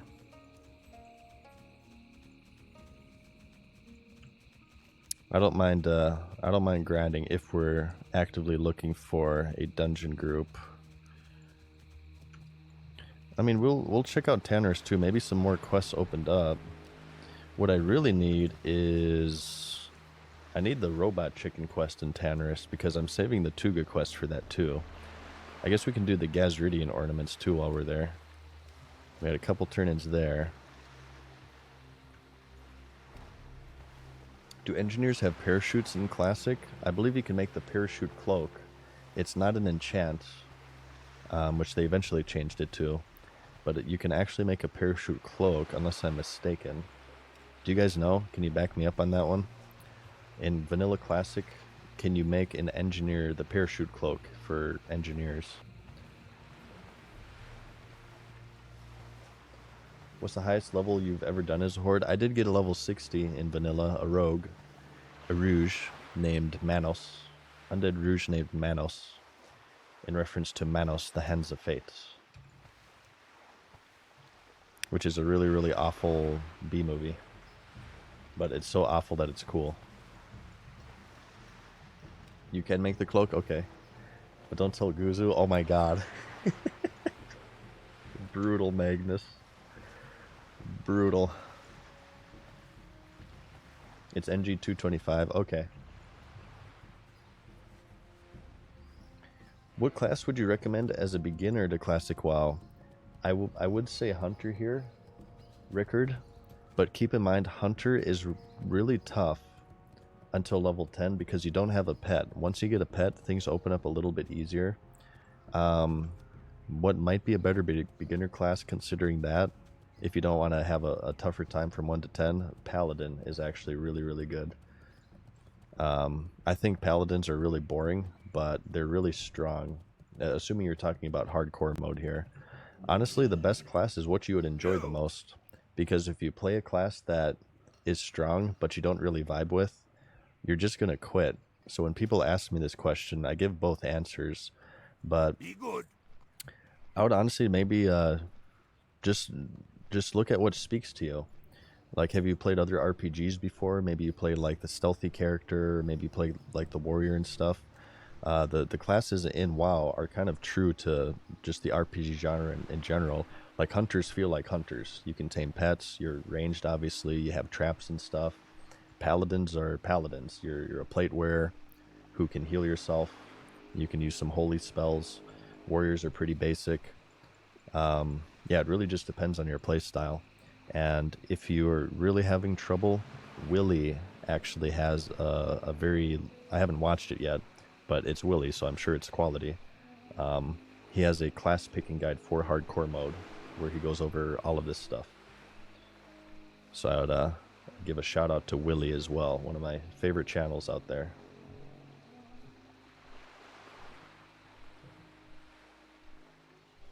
Alright, I'm gonna go pee, you guys. I'll be right back. I'm gonna play some ads while I'm AFK so we don't get them during gameplay and stuff. But I'll be back.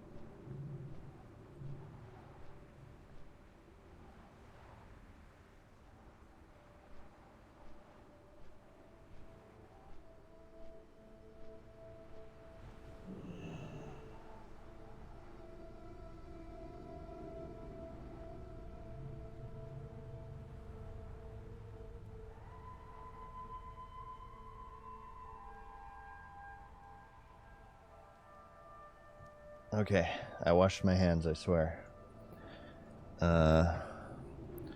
Let's turn this crap in. Let's see here. Any ZF groups running? Let's look. It's harder to find groups for like the higher level ones because obviously there aren't that many high levels running right now.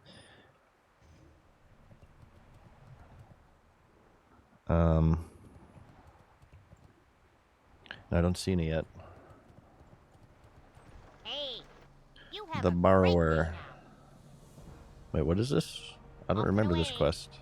Use the super snapper to take a snapshot of Gamarita? Very well then. What the hell are you talking about? We can do this one too. Egg crate. An ordinary egg. Interesting. Be seeing Turn you. in the egg Off and for away. for Very well, boxes then. of rations. Oh, okay. That's kind of interesting, I suppose. I've never done that quest. Oh, I remember this actually. Oh, is this back in Hinterlands? Oh my god, they're sending me back to Hinterlands. Are you kidding me? I remember that quest now. It's that aggro turtle in the Hinterlands. Yeah, what do you want? Be good. Son of a...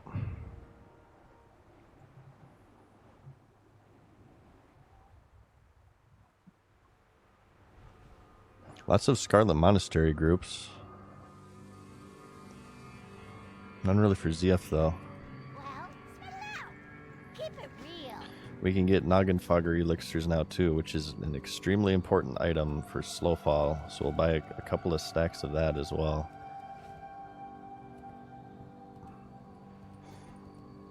Yo! Keep it real! Glad I could help! Time is money, friend! This is also a necessary item Glad for I could help! PvP.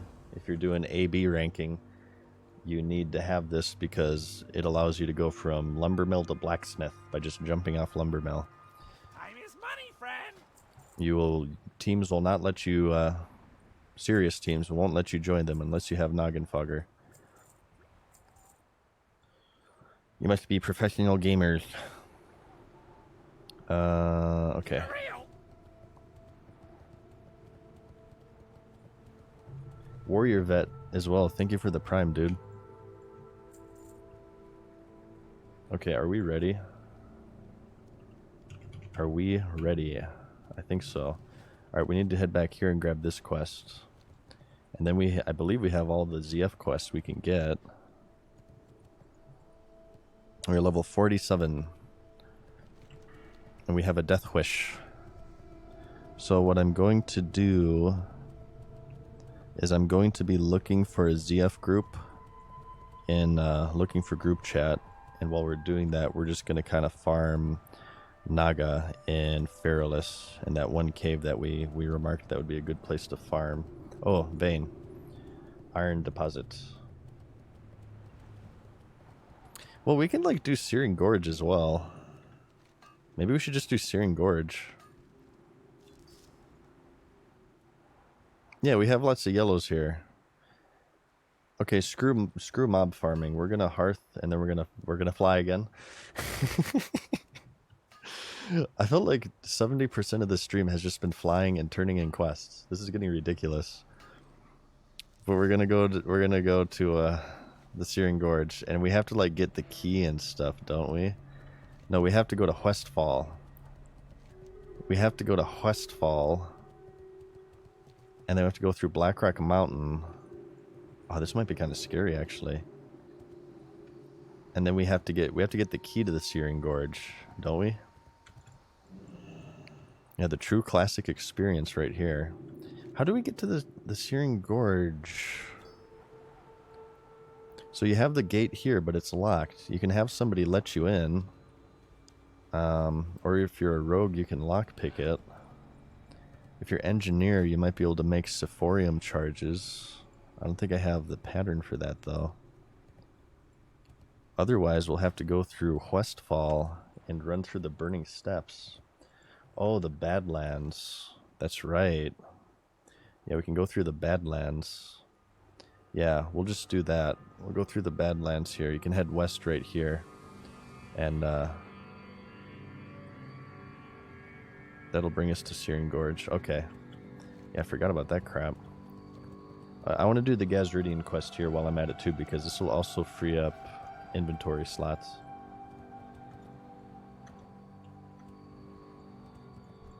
Okay, lots of running here. So much running. It's a good thing we have our mount, though. Oh, yeah, I meant Red Ridge. I kept saying Westfall. Red Ridge, yeah. So aggro the guards in Kargath? Yeah, for sure. I remember we had a big, in the re-release here, in 2019, we were playing on Fairlina, and Fairlina was the spicy streamer server, and it was incredibly toxic in a lot of ways, but it was also incredibly fun in a lot of ways. We had this huge Alliance versus Horde battle in Blackrock Mountain, and we would kind of push each other back and forth. We'd go, Alliance would get pushed back into Blackrock Mountain, and then we would push the Horde all the way back into Badlands at Kargath. I probably still have some footage from that somewhere on my computer, but just like hundreds and hundreds of people. It was incredibly laggy, but hundreds of people going at it in Blackrock Mountain on Fairlina. Yeah, Fairlina had crazy world PvP. There was also a lot of controversy in Eastern Plaguelands. Like, two guilds started rivaling because this was when Naxxramas was out. There's all these mushrooms in Eastern Plaguelands that people would park their character with world buffs. so that when it was raid night, so they could not play the game for 7 days. I think this was before the Chrono Boon. They could not play the game for 7 days and camp their characters with world buffs, because world buffs are really cool. And they would like exploit onto these mushrooms, and these guilds started like fighting over the mushrooms, and like one thing led to another, and then all of a sudden, like the entire server, Alliance and Horde, were fighting over the mushrooms in Eastern Plaguelands for convenient access to Nextramus. It was actually insane. I probably have some footage of that too.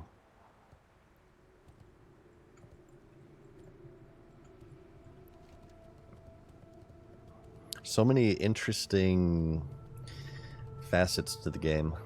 They almost released WoW, if you can believe it, with no factions. Sort of like in retail World of Warcraft now. They were going to release vanilla with like Horde, and like orcs and Taurens could chat with humans and party with humans and stuff. And they wouldn't have the Horde and Alliance dynamic. At some point that was on the table, which just seems crazy to me. This game would be so different if they did that. I feel like it wouldn't be as good, because like this faction identity and this faction war is just, it's such a huge part of the game.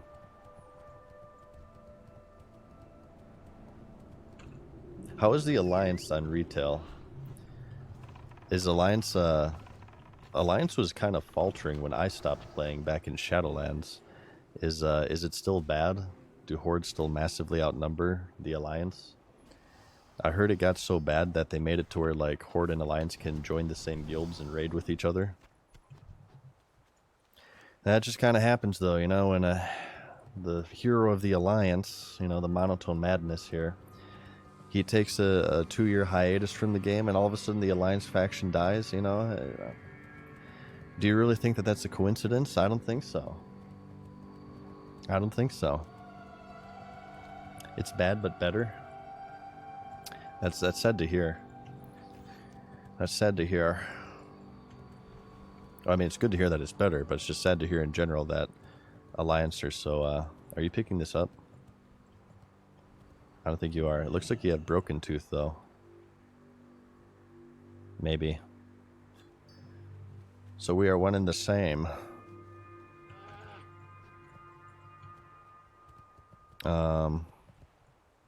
That's crazy.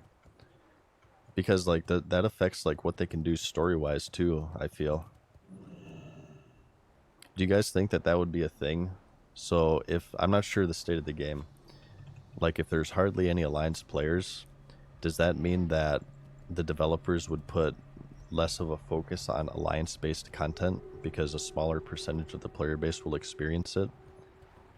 How are how is it in Dragonflight? Do you have Alliance-only zones and Horde-only zones, or like hubs and whatnot? Or does everybody just share everything?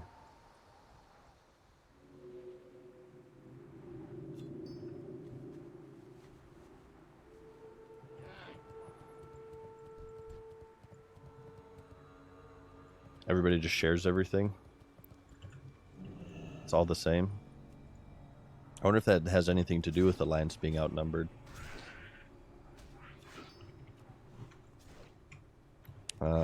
Aspect of the Hawk.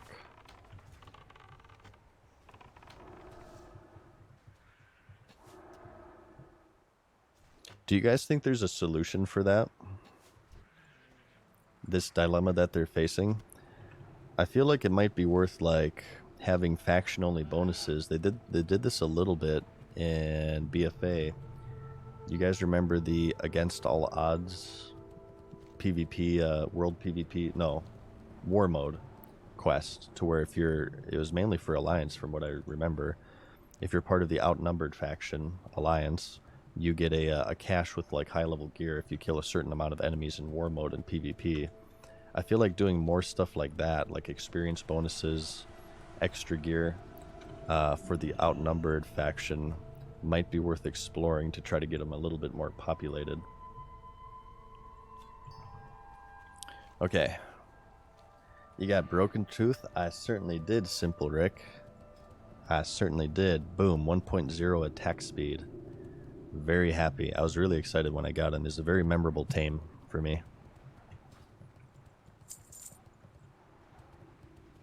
Devin Almighty, thank you for the tier 1, man. You get more bonus from World Quest. Okay. Well, it's good to hear that they're doing something. No, I've usually played the good guys in MMOs. Like in Warhammer, I played the Order. I don't remember. I don't think Age of Conan had factions, did they? No, didn't they? They had like Cimmerians. Or maybe those were just races. I hardly remember anything with Age of Conan. But no, I usually play the good guys. I guess I did play City of Villains as opposed to Heroes, but that's because City of Villains was newer. Back. Keep it real. Ooh. Soka. This'll vendor for a lot. Glad I could Hell help. yeah, brother. That just freed up 3 inventory slots. Okay. I think we're ready to do I'm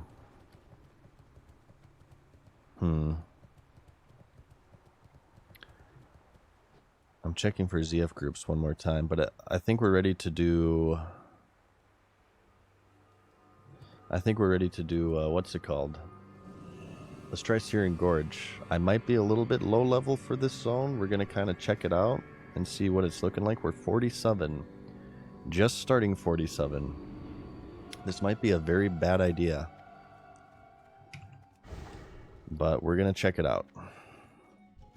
Interesting. We are no stranger to doing orange quests, so Glad I could help. it just depends on how tough orange quests they are. Did you ever finish Elden Ring? I did not. I got distracted by some real life stuff, and I had to stop Elden Ring for about a month's time. And by the time I was freed up again, I had no idea where I left off. And it got to the point to where like I didn't know where I was in the story. I don't really remember what my character build was. That's happened to me before with like longer RPG games. And when that happens, I feel like I would like it more if I just started over from scratch. So I do want to do Elden Ring and complete it. However, it'll be a new playthrough probably, and we'll do it here on Twitch. I want to stream all of Elden Ring for you guys.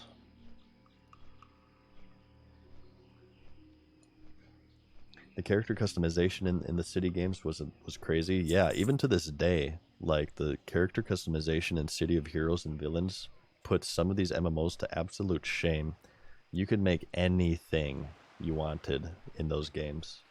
And by what was it, like mid 2000s, early 2000s, mid 2000s, during its time, it was extremely impressive and innovative. You know another game that had innovative character creation? Star Wars Galaxies. Star Wars Galaxies, one of the first MMOs to have sliders in character creation, where you could like change your skeletal structure, your facial structure, your weight, your height with sliders. Before then, it was all like palette swaps and pre-made character features and stuff, just like WoW. Devin Almighty. Oh no, I already got you, Devin. Thank you. And Zilkar though just came in with the tier 1. Thank you, Zilkar. Yeah, the boob slider. Star Wars Galaxies did it. They had a boob slider. You guys joke, but they had a boob slider. It was called chest for females. Female characters, you could adjust the size of your breasts. And Star Wars Galaxies did it first. Just another one of the ways that they innovated the MMO genre. And I always give credit to SWG. Is it possible to try out Galaxies today? You can. It's only on private servers. There are 3 versions of the game you could play. Pre-CU, which is pre-combat upgrade. CU, which is combat upgrade. And NGE, which is new game enhancements. Star Wars Galaxies went through a slew of, well, I guess a couple. They went through a couple of very, very controversial, huge, like think Cataclysm on steroids, huge game changes that changed the entire face of the game and how it functioned. Basically, it turned from a sandbox into a linear RPG. And they did that because they saw the success of World of Warcraft, and they tried to emulate it as much as possible. And all they ended up doing was pissing everybody off. And the game eventually shut down in 2010. But if you're looking into play SWG, do some research into those three versions of the game, into which one you'd like to play. I personally prefer pre-CU, pre-combat upgrade, because it's the most unique. It's the most sandbox. And I believe, I can't say which one is the most popular. I've only ever played pre-CU. But the pre-CU server I played was SWG Emu Finalizer. And I have a Jedi character on there that I'm still leveling. And we could at one point stream SWG, and I could tell you guys all about that game. Because if you haven't figured it out by now, I could talk about SWG for hours and hours and hours. Because I absolutely love that game. It was such a unique experience. I don't think we'll ever see anything like it. I don't think we'll ever see anything like SWG ever again. I think that we should. I think that the sandbox MMORPG is a genre of game worth saving. But I think that and doomed the genre in a lot of ways because they found that formula. And people stopped experimenting and they just started copying World of Warcraft. That's the price of success. The price of success is you find the formula, the magic formula, and experimentation ends, or at least halts, rather dramatically. EVE Online is cool and still kicking. I hear that EVE Online is very cool. And actually Frederick Knudsen, Down the Rabbit Hole, is working on a video on it. I think he's been doing it for like 2 years. One of my favorite channels on YouTube, and he's going to detail all of EVE Online's story, and that's how I'm going to learn about all of that. I'm not very familiar with EVE Online. I just know that there's some crazy shit that happened in that game. I love MMOs with interesting stories and interesting community events. It makes it feel like it immerses you more, even if it's just people fucking with each other. It immerses you into the world, and I think that's cool about EVE.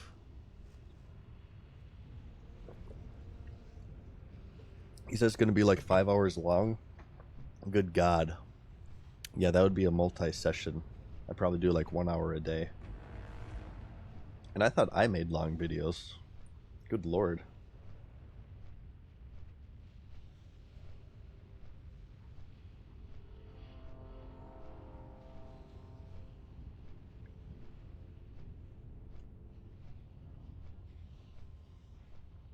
No, I always give shout outs to Frederick Knudsen all the time and his Down the Rabbit Hole series.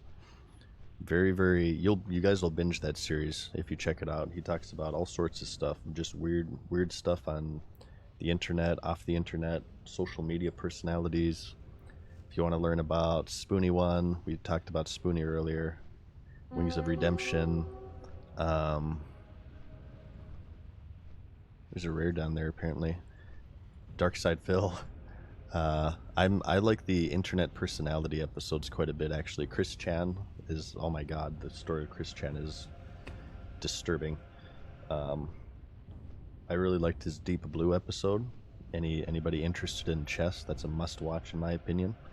Deep Blue. Kasparov versus IBM. Spoonie, yeah, I said this earlier, but Spoonie was one of my favorite content creators ever. I watched a ton of Spoonie back in the day. I found him from his Final Fantasy VIII review. Me being a huge Final Fantasy fan. DSP, a lot of history behind DSP as well. In my youth, I was a DSP super fan. I watched all of DSP's videos. way back in the day. Very interesting characters on social media, and the downfall stories are always really interesting. You can take a lot of lessons too. You can look at a lot of these social media personalities and their downfall and impart lessons upon yourself. Yeah, don't let internet fame corrupt you. And a lot of the times, I kind of play into having like a big head and being narcissistic, but I do that because it humors me. I try to remain as grounded as humanly possible. Hopefully, it's obvious that it's a joke. Like when I say I'm the best hunter to ever play this game and stuff like that. But yeah, don't let it get to your head. That's the down. So many social media personalities, they let the e-fame get to their head. And they get a big head and they think that they're unstoppable. They think they're too big to fail, but nobody is too big to fail. Nobody.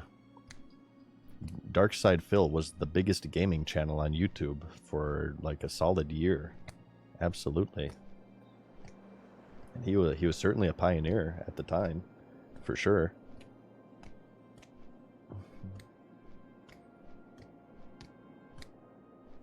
I am the best hunter. No, out of all the hunters I know, I'd probably give that to out of the streamers at least. I'm sure there's a ton of amazing hunters who don't stream.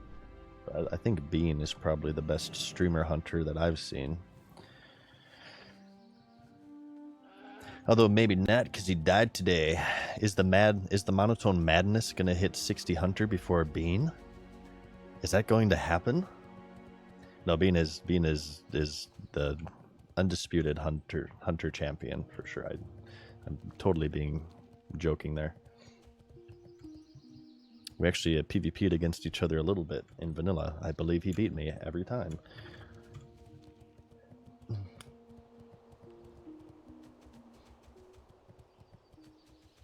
Who'd you say is your favorite character and person in WoW history? We actually answered this question a couple days ago, Cool6. It's a good question, and I'll repeat my answer. WoW Hobbs. WoW Hobbs. It feels a bit dorky and fanboyish to say that he inspired me in a lot of ways, but it's true.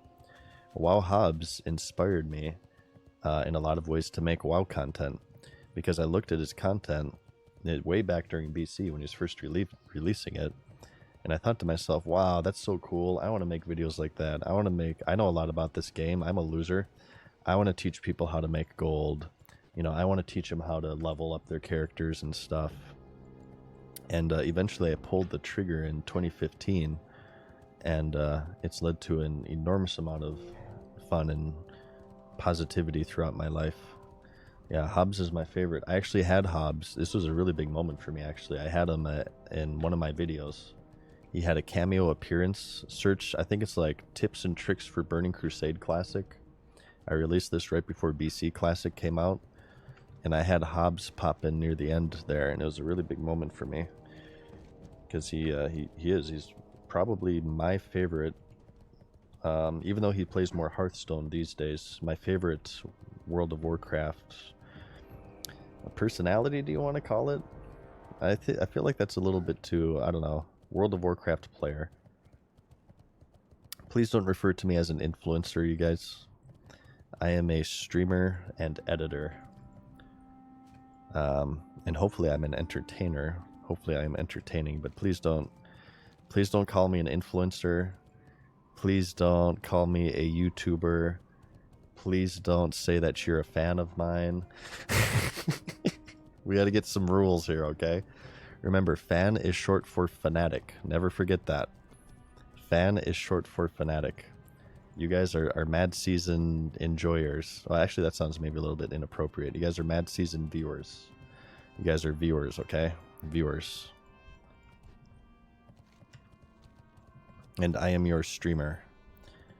I am your entertainer. The relationship between us is of entertainment. Always remember that. Never fall for, keep in mind the parasocial relationships. We've talked about this before. Watch those parasocial relationships, you guys. Be careful. Especially because there are personalities out there who will weaponize them. That's what like product placement is based around. You guys ever wonder why like Raid Shadow, and I'm not saying people who do Raid Shadow Legends ads are predatory in any way. That's not at all what I'm saying. But there's a whole industry is what I'm saying about harnessing parasocial relationships for financial gain. and it's the source of like product placement and stuff in like Raid Shadow Legends ads. There's just something coded into us mentally to where we trust the words and opinions of those we know or care about. No, they're not sellouts. I wouldn't say they're sellouts in any way, because I've done this too. I've done like VPN ads and stuff on my YouTube channel. So no, please don't get that impression. But it's a whole thing. It's a whole thing. You know, there's a reason why Raid Shadow Legends pays tens of thousands of dollars for ad placements. You guys ever wonder why Raid Shadow Legends has been doing these ad placements for like the past 8 years? They don't do it because they lose money on it. I assure you they gain money on it. They do it because it's lucrative. But just, you know, keep that in mind, and always remind yourself that the relationship between you and these personalities is of entertainment. And be guarded as well, because it's to varying degrees, but you can certainly monetize these parasocial relationships. There's a financial incentive, is what I'm saying here, is there's a financial incentive to establish parasocial relationships with your viewer base. Never forget that, okay? Never forget that. And when there's a financial incentive for anything, it's going to be done. At the same time, though, I don't want to say that anybody who's ever done an ad placement are like these heinous villains or are predatory. I've done them on YouTube, so that would be incredibly hypocritical. I want this, oh, do I want the dark iron? Not really, actually. Let's get the flight path first. Okay, I think this might be an appropriate level zone for us. For some reason, I thought Searing Gorge was higher. I thought it was higher, but it's not.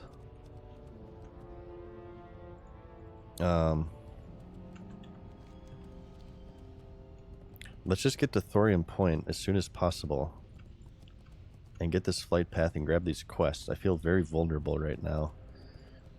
Every time I enter a new zone, I feel pretty vulnerable. I just want to get to a safe spot. Okay. And speaking more on this parasocial relationship thing, I am a very private person on social media, primarily because I just want to be private. But another element to it is that the more information you put out there, the more you are giving people to latch onto to form these parasocial relationships. It's just true.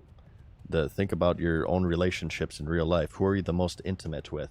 Probably, hopefully, like your mom, your dad, your brother, sister, your siblings. After that are your friends. And your intimacy has a proportional correlation to how much you know about someone and how much they know about you. And it's it's such a dangerous thing with parasocial relationships, is that it's completely one-sided. The amount of information you guys know about me is versus to how much I know about you each as individuals is so vastly disproportionate. It's so abnormal to how relationships function in your day-to-day lives. So one of my strategies on social media is to limit the amount of personal information that you guys have to absorb, whether this be a face reveal or whether this be details. Oops, I didn't mean to do that. Whether this be details of my personal life. And typically the more emotional stuff that you know about people, the closer you feel to them, and the more intense the parasocial relationship. I have a whole video. I've been thinking about this, as you could tell, for a long time. Oh God, we just have too many quests, man. What do we do? Scrimshank's Redemption. Oh, that's in Tannerus. Back to Ultiman. We can pick that one up later if we want it. We just have too many quests. What the flux? Okay. Are we ready to start this crap?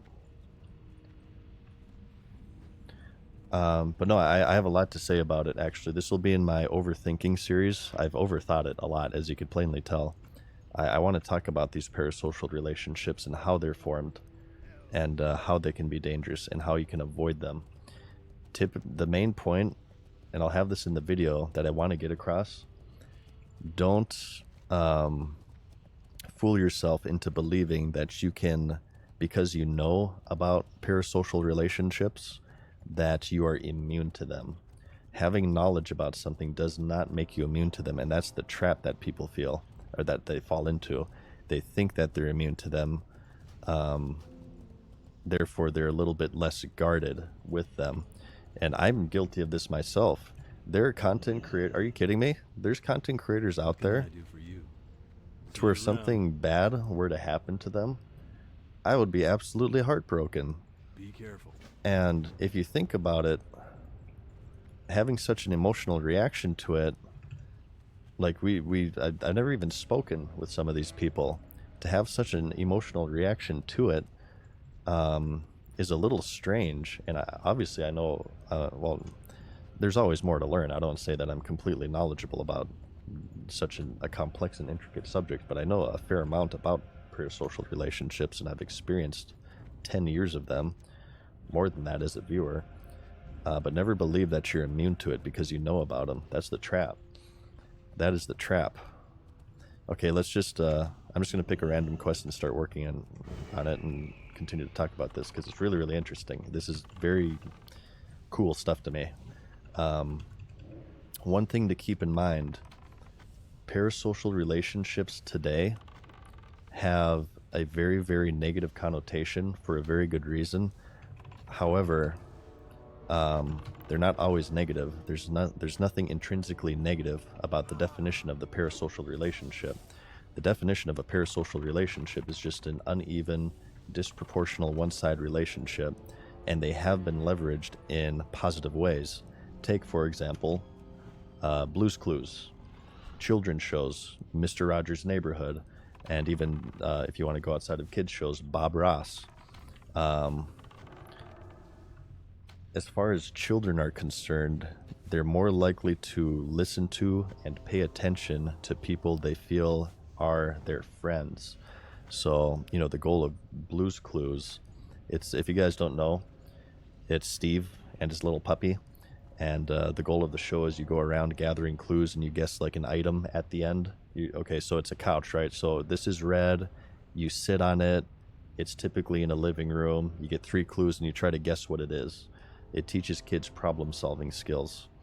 And the way the relationship is established in this particular program and many others is that the host will have like these pseudo conversations with the viewers. Dora the Explorer is another one. If you've actually ever watched these shows, they'll ask the viewer a question, then they'll pause awkwardly for like 8 seconds.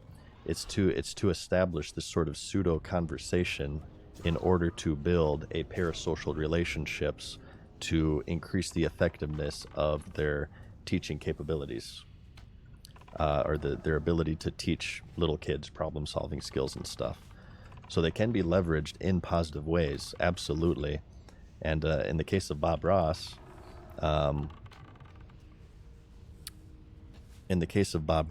that's more of the adult-oriented one, where he teaches people how to paint. But just think about this for a moment, though. Bob Ross, how many people who watch The Joy of Painting actually paint? Like, give me a percentage. How much do you guys think actually paint? Ghost today, not necessarily for his skills as an artist as much as his personality. So many people watched Bob Ross because he has a pleasant voice, and he keeps this conversation with his audience. The whole format of Bob Ross was totally parasocial. Did we just F there? Totally parasocial. Completely and utterly parasocial. And I think it was something that was unintentional, but there's just something about his personality that's magnetic to people, and that's what drew in the viewers. And there you can make an argument, because he is selling painting supplies. Is it positive? Is it negative? I think it's positive, because a lot of people watched Bob Ross to like calm down and just to kind of, you know, they enjoyed it, right? they enjoyed it, but the relationship between Bob Ross and his viewers was entirely parasocial, and I think you could say that that's a positive aspect. So yeah, so it's such an intricate and complex subject. It's kind of hard to really do it justice without thinking about it and like scripting it and stuff and making a video about it. But within the world of social media, it's so interesting because the entire form and format of social media in these streamers, in these YouTubers, and these influencers is based around parasocial relationships. Like, I guarantee you guys, you now know about parasocial relationships. How many of you feel like you're immune to them? How many of you feel like if I were to disappear off the face of the earth tomorrow, how would you guys react to that? Would you be completely emotionless to that, or would you be sad that you never hear the monotone madness's voice again? So never fool yourself. Having knowledge about them doesn't make you immune to them, okay? And that's the main thing I want to get across in my video. And I think it's important to set boundaries and to set expectations and to always remind yourself, you know, that these online personalities are personalities, and the relationship between you and them is of entertainment. And I think by doing so, it's more healthy for everyone involved. And don't worry, I don't plan on going anywhere. I had my 2-year hiatus, okay? And I'm feeling good. I'm feeling healthy. I take care of myself. I only have 1 Mountain Dew a day, okay? I only have 1 Mountain Dew a day, and I am actually healthy, and I exercise and I lift and stuff, and I take care of myself. I'm a safe driver, you guys, so don't worry about me. But yeah, this whole, you can tell, like, it's very, very interesting to me, and I want to talk about it a lot. Yarg. Yarg. Let's just work on these great lava spiders. Let's talk about something not as intense. That's kind of an intense discussion. Thank you, Zilkar, for the tier 1. Oh, this was 24 minutes ago. I'm so sorry, Zilkar. I got in my whole parasocial thing. Hen Freaky as well. Thank you for the prime.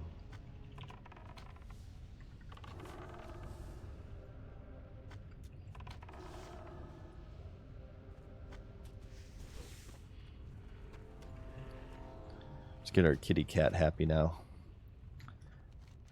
God, we have so many effing icons here. It feels so good.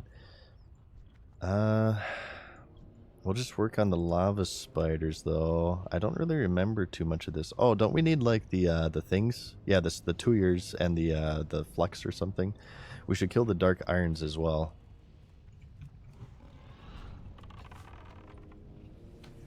You watch college football? I watch professional football.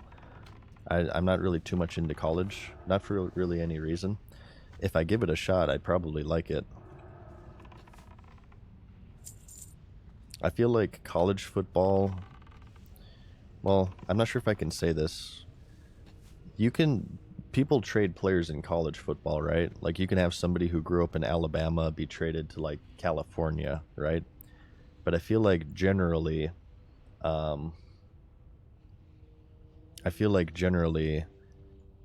college football is a bit more interesting because a lot of the players from Alabama are from Alabama. And a lot of the players from, you know, Texas are from Texas. So, like, there's a bit more, I'm not sure how you say it. Not necessarily camaraderie, but you can take, like, more pride. Like, okay, yeah, this is my team. This is my state's team, right? Whereas in professional football, you know, a person on the Atlanta Falcons is going to be from Florida or something, right? It feels a bit more pure in that instance, I guess. I think, like, yeah, they offer, like, scholarships and stuff, and somebody who is really good at football isn't gonna want to be a part of a football team that's really crappy, so they'll move to, like, I don't know which football teams are good. Like, Longhorns, are they good? I think it's it's the same with soccer, isn't it? Like, in European I'm speaking American football here, by the way, because I know we have European viewers. I think it's the same as true in soccer. Like the Germany players are from Germany, right? So I think that soccer is more of a pure sport in that instance too.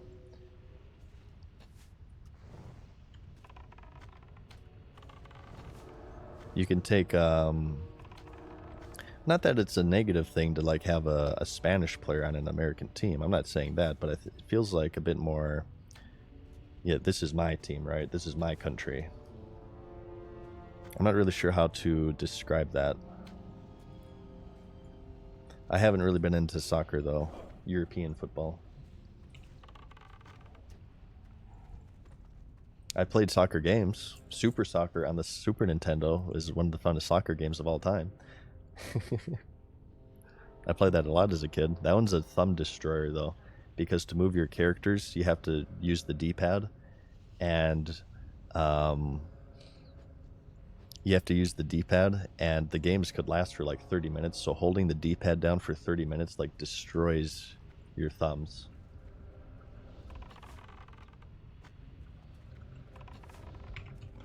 That was my favorite soccer game though, Super Soccer on the SNES. Most teams nationalize good players from other countries. Oh, they do. Yeah, I don't really know a lot about soccer, so don't take my words to heart too much.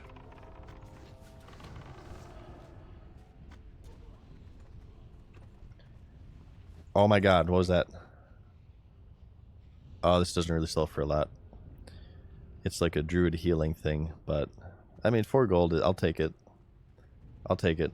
It's like a druid healing thing, but most druids in hardcore are tanks from what I know. Not too shabby though, huh? Not too shabby.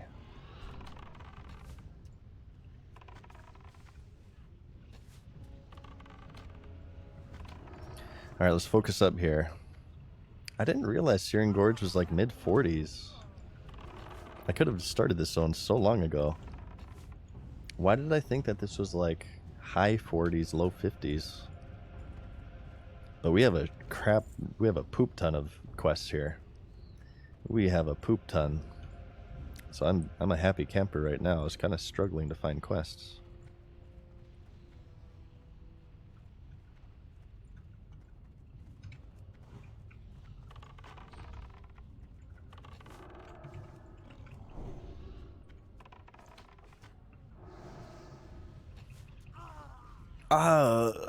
Oh. Would you ever do esports? Esports questing?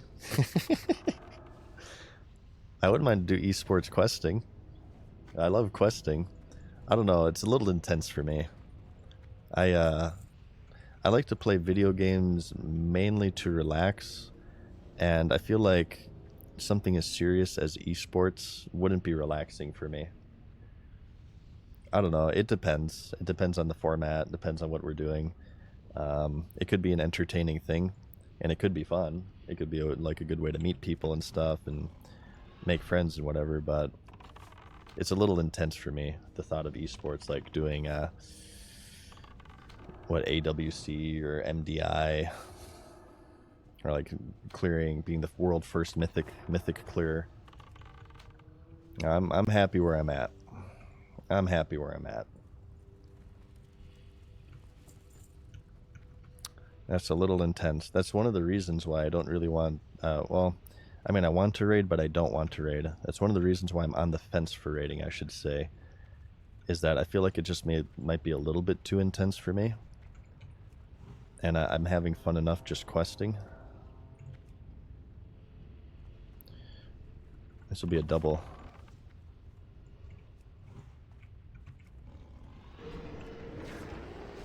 What the hell? Why did he break?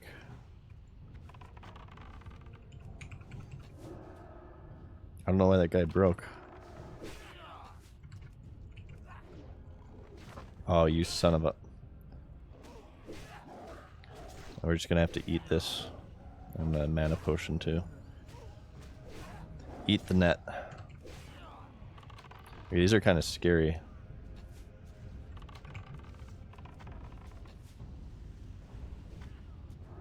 Let's kill this one and heal our pet. Attack, Craig. I don't know why that guy broke the trap. Maybe they like cleanse each other or something? Maybe? I don't know. If in hardcore, if your pet dies, can they be revived? Yes. Pet death is not permanently dead. That would be heartbreaking because this is Broken Tooth. And he took like 5 days to tame of casually checking. I didn't farm him or I didn't camp him or anything.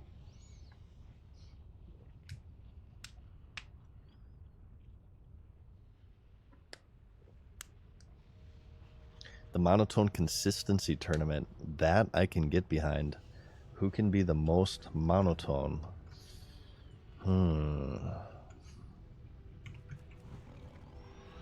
It's time to take out the taskmaster, Kevin Sullivan. He's back. He's back with the Dungeon of Doom. Approximately 0.1% of you guys will get this reference. I think we have to keep an eye out for the dark side of Hulk Hogan here. I don't know.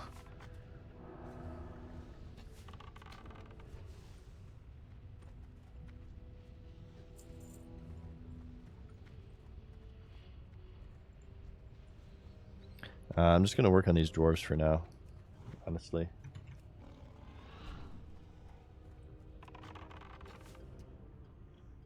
There you go, Grim. There you go. You got it. You were cool, Grim. And Vom as well. And Leather Rebel. You guys are all cool. Yeah, I was a big WCW fan. I was always WCW over WWF, or E as it's called today. That is until they had the Viagra on a pole match, because Vince Russo is out of his mind.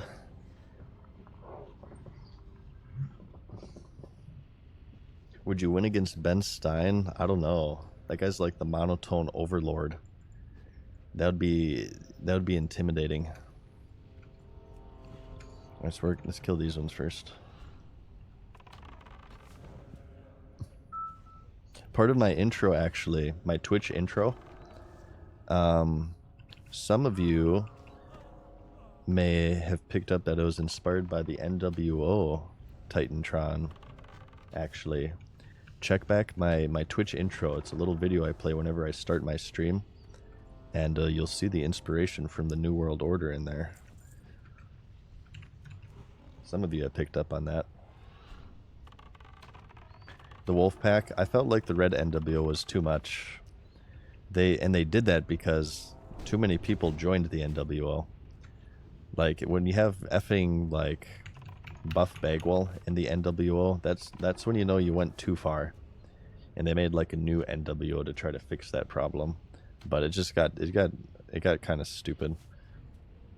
Too gimmicky, in my opinion. At a certain point, it was just like the Four Horsemen versus the NWO, which is just kind of stupid.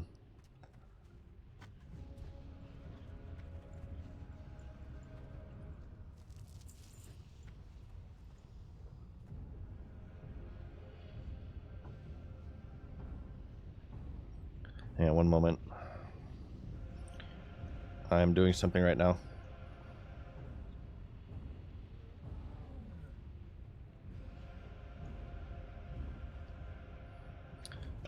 Dwarves. The smithing. How do you say this? Two-year? To year?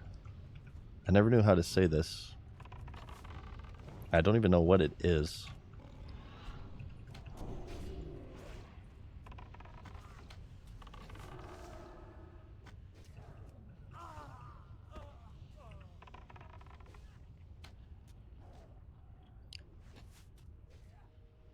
Tayir? Is it Tayir?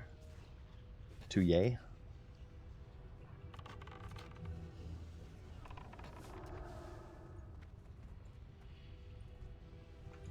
Let's see.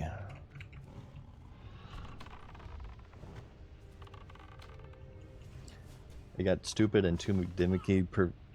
Too gimmicky describes WCW as a whole. Yeah, I mean, I was a little kid. I was like, this is stupid. I would have been like, God, I would have been like 8-ish years old when it started to get too crazy. And I was thinking to myself, this is stupid.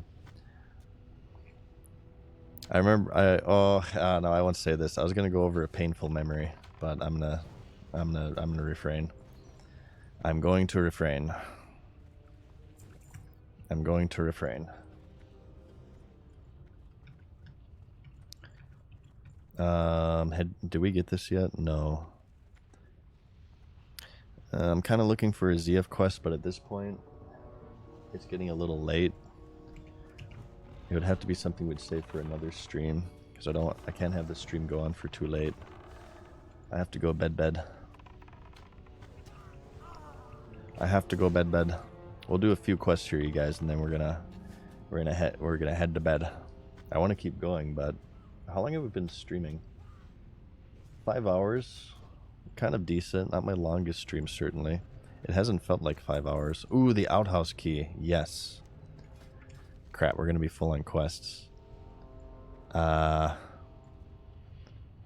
just gonna have to drop this one and pick it up again. We'll turn this one in over. Yeah. And we can do this one over here. This is the Searing Gorge quest. I'm not really in a huge rush for it though, since we have the flight path, so we have easy access to the Searing Gorge now. Alright, is my pet caught up to me? No. He's 2 levels behind me. I thought he was 1 level behind me. But he's at least close to 46.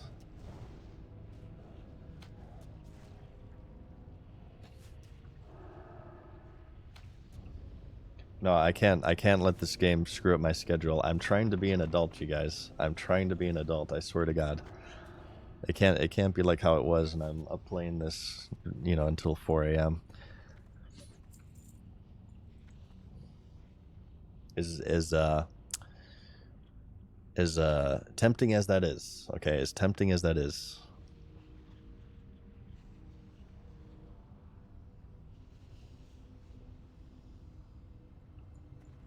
No, today's stream was really fun though. A lot of it honestly was just like running around, but it was still fun. I felt like we got a lot accomplished. We started mid 46, like right here in 46, so we got 4 bars into 47. I feel like that's not too shabby for these higher levels. I've been wanting to try to maintain a level a day, and I've been kind of failing at that.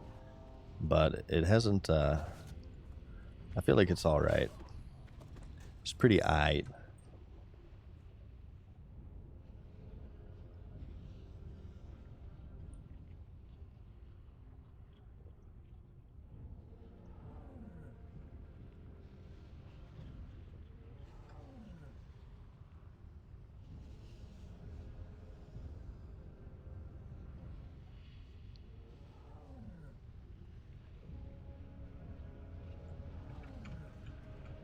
Are these? Yeah, these are respawn. I feel like maybe there's a chest here. Dented. Oh, this is the rogue stuff. Yeah, never mind.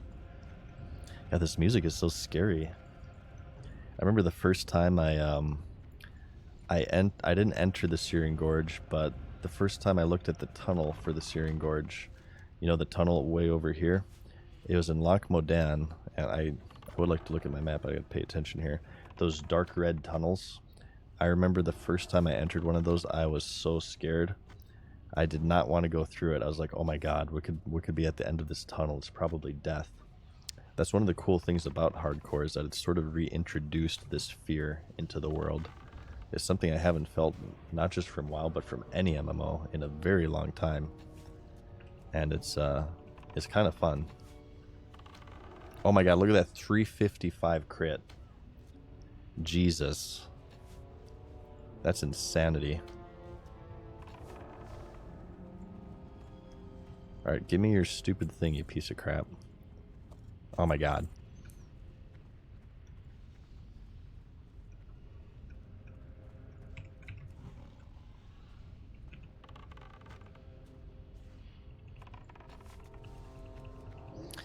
I don't know. We're doing it. We're doing pretty well, you guys.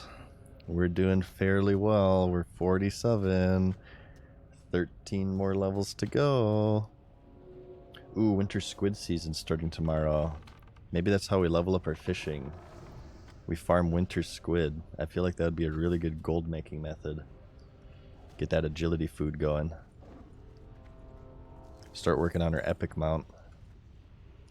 Oh, I talked about this earlier in the stream, but it was the very beginning, so there weren't as many people here. I'll tell it again. There is a grief going on in this game. And if you have a bank alt, be extremely careful, because this is starting to gain popularity, and Blizzard needs to fix it as soon as possible. In the Swamp of Sorrows and Shadowfang Keep, there exists a curse that summons enemies on top of you. What people have begun doing is they get the curse and then they hearth to like Stormwind or Ironforge or Orgrimmar or whatever, and they stand next to a level 1 bank alt that's AFK or something, and they wait for the mob to spawn, and then the mob then kills that bank alt, and then of course, because that character can't resurrect, they lose all of their crap. So be really, really careful. I would say maybe even in the meantime, it might be wise to like head to park your bank alt in Darnassus or something, or Thunderbluff if you're Horde, until Blizzard fixes it. Because I saw this on Reddit just today before starting stream, and I'm sure people are doing it like crazy now. So that is totally griefing, by the way, and you can get banned for that. So don't get any funny ideas. But yeah, just be careful about that, you guys. Don't AFK on a bank alt at the very least. Make sure you log off that crap if you AFK. Yeah, they did do some measures to prevent griefing. Like they'll leash mobs. Okay, nice, we got that. They'll leash mobs to their own zone. Elites will only follow you, I think, like 1,500 feet or something, or yards or whatever. And they did some other things to prevent griefing, but obviously they didn't get everything. That's one of the griefs that's left in the game right now. Level your bank alt to 60. Probably getting into like 20, I'm sure would be... Well, actually the Swamp of Sorrows is like what? That's like a 30 to 40 zone. 20 you would at least be able to take a couple hits, but they'll probably fix it soon, because I think a lot of people are doing it right now. The best way to fix a glitch or an exploit is to spread it and to have everybody abuse it. If you only have a small percentage of people doing it, chances are they won't notice it. But if a large percentage of people do it, they'll actually nerf it. Oh, Kim Jung, the illest. Oh my gosh, this was 20 minutes ago. I'm so sorry, Kim Jung. Gifted a tier 1 sub. Thank you, dude.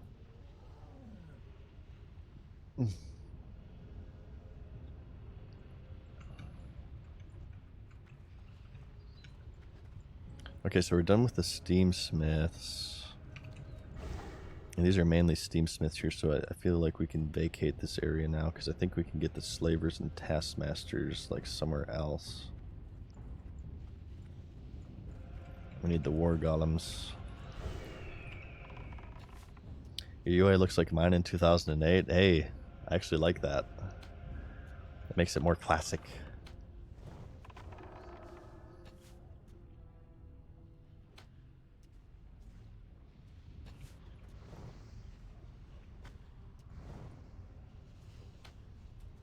To your favorite streamer? Oh, I didn't notice that. To Bob Ross.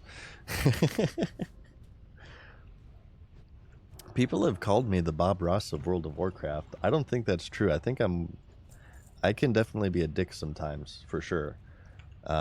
Typically about microtransactions, I can be a dick. So I wouldn't classify myself as Bob Ross, but I do take that as a huge compliment, obviously.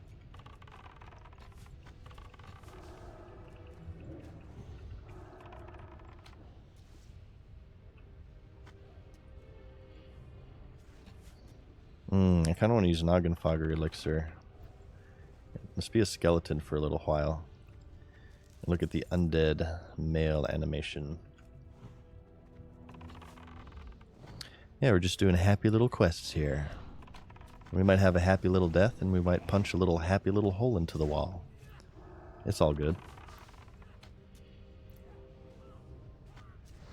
I feel like if I was crazy enough to play Dragonflight, and I played Hunter, and I played Horde, which are all things that aren't going to happen, I'd play Undead, because I do like the Undead bow animations.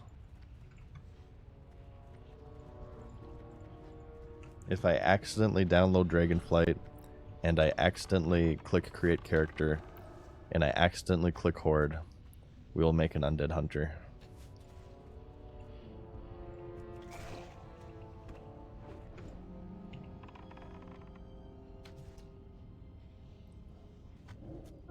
Undead or Biss. My first character was an Undead Mage. Did you guys watch my memory series on YouTube? I regaled you with this story many years ago.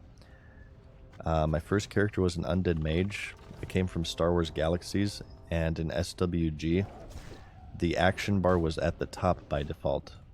So I didn't think that you had abilities in this game. So what I did as a mage, I just went around whacking everything with my staff. And died many times until I saw somebody with a little imp pet running around. And I was like, oh my god, that's so cool. I asked in chat, how do you get the pet? And they said Warlock. So then I made an Undead Warlock, and I started stabbing things with my dagger. And it wasn't until I made a paladin, because I made a male dwarf paladin. I picked the most muscular class that I could find. So I picked dwarves because they looked like freaking tanks. And I made a paladin, a class that's actually designed to melee, and it was only then that I found success in the game. And you know, I eventually like averted my gaze 2 inches below to the toolbar, and I realized, oh, I do have skills. And Paladin actually ended up being my first level 60. It's hard to believe I used to be so bad at video games, isn't it? With the depth and breadth of skill that you've seen on these streams, I used to be bad at video games. That's crazy. Sometimes I kind of feel it would be fun to go back to those days and kind of get that, because there's something fun to be had of just having like so much to learn. Have you guys ever like loved a movie or TV show or game so much that you kind of want to get the Men in Black eraser pen and erase your knowledge and memories of it so you could experience it for the first time again? I've felt that with like Final Fantasy X pretty intensely. World of Warcraft would be kind of a tough case, because then I wouldn't be able to like really make any YouTube videos about it anymore. Which I like making YouTube videos about WoW. For One Piece, everybody recommends One Piece to me. It's very intimidating to get into, though. I think, doesn't that show have like 500 episodes? It's very daunting. I hear it's very good, though. The Mass Effect games, yeah, you know that you made something special if the people who watch it or play it ever felt that. Or if you've ever felt that yourself, you know that you've experienced something special. It's over 1,000. Good God. They're like, I'm sure they're 20 minutes each, right? Like 21. How many of them are filler, though? I'm sure a decent chunk of those have to be filler.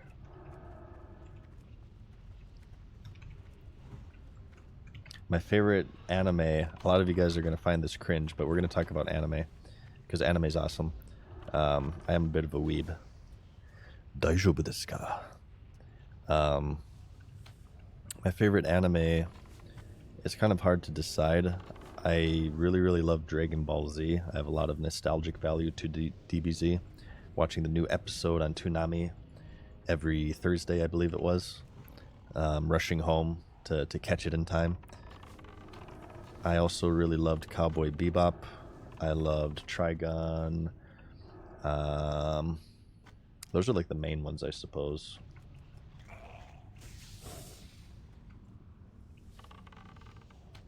Very fond memories. A little kid rushing home to catch the new DBZ. Dragon Ball Z was like the most important thing in my life for a long period of time.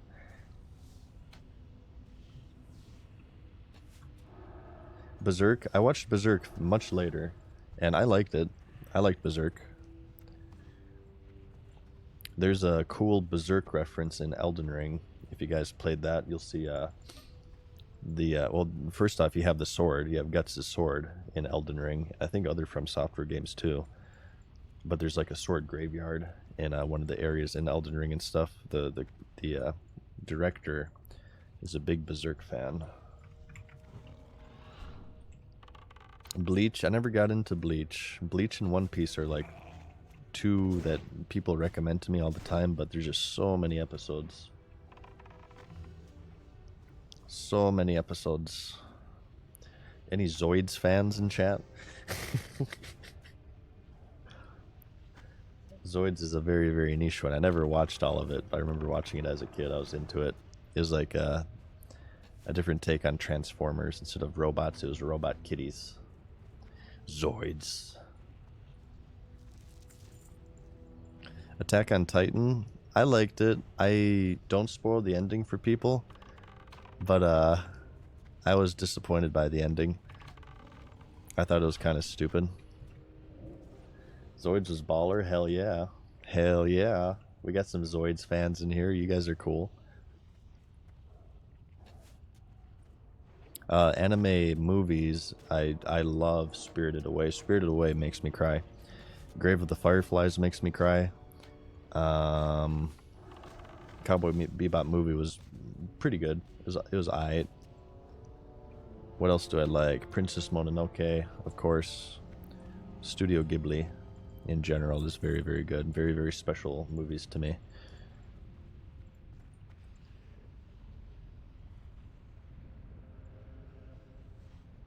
Outlaw Star, have not seen that one. I've heard of it though. Did you watch Game of Thrones? I did. And I'm watching House of the Dragon as well. I heard they're gonna do a prequel to Game of Thrones about Bobby's War. You know, have young Ned Stark and big man Bobby Baratheon, touring Westeros. I would probably check that out because I like Ned Stark was my favorite character because I love Sean Bean. Sean Bean's one of my favorite actors, and I also like Bobby Baratheon as well.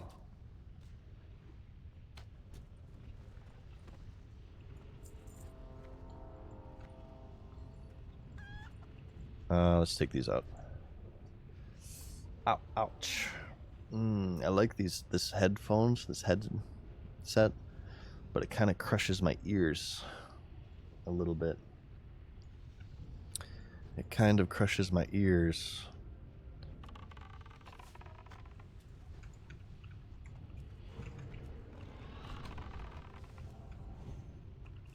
Look how much damage my pet deals. Insanity. Look at that damage. Look at that damage. Oh my god, 90, 80 crit. This is just unfair.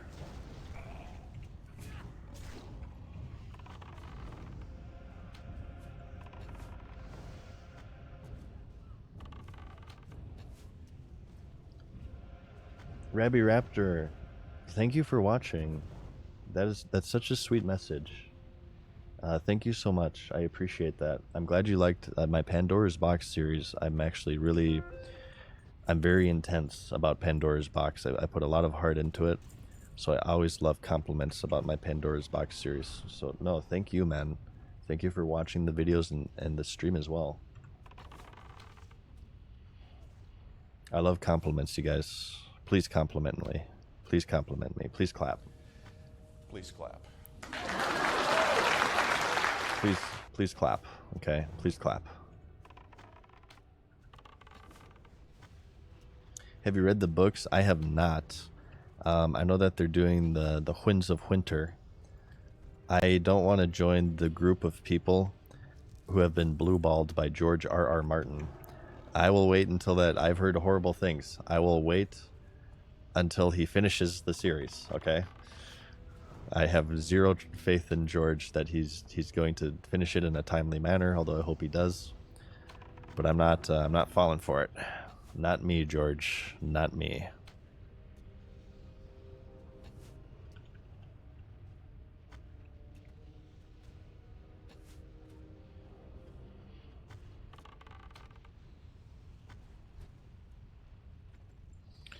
Okay. I feel like we're like kind of close to finishing a lot of quests. Maybe we should just like do all of these and turn them in all at once.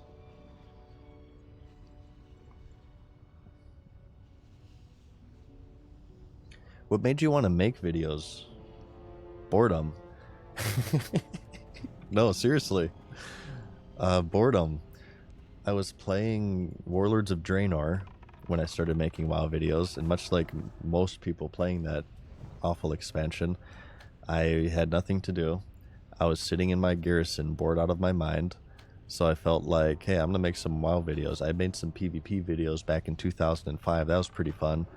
I see a lot of these people on YouTube making videos about the game. I always thought that would be kind of fun. Let me start doing that. I actually have time now. I had the free time to do it, and I had a lot of useless knowledge about World of Warcraft. So I was like, all right, let's make videos, and things kind of went crazy, and I eventually made 630 of them, and here we are today, man. It's kind of hard to believe sometimes, like 10 years have passed since I started making videos. It has not felt like 10 years, and it makes me feel really old, but it's kind of crazy. And some of you guys have been watching for 10 years, which if you've been able to stand the monotone madness for 10 years, you like deserve a medal. You deserve a medal. Some for more than 10 years. I started streaming in 2013 with Diablo 3 actually. So some for more than that. It's crazy. Absolute insanity, but thank you for watching for so long. I hope you are entertained. Domter Who, thank you for the Prime, dude. And Tambolt as well just came in with the Prime. Thank you guys. Did you finish Diablo 4 campaign? I did not, no. Everybody quit Diablo 4, so I haven't touched it. I'm all about this WoW goodness for now.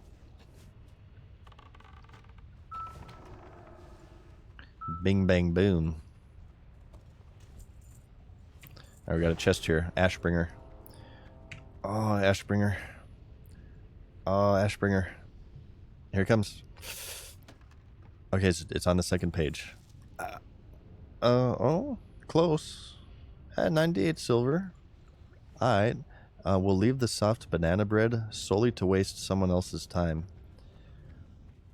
We'll kind of hide behind here. Oh, there's a chest here out in the open. Oh, it could have something so good in it. Oh, somebody better grab it. It could be Ashbringer or something. Come on, you guys. Come on, just grab it. It's just waiting to be taken. Oh, Paladin, come on. Oh, he's going the wrong way. Oh, he's going the wrong... Okay, never mind.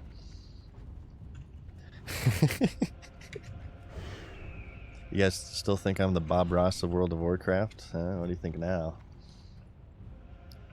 You always do that. That's a rule, you guys. Whenever you're picking up a chest, you leave the useless crap solely to waste someone else's time, okay? This is the rule. This is the rule.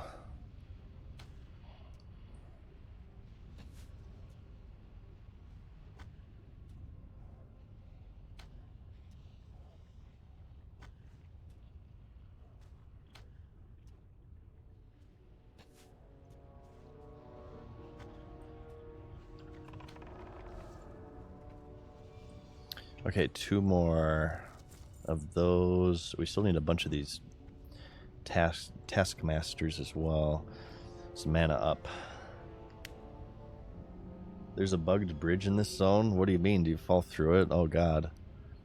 Thank you for telling me. We have to go over here. We have a quest right here. Not here.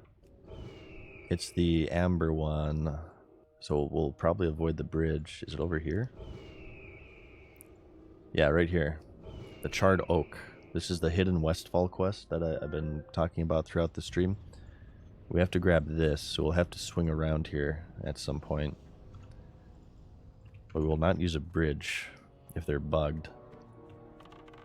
It was that bridge? Okay. I will avoid it. Thank you for the warning. Oh shit, come on, man.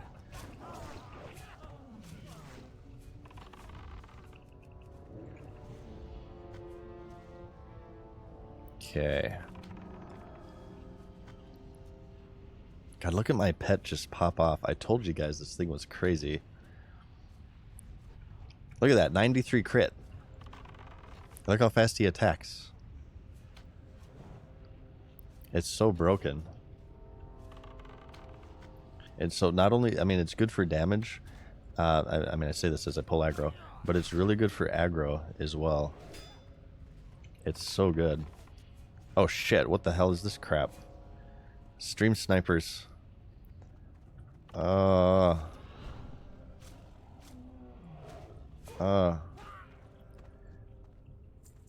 Don't these things like drop a quest starter item?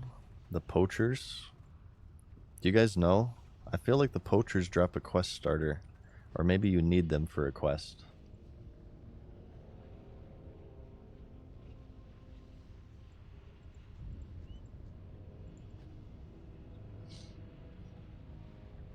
They're for tailoring.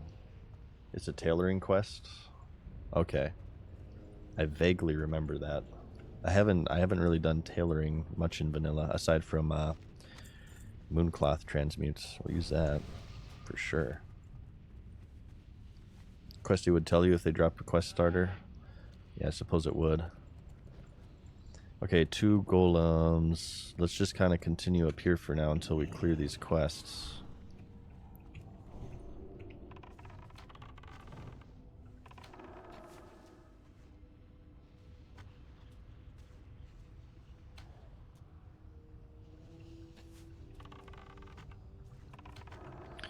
Okay.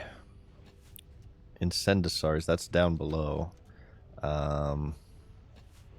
6 taskmasters, 9 slavers. Oh, we need the spyglass as well, don't we?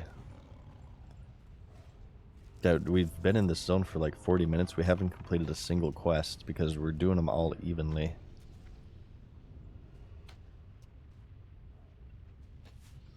I'm happy we started this too, though. We're really going to increase our damage here because we're getting lethal shots, and then after that, I want to do aimed shot. I want to do aimed shot because then I can open up with aimed shot, multi-shot, then feign death onto my pet. Are you going to solo Meltorius? Is that the guy who's been like killing people like crazy?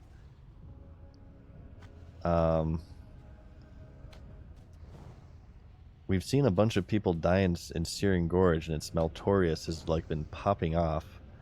I don't know. He's kind of intimidating. Our pet's gonna die here if we're not careful.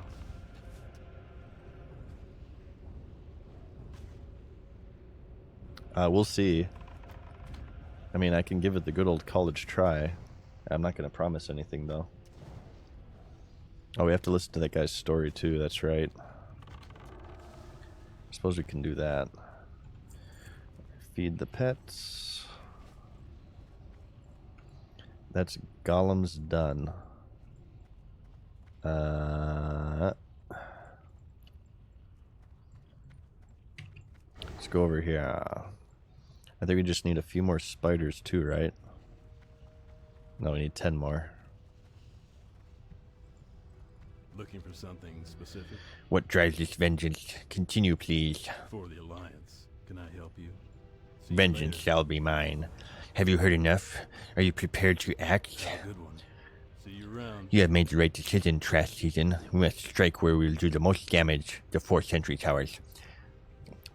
With the 4 towers in flames, we can initiate an offensive before they have time to react. You will need the proper tool to set the towers ablaze. To make the tools require some materials. Bring me 4 hearts of the flame and 4... Oh my god, we've been killing golems. We need the golem oil. Are you fucking kidding me? Oh my god. Well, we can... Maybe we'll just get it through this. Yeah, I totally did this inefficiently. What level? We are 47, baby. Almost there. 13 more. And we will claim level 60 for the Alliance. Another level 60 to add to the Alliance's army. Still deciding on what I want to do at the max level. Haven't quite pegged it down yet. Debating rating, but not really too keen on it. I think we might do some dungeons. I want to also just quest, though, and level alts. I love questing, and I love streaming questing.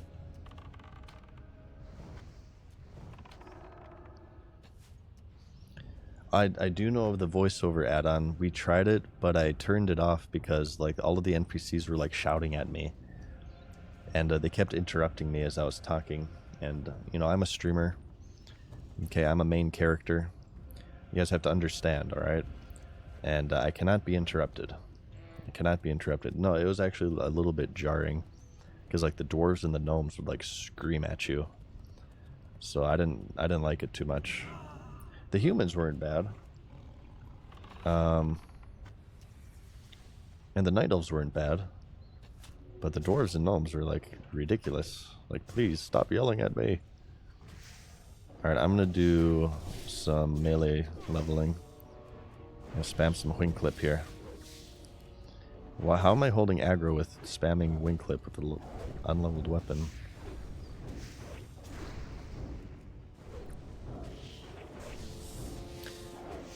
We are, if you haven't realized yet too, we are carrying Stitch's femur. Some people have commented on this. What's in your offhand?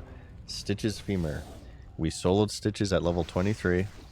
We got his femur as a trophy, and we're carrying it. We're carrying it to level 60 as like a little added challenge, because I think it's cool, and I want to do cool things. Okay, you see? Which means we can't use a two-hander. And we don't have an offhand, but we are at least 50% cooler for doing that. At least 50%. Would you ever level a horde? I will once I do shaman. I'll probably do troll shaman. Or maybe Tauren shaman. I don't know. Tauren shaman, it depends if I like duel, if I do Mak'gora. If I do Mak'gora, well, I'd probably do Orc if I do Mak'gora for that stun resist. I like Troll the most, though.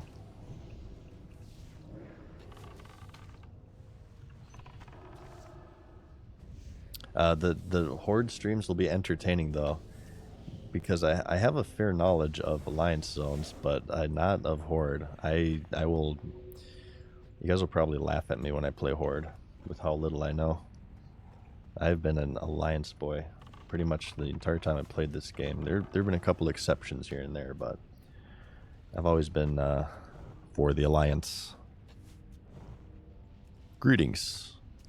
Well met. Light be with you. King's honor, friend. What can I do for you? Hey there. Greetings. For the Alliance. What can I do for you? Yeah, Torn's tempting for the War Stomp wombo combo, certainly. But that's pretty gimmicky. Like, a good player is gonna be able to counteract that. You can play around the War Stomp wombo combo if you're good at the game. And I imagine only good players will Mak'gora, like very prepared PvPers will Mak'gora. So I feel like that 25% stun resist will just ruin people's day. I raged. I played a rogue in vanilla WoW, and I can't tell you how much I raged at the stupid orc stun resist. It used to be worse, if I remember correctly. Wasn't the original orc stun resist like 25%? Or 50%, I mean? Or maybe I'm thinking in BC they nerfed it from like 25% to like 10%. I might be getting my wires crossed there. It certainly feels like 50%. No, I'd probably do orc. Do male orc. Begrudgingly. I wouldn't be happy about it.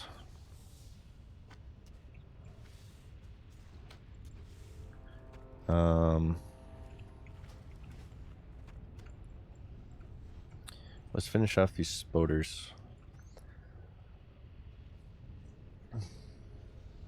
Oh, Will of the Forsaken as well. Is, can you guys riddle me this? Because I don't play Horde. Is Will of the Forsaken in Vanilla Classic? Do you get the 5-second immunity to like charms and mind controls and crap in Vanilla? Or was that removed by the time 1.12 came around?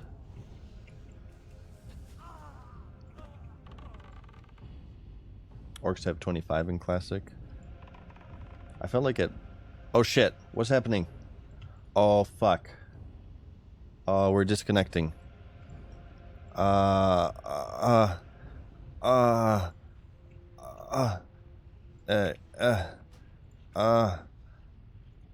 Exit. Close window. Force close.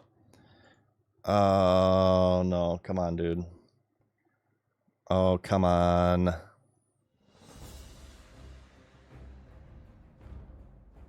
Come on. Get me in there. I'm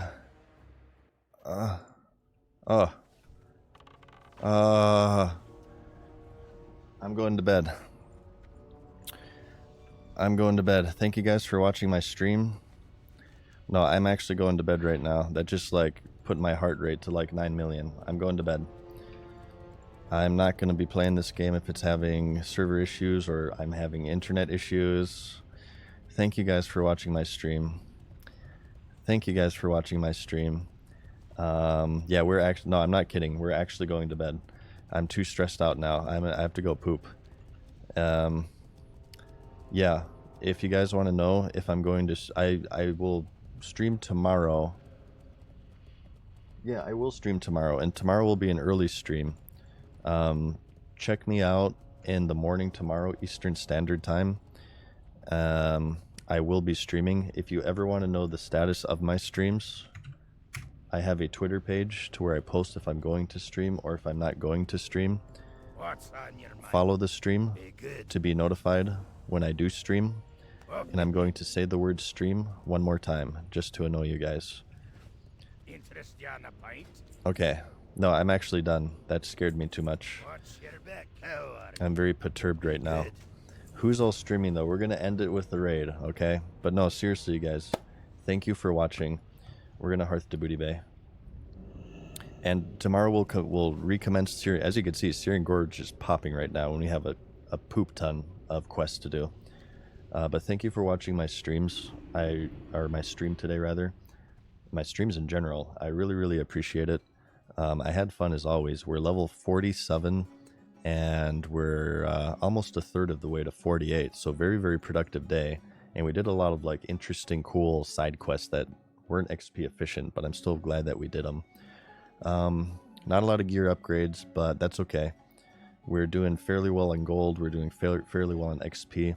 I feel pretty confident so far. I got what you I feel like we've been doing pretty well. So only 13 more levels and we're level 60, okay? Let me get a raid going. Ooh. Swifty's streaming. And I haven't raided Swifty. We're going to raid Swifty, one of the OGs of vanilla here. Swifty's Warriors Tips and Tricks, one of the original this is before YouTube. This is warcraftmovies.com, okay? We're gonna go say hi to him. He's doing a mock garage tournament, which sounds interesting. I won't be able to stick around because I'm gonna get some food and stuff, but I encourage you guys to show up and to support Swifty, one of the OGs of World of Warcraft, and have a good time. Most importantly, like I said, I will be back tomorrow. But until then, you guys take care of yourselves, you guys take care of each other, and you have a good day or night, whatever it is, wherever you may be. And thanks again for watching, and I'll see you guys later. Peace.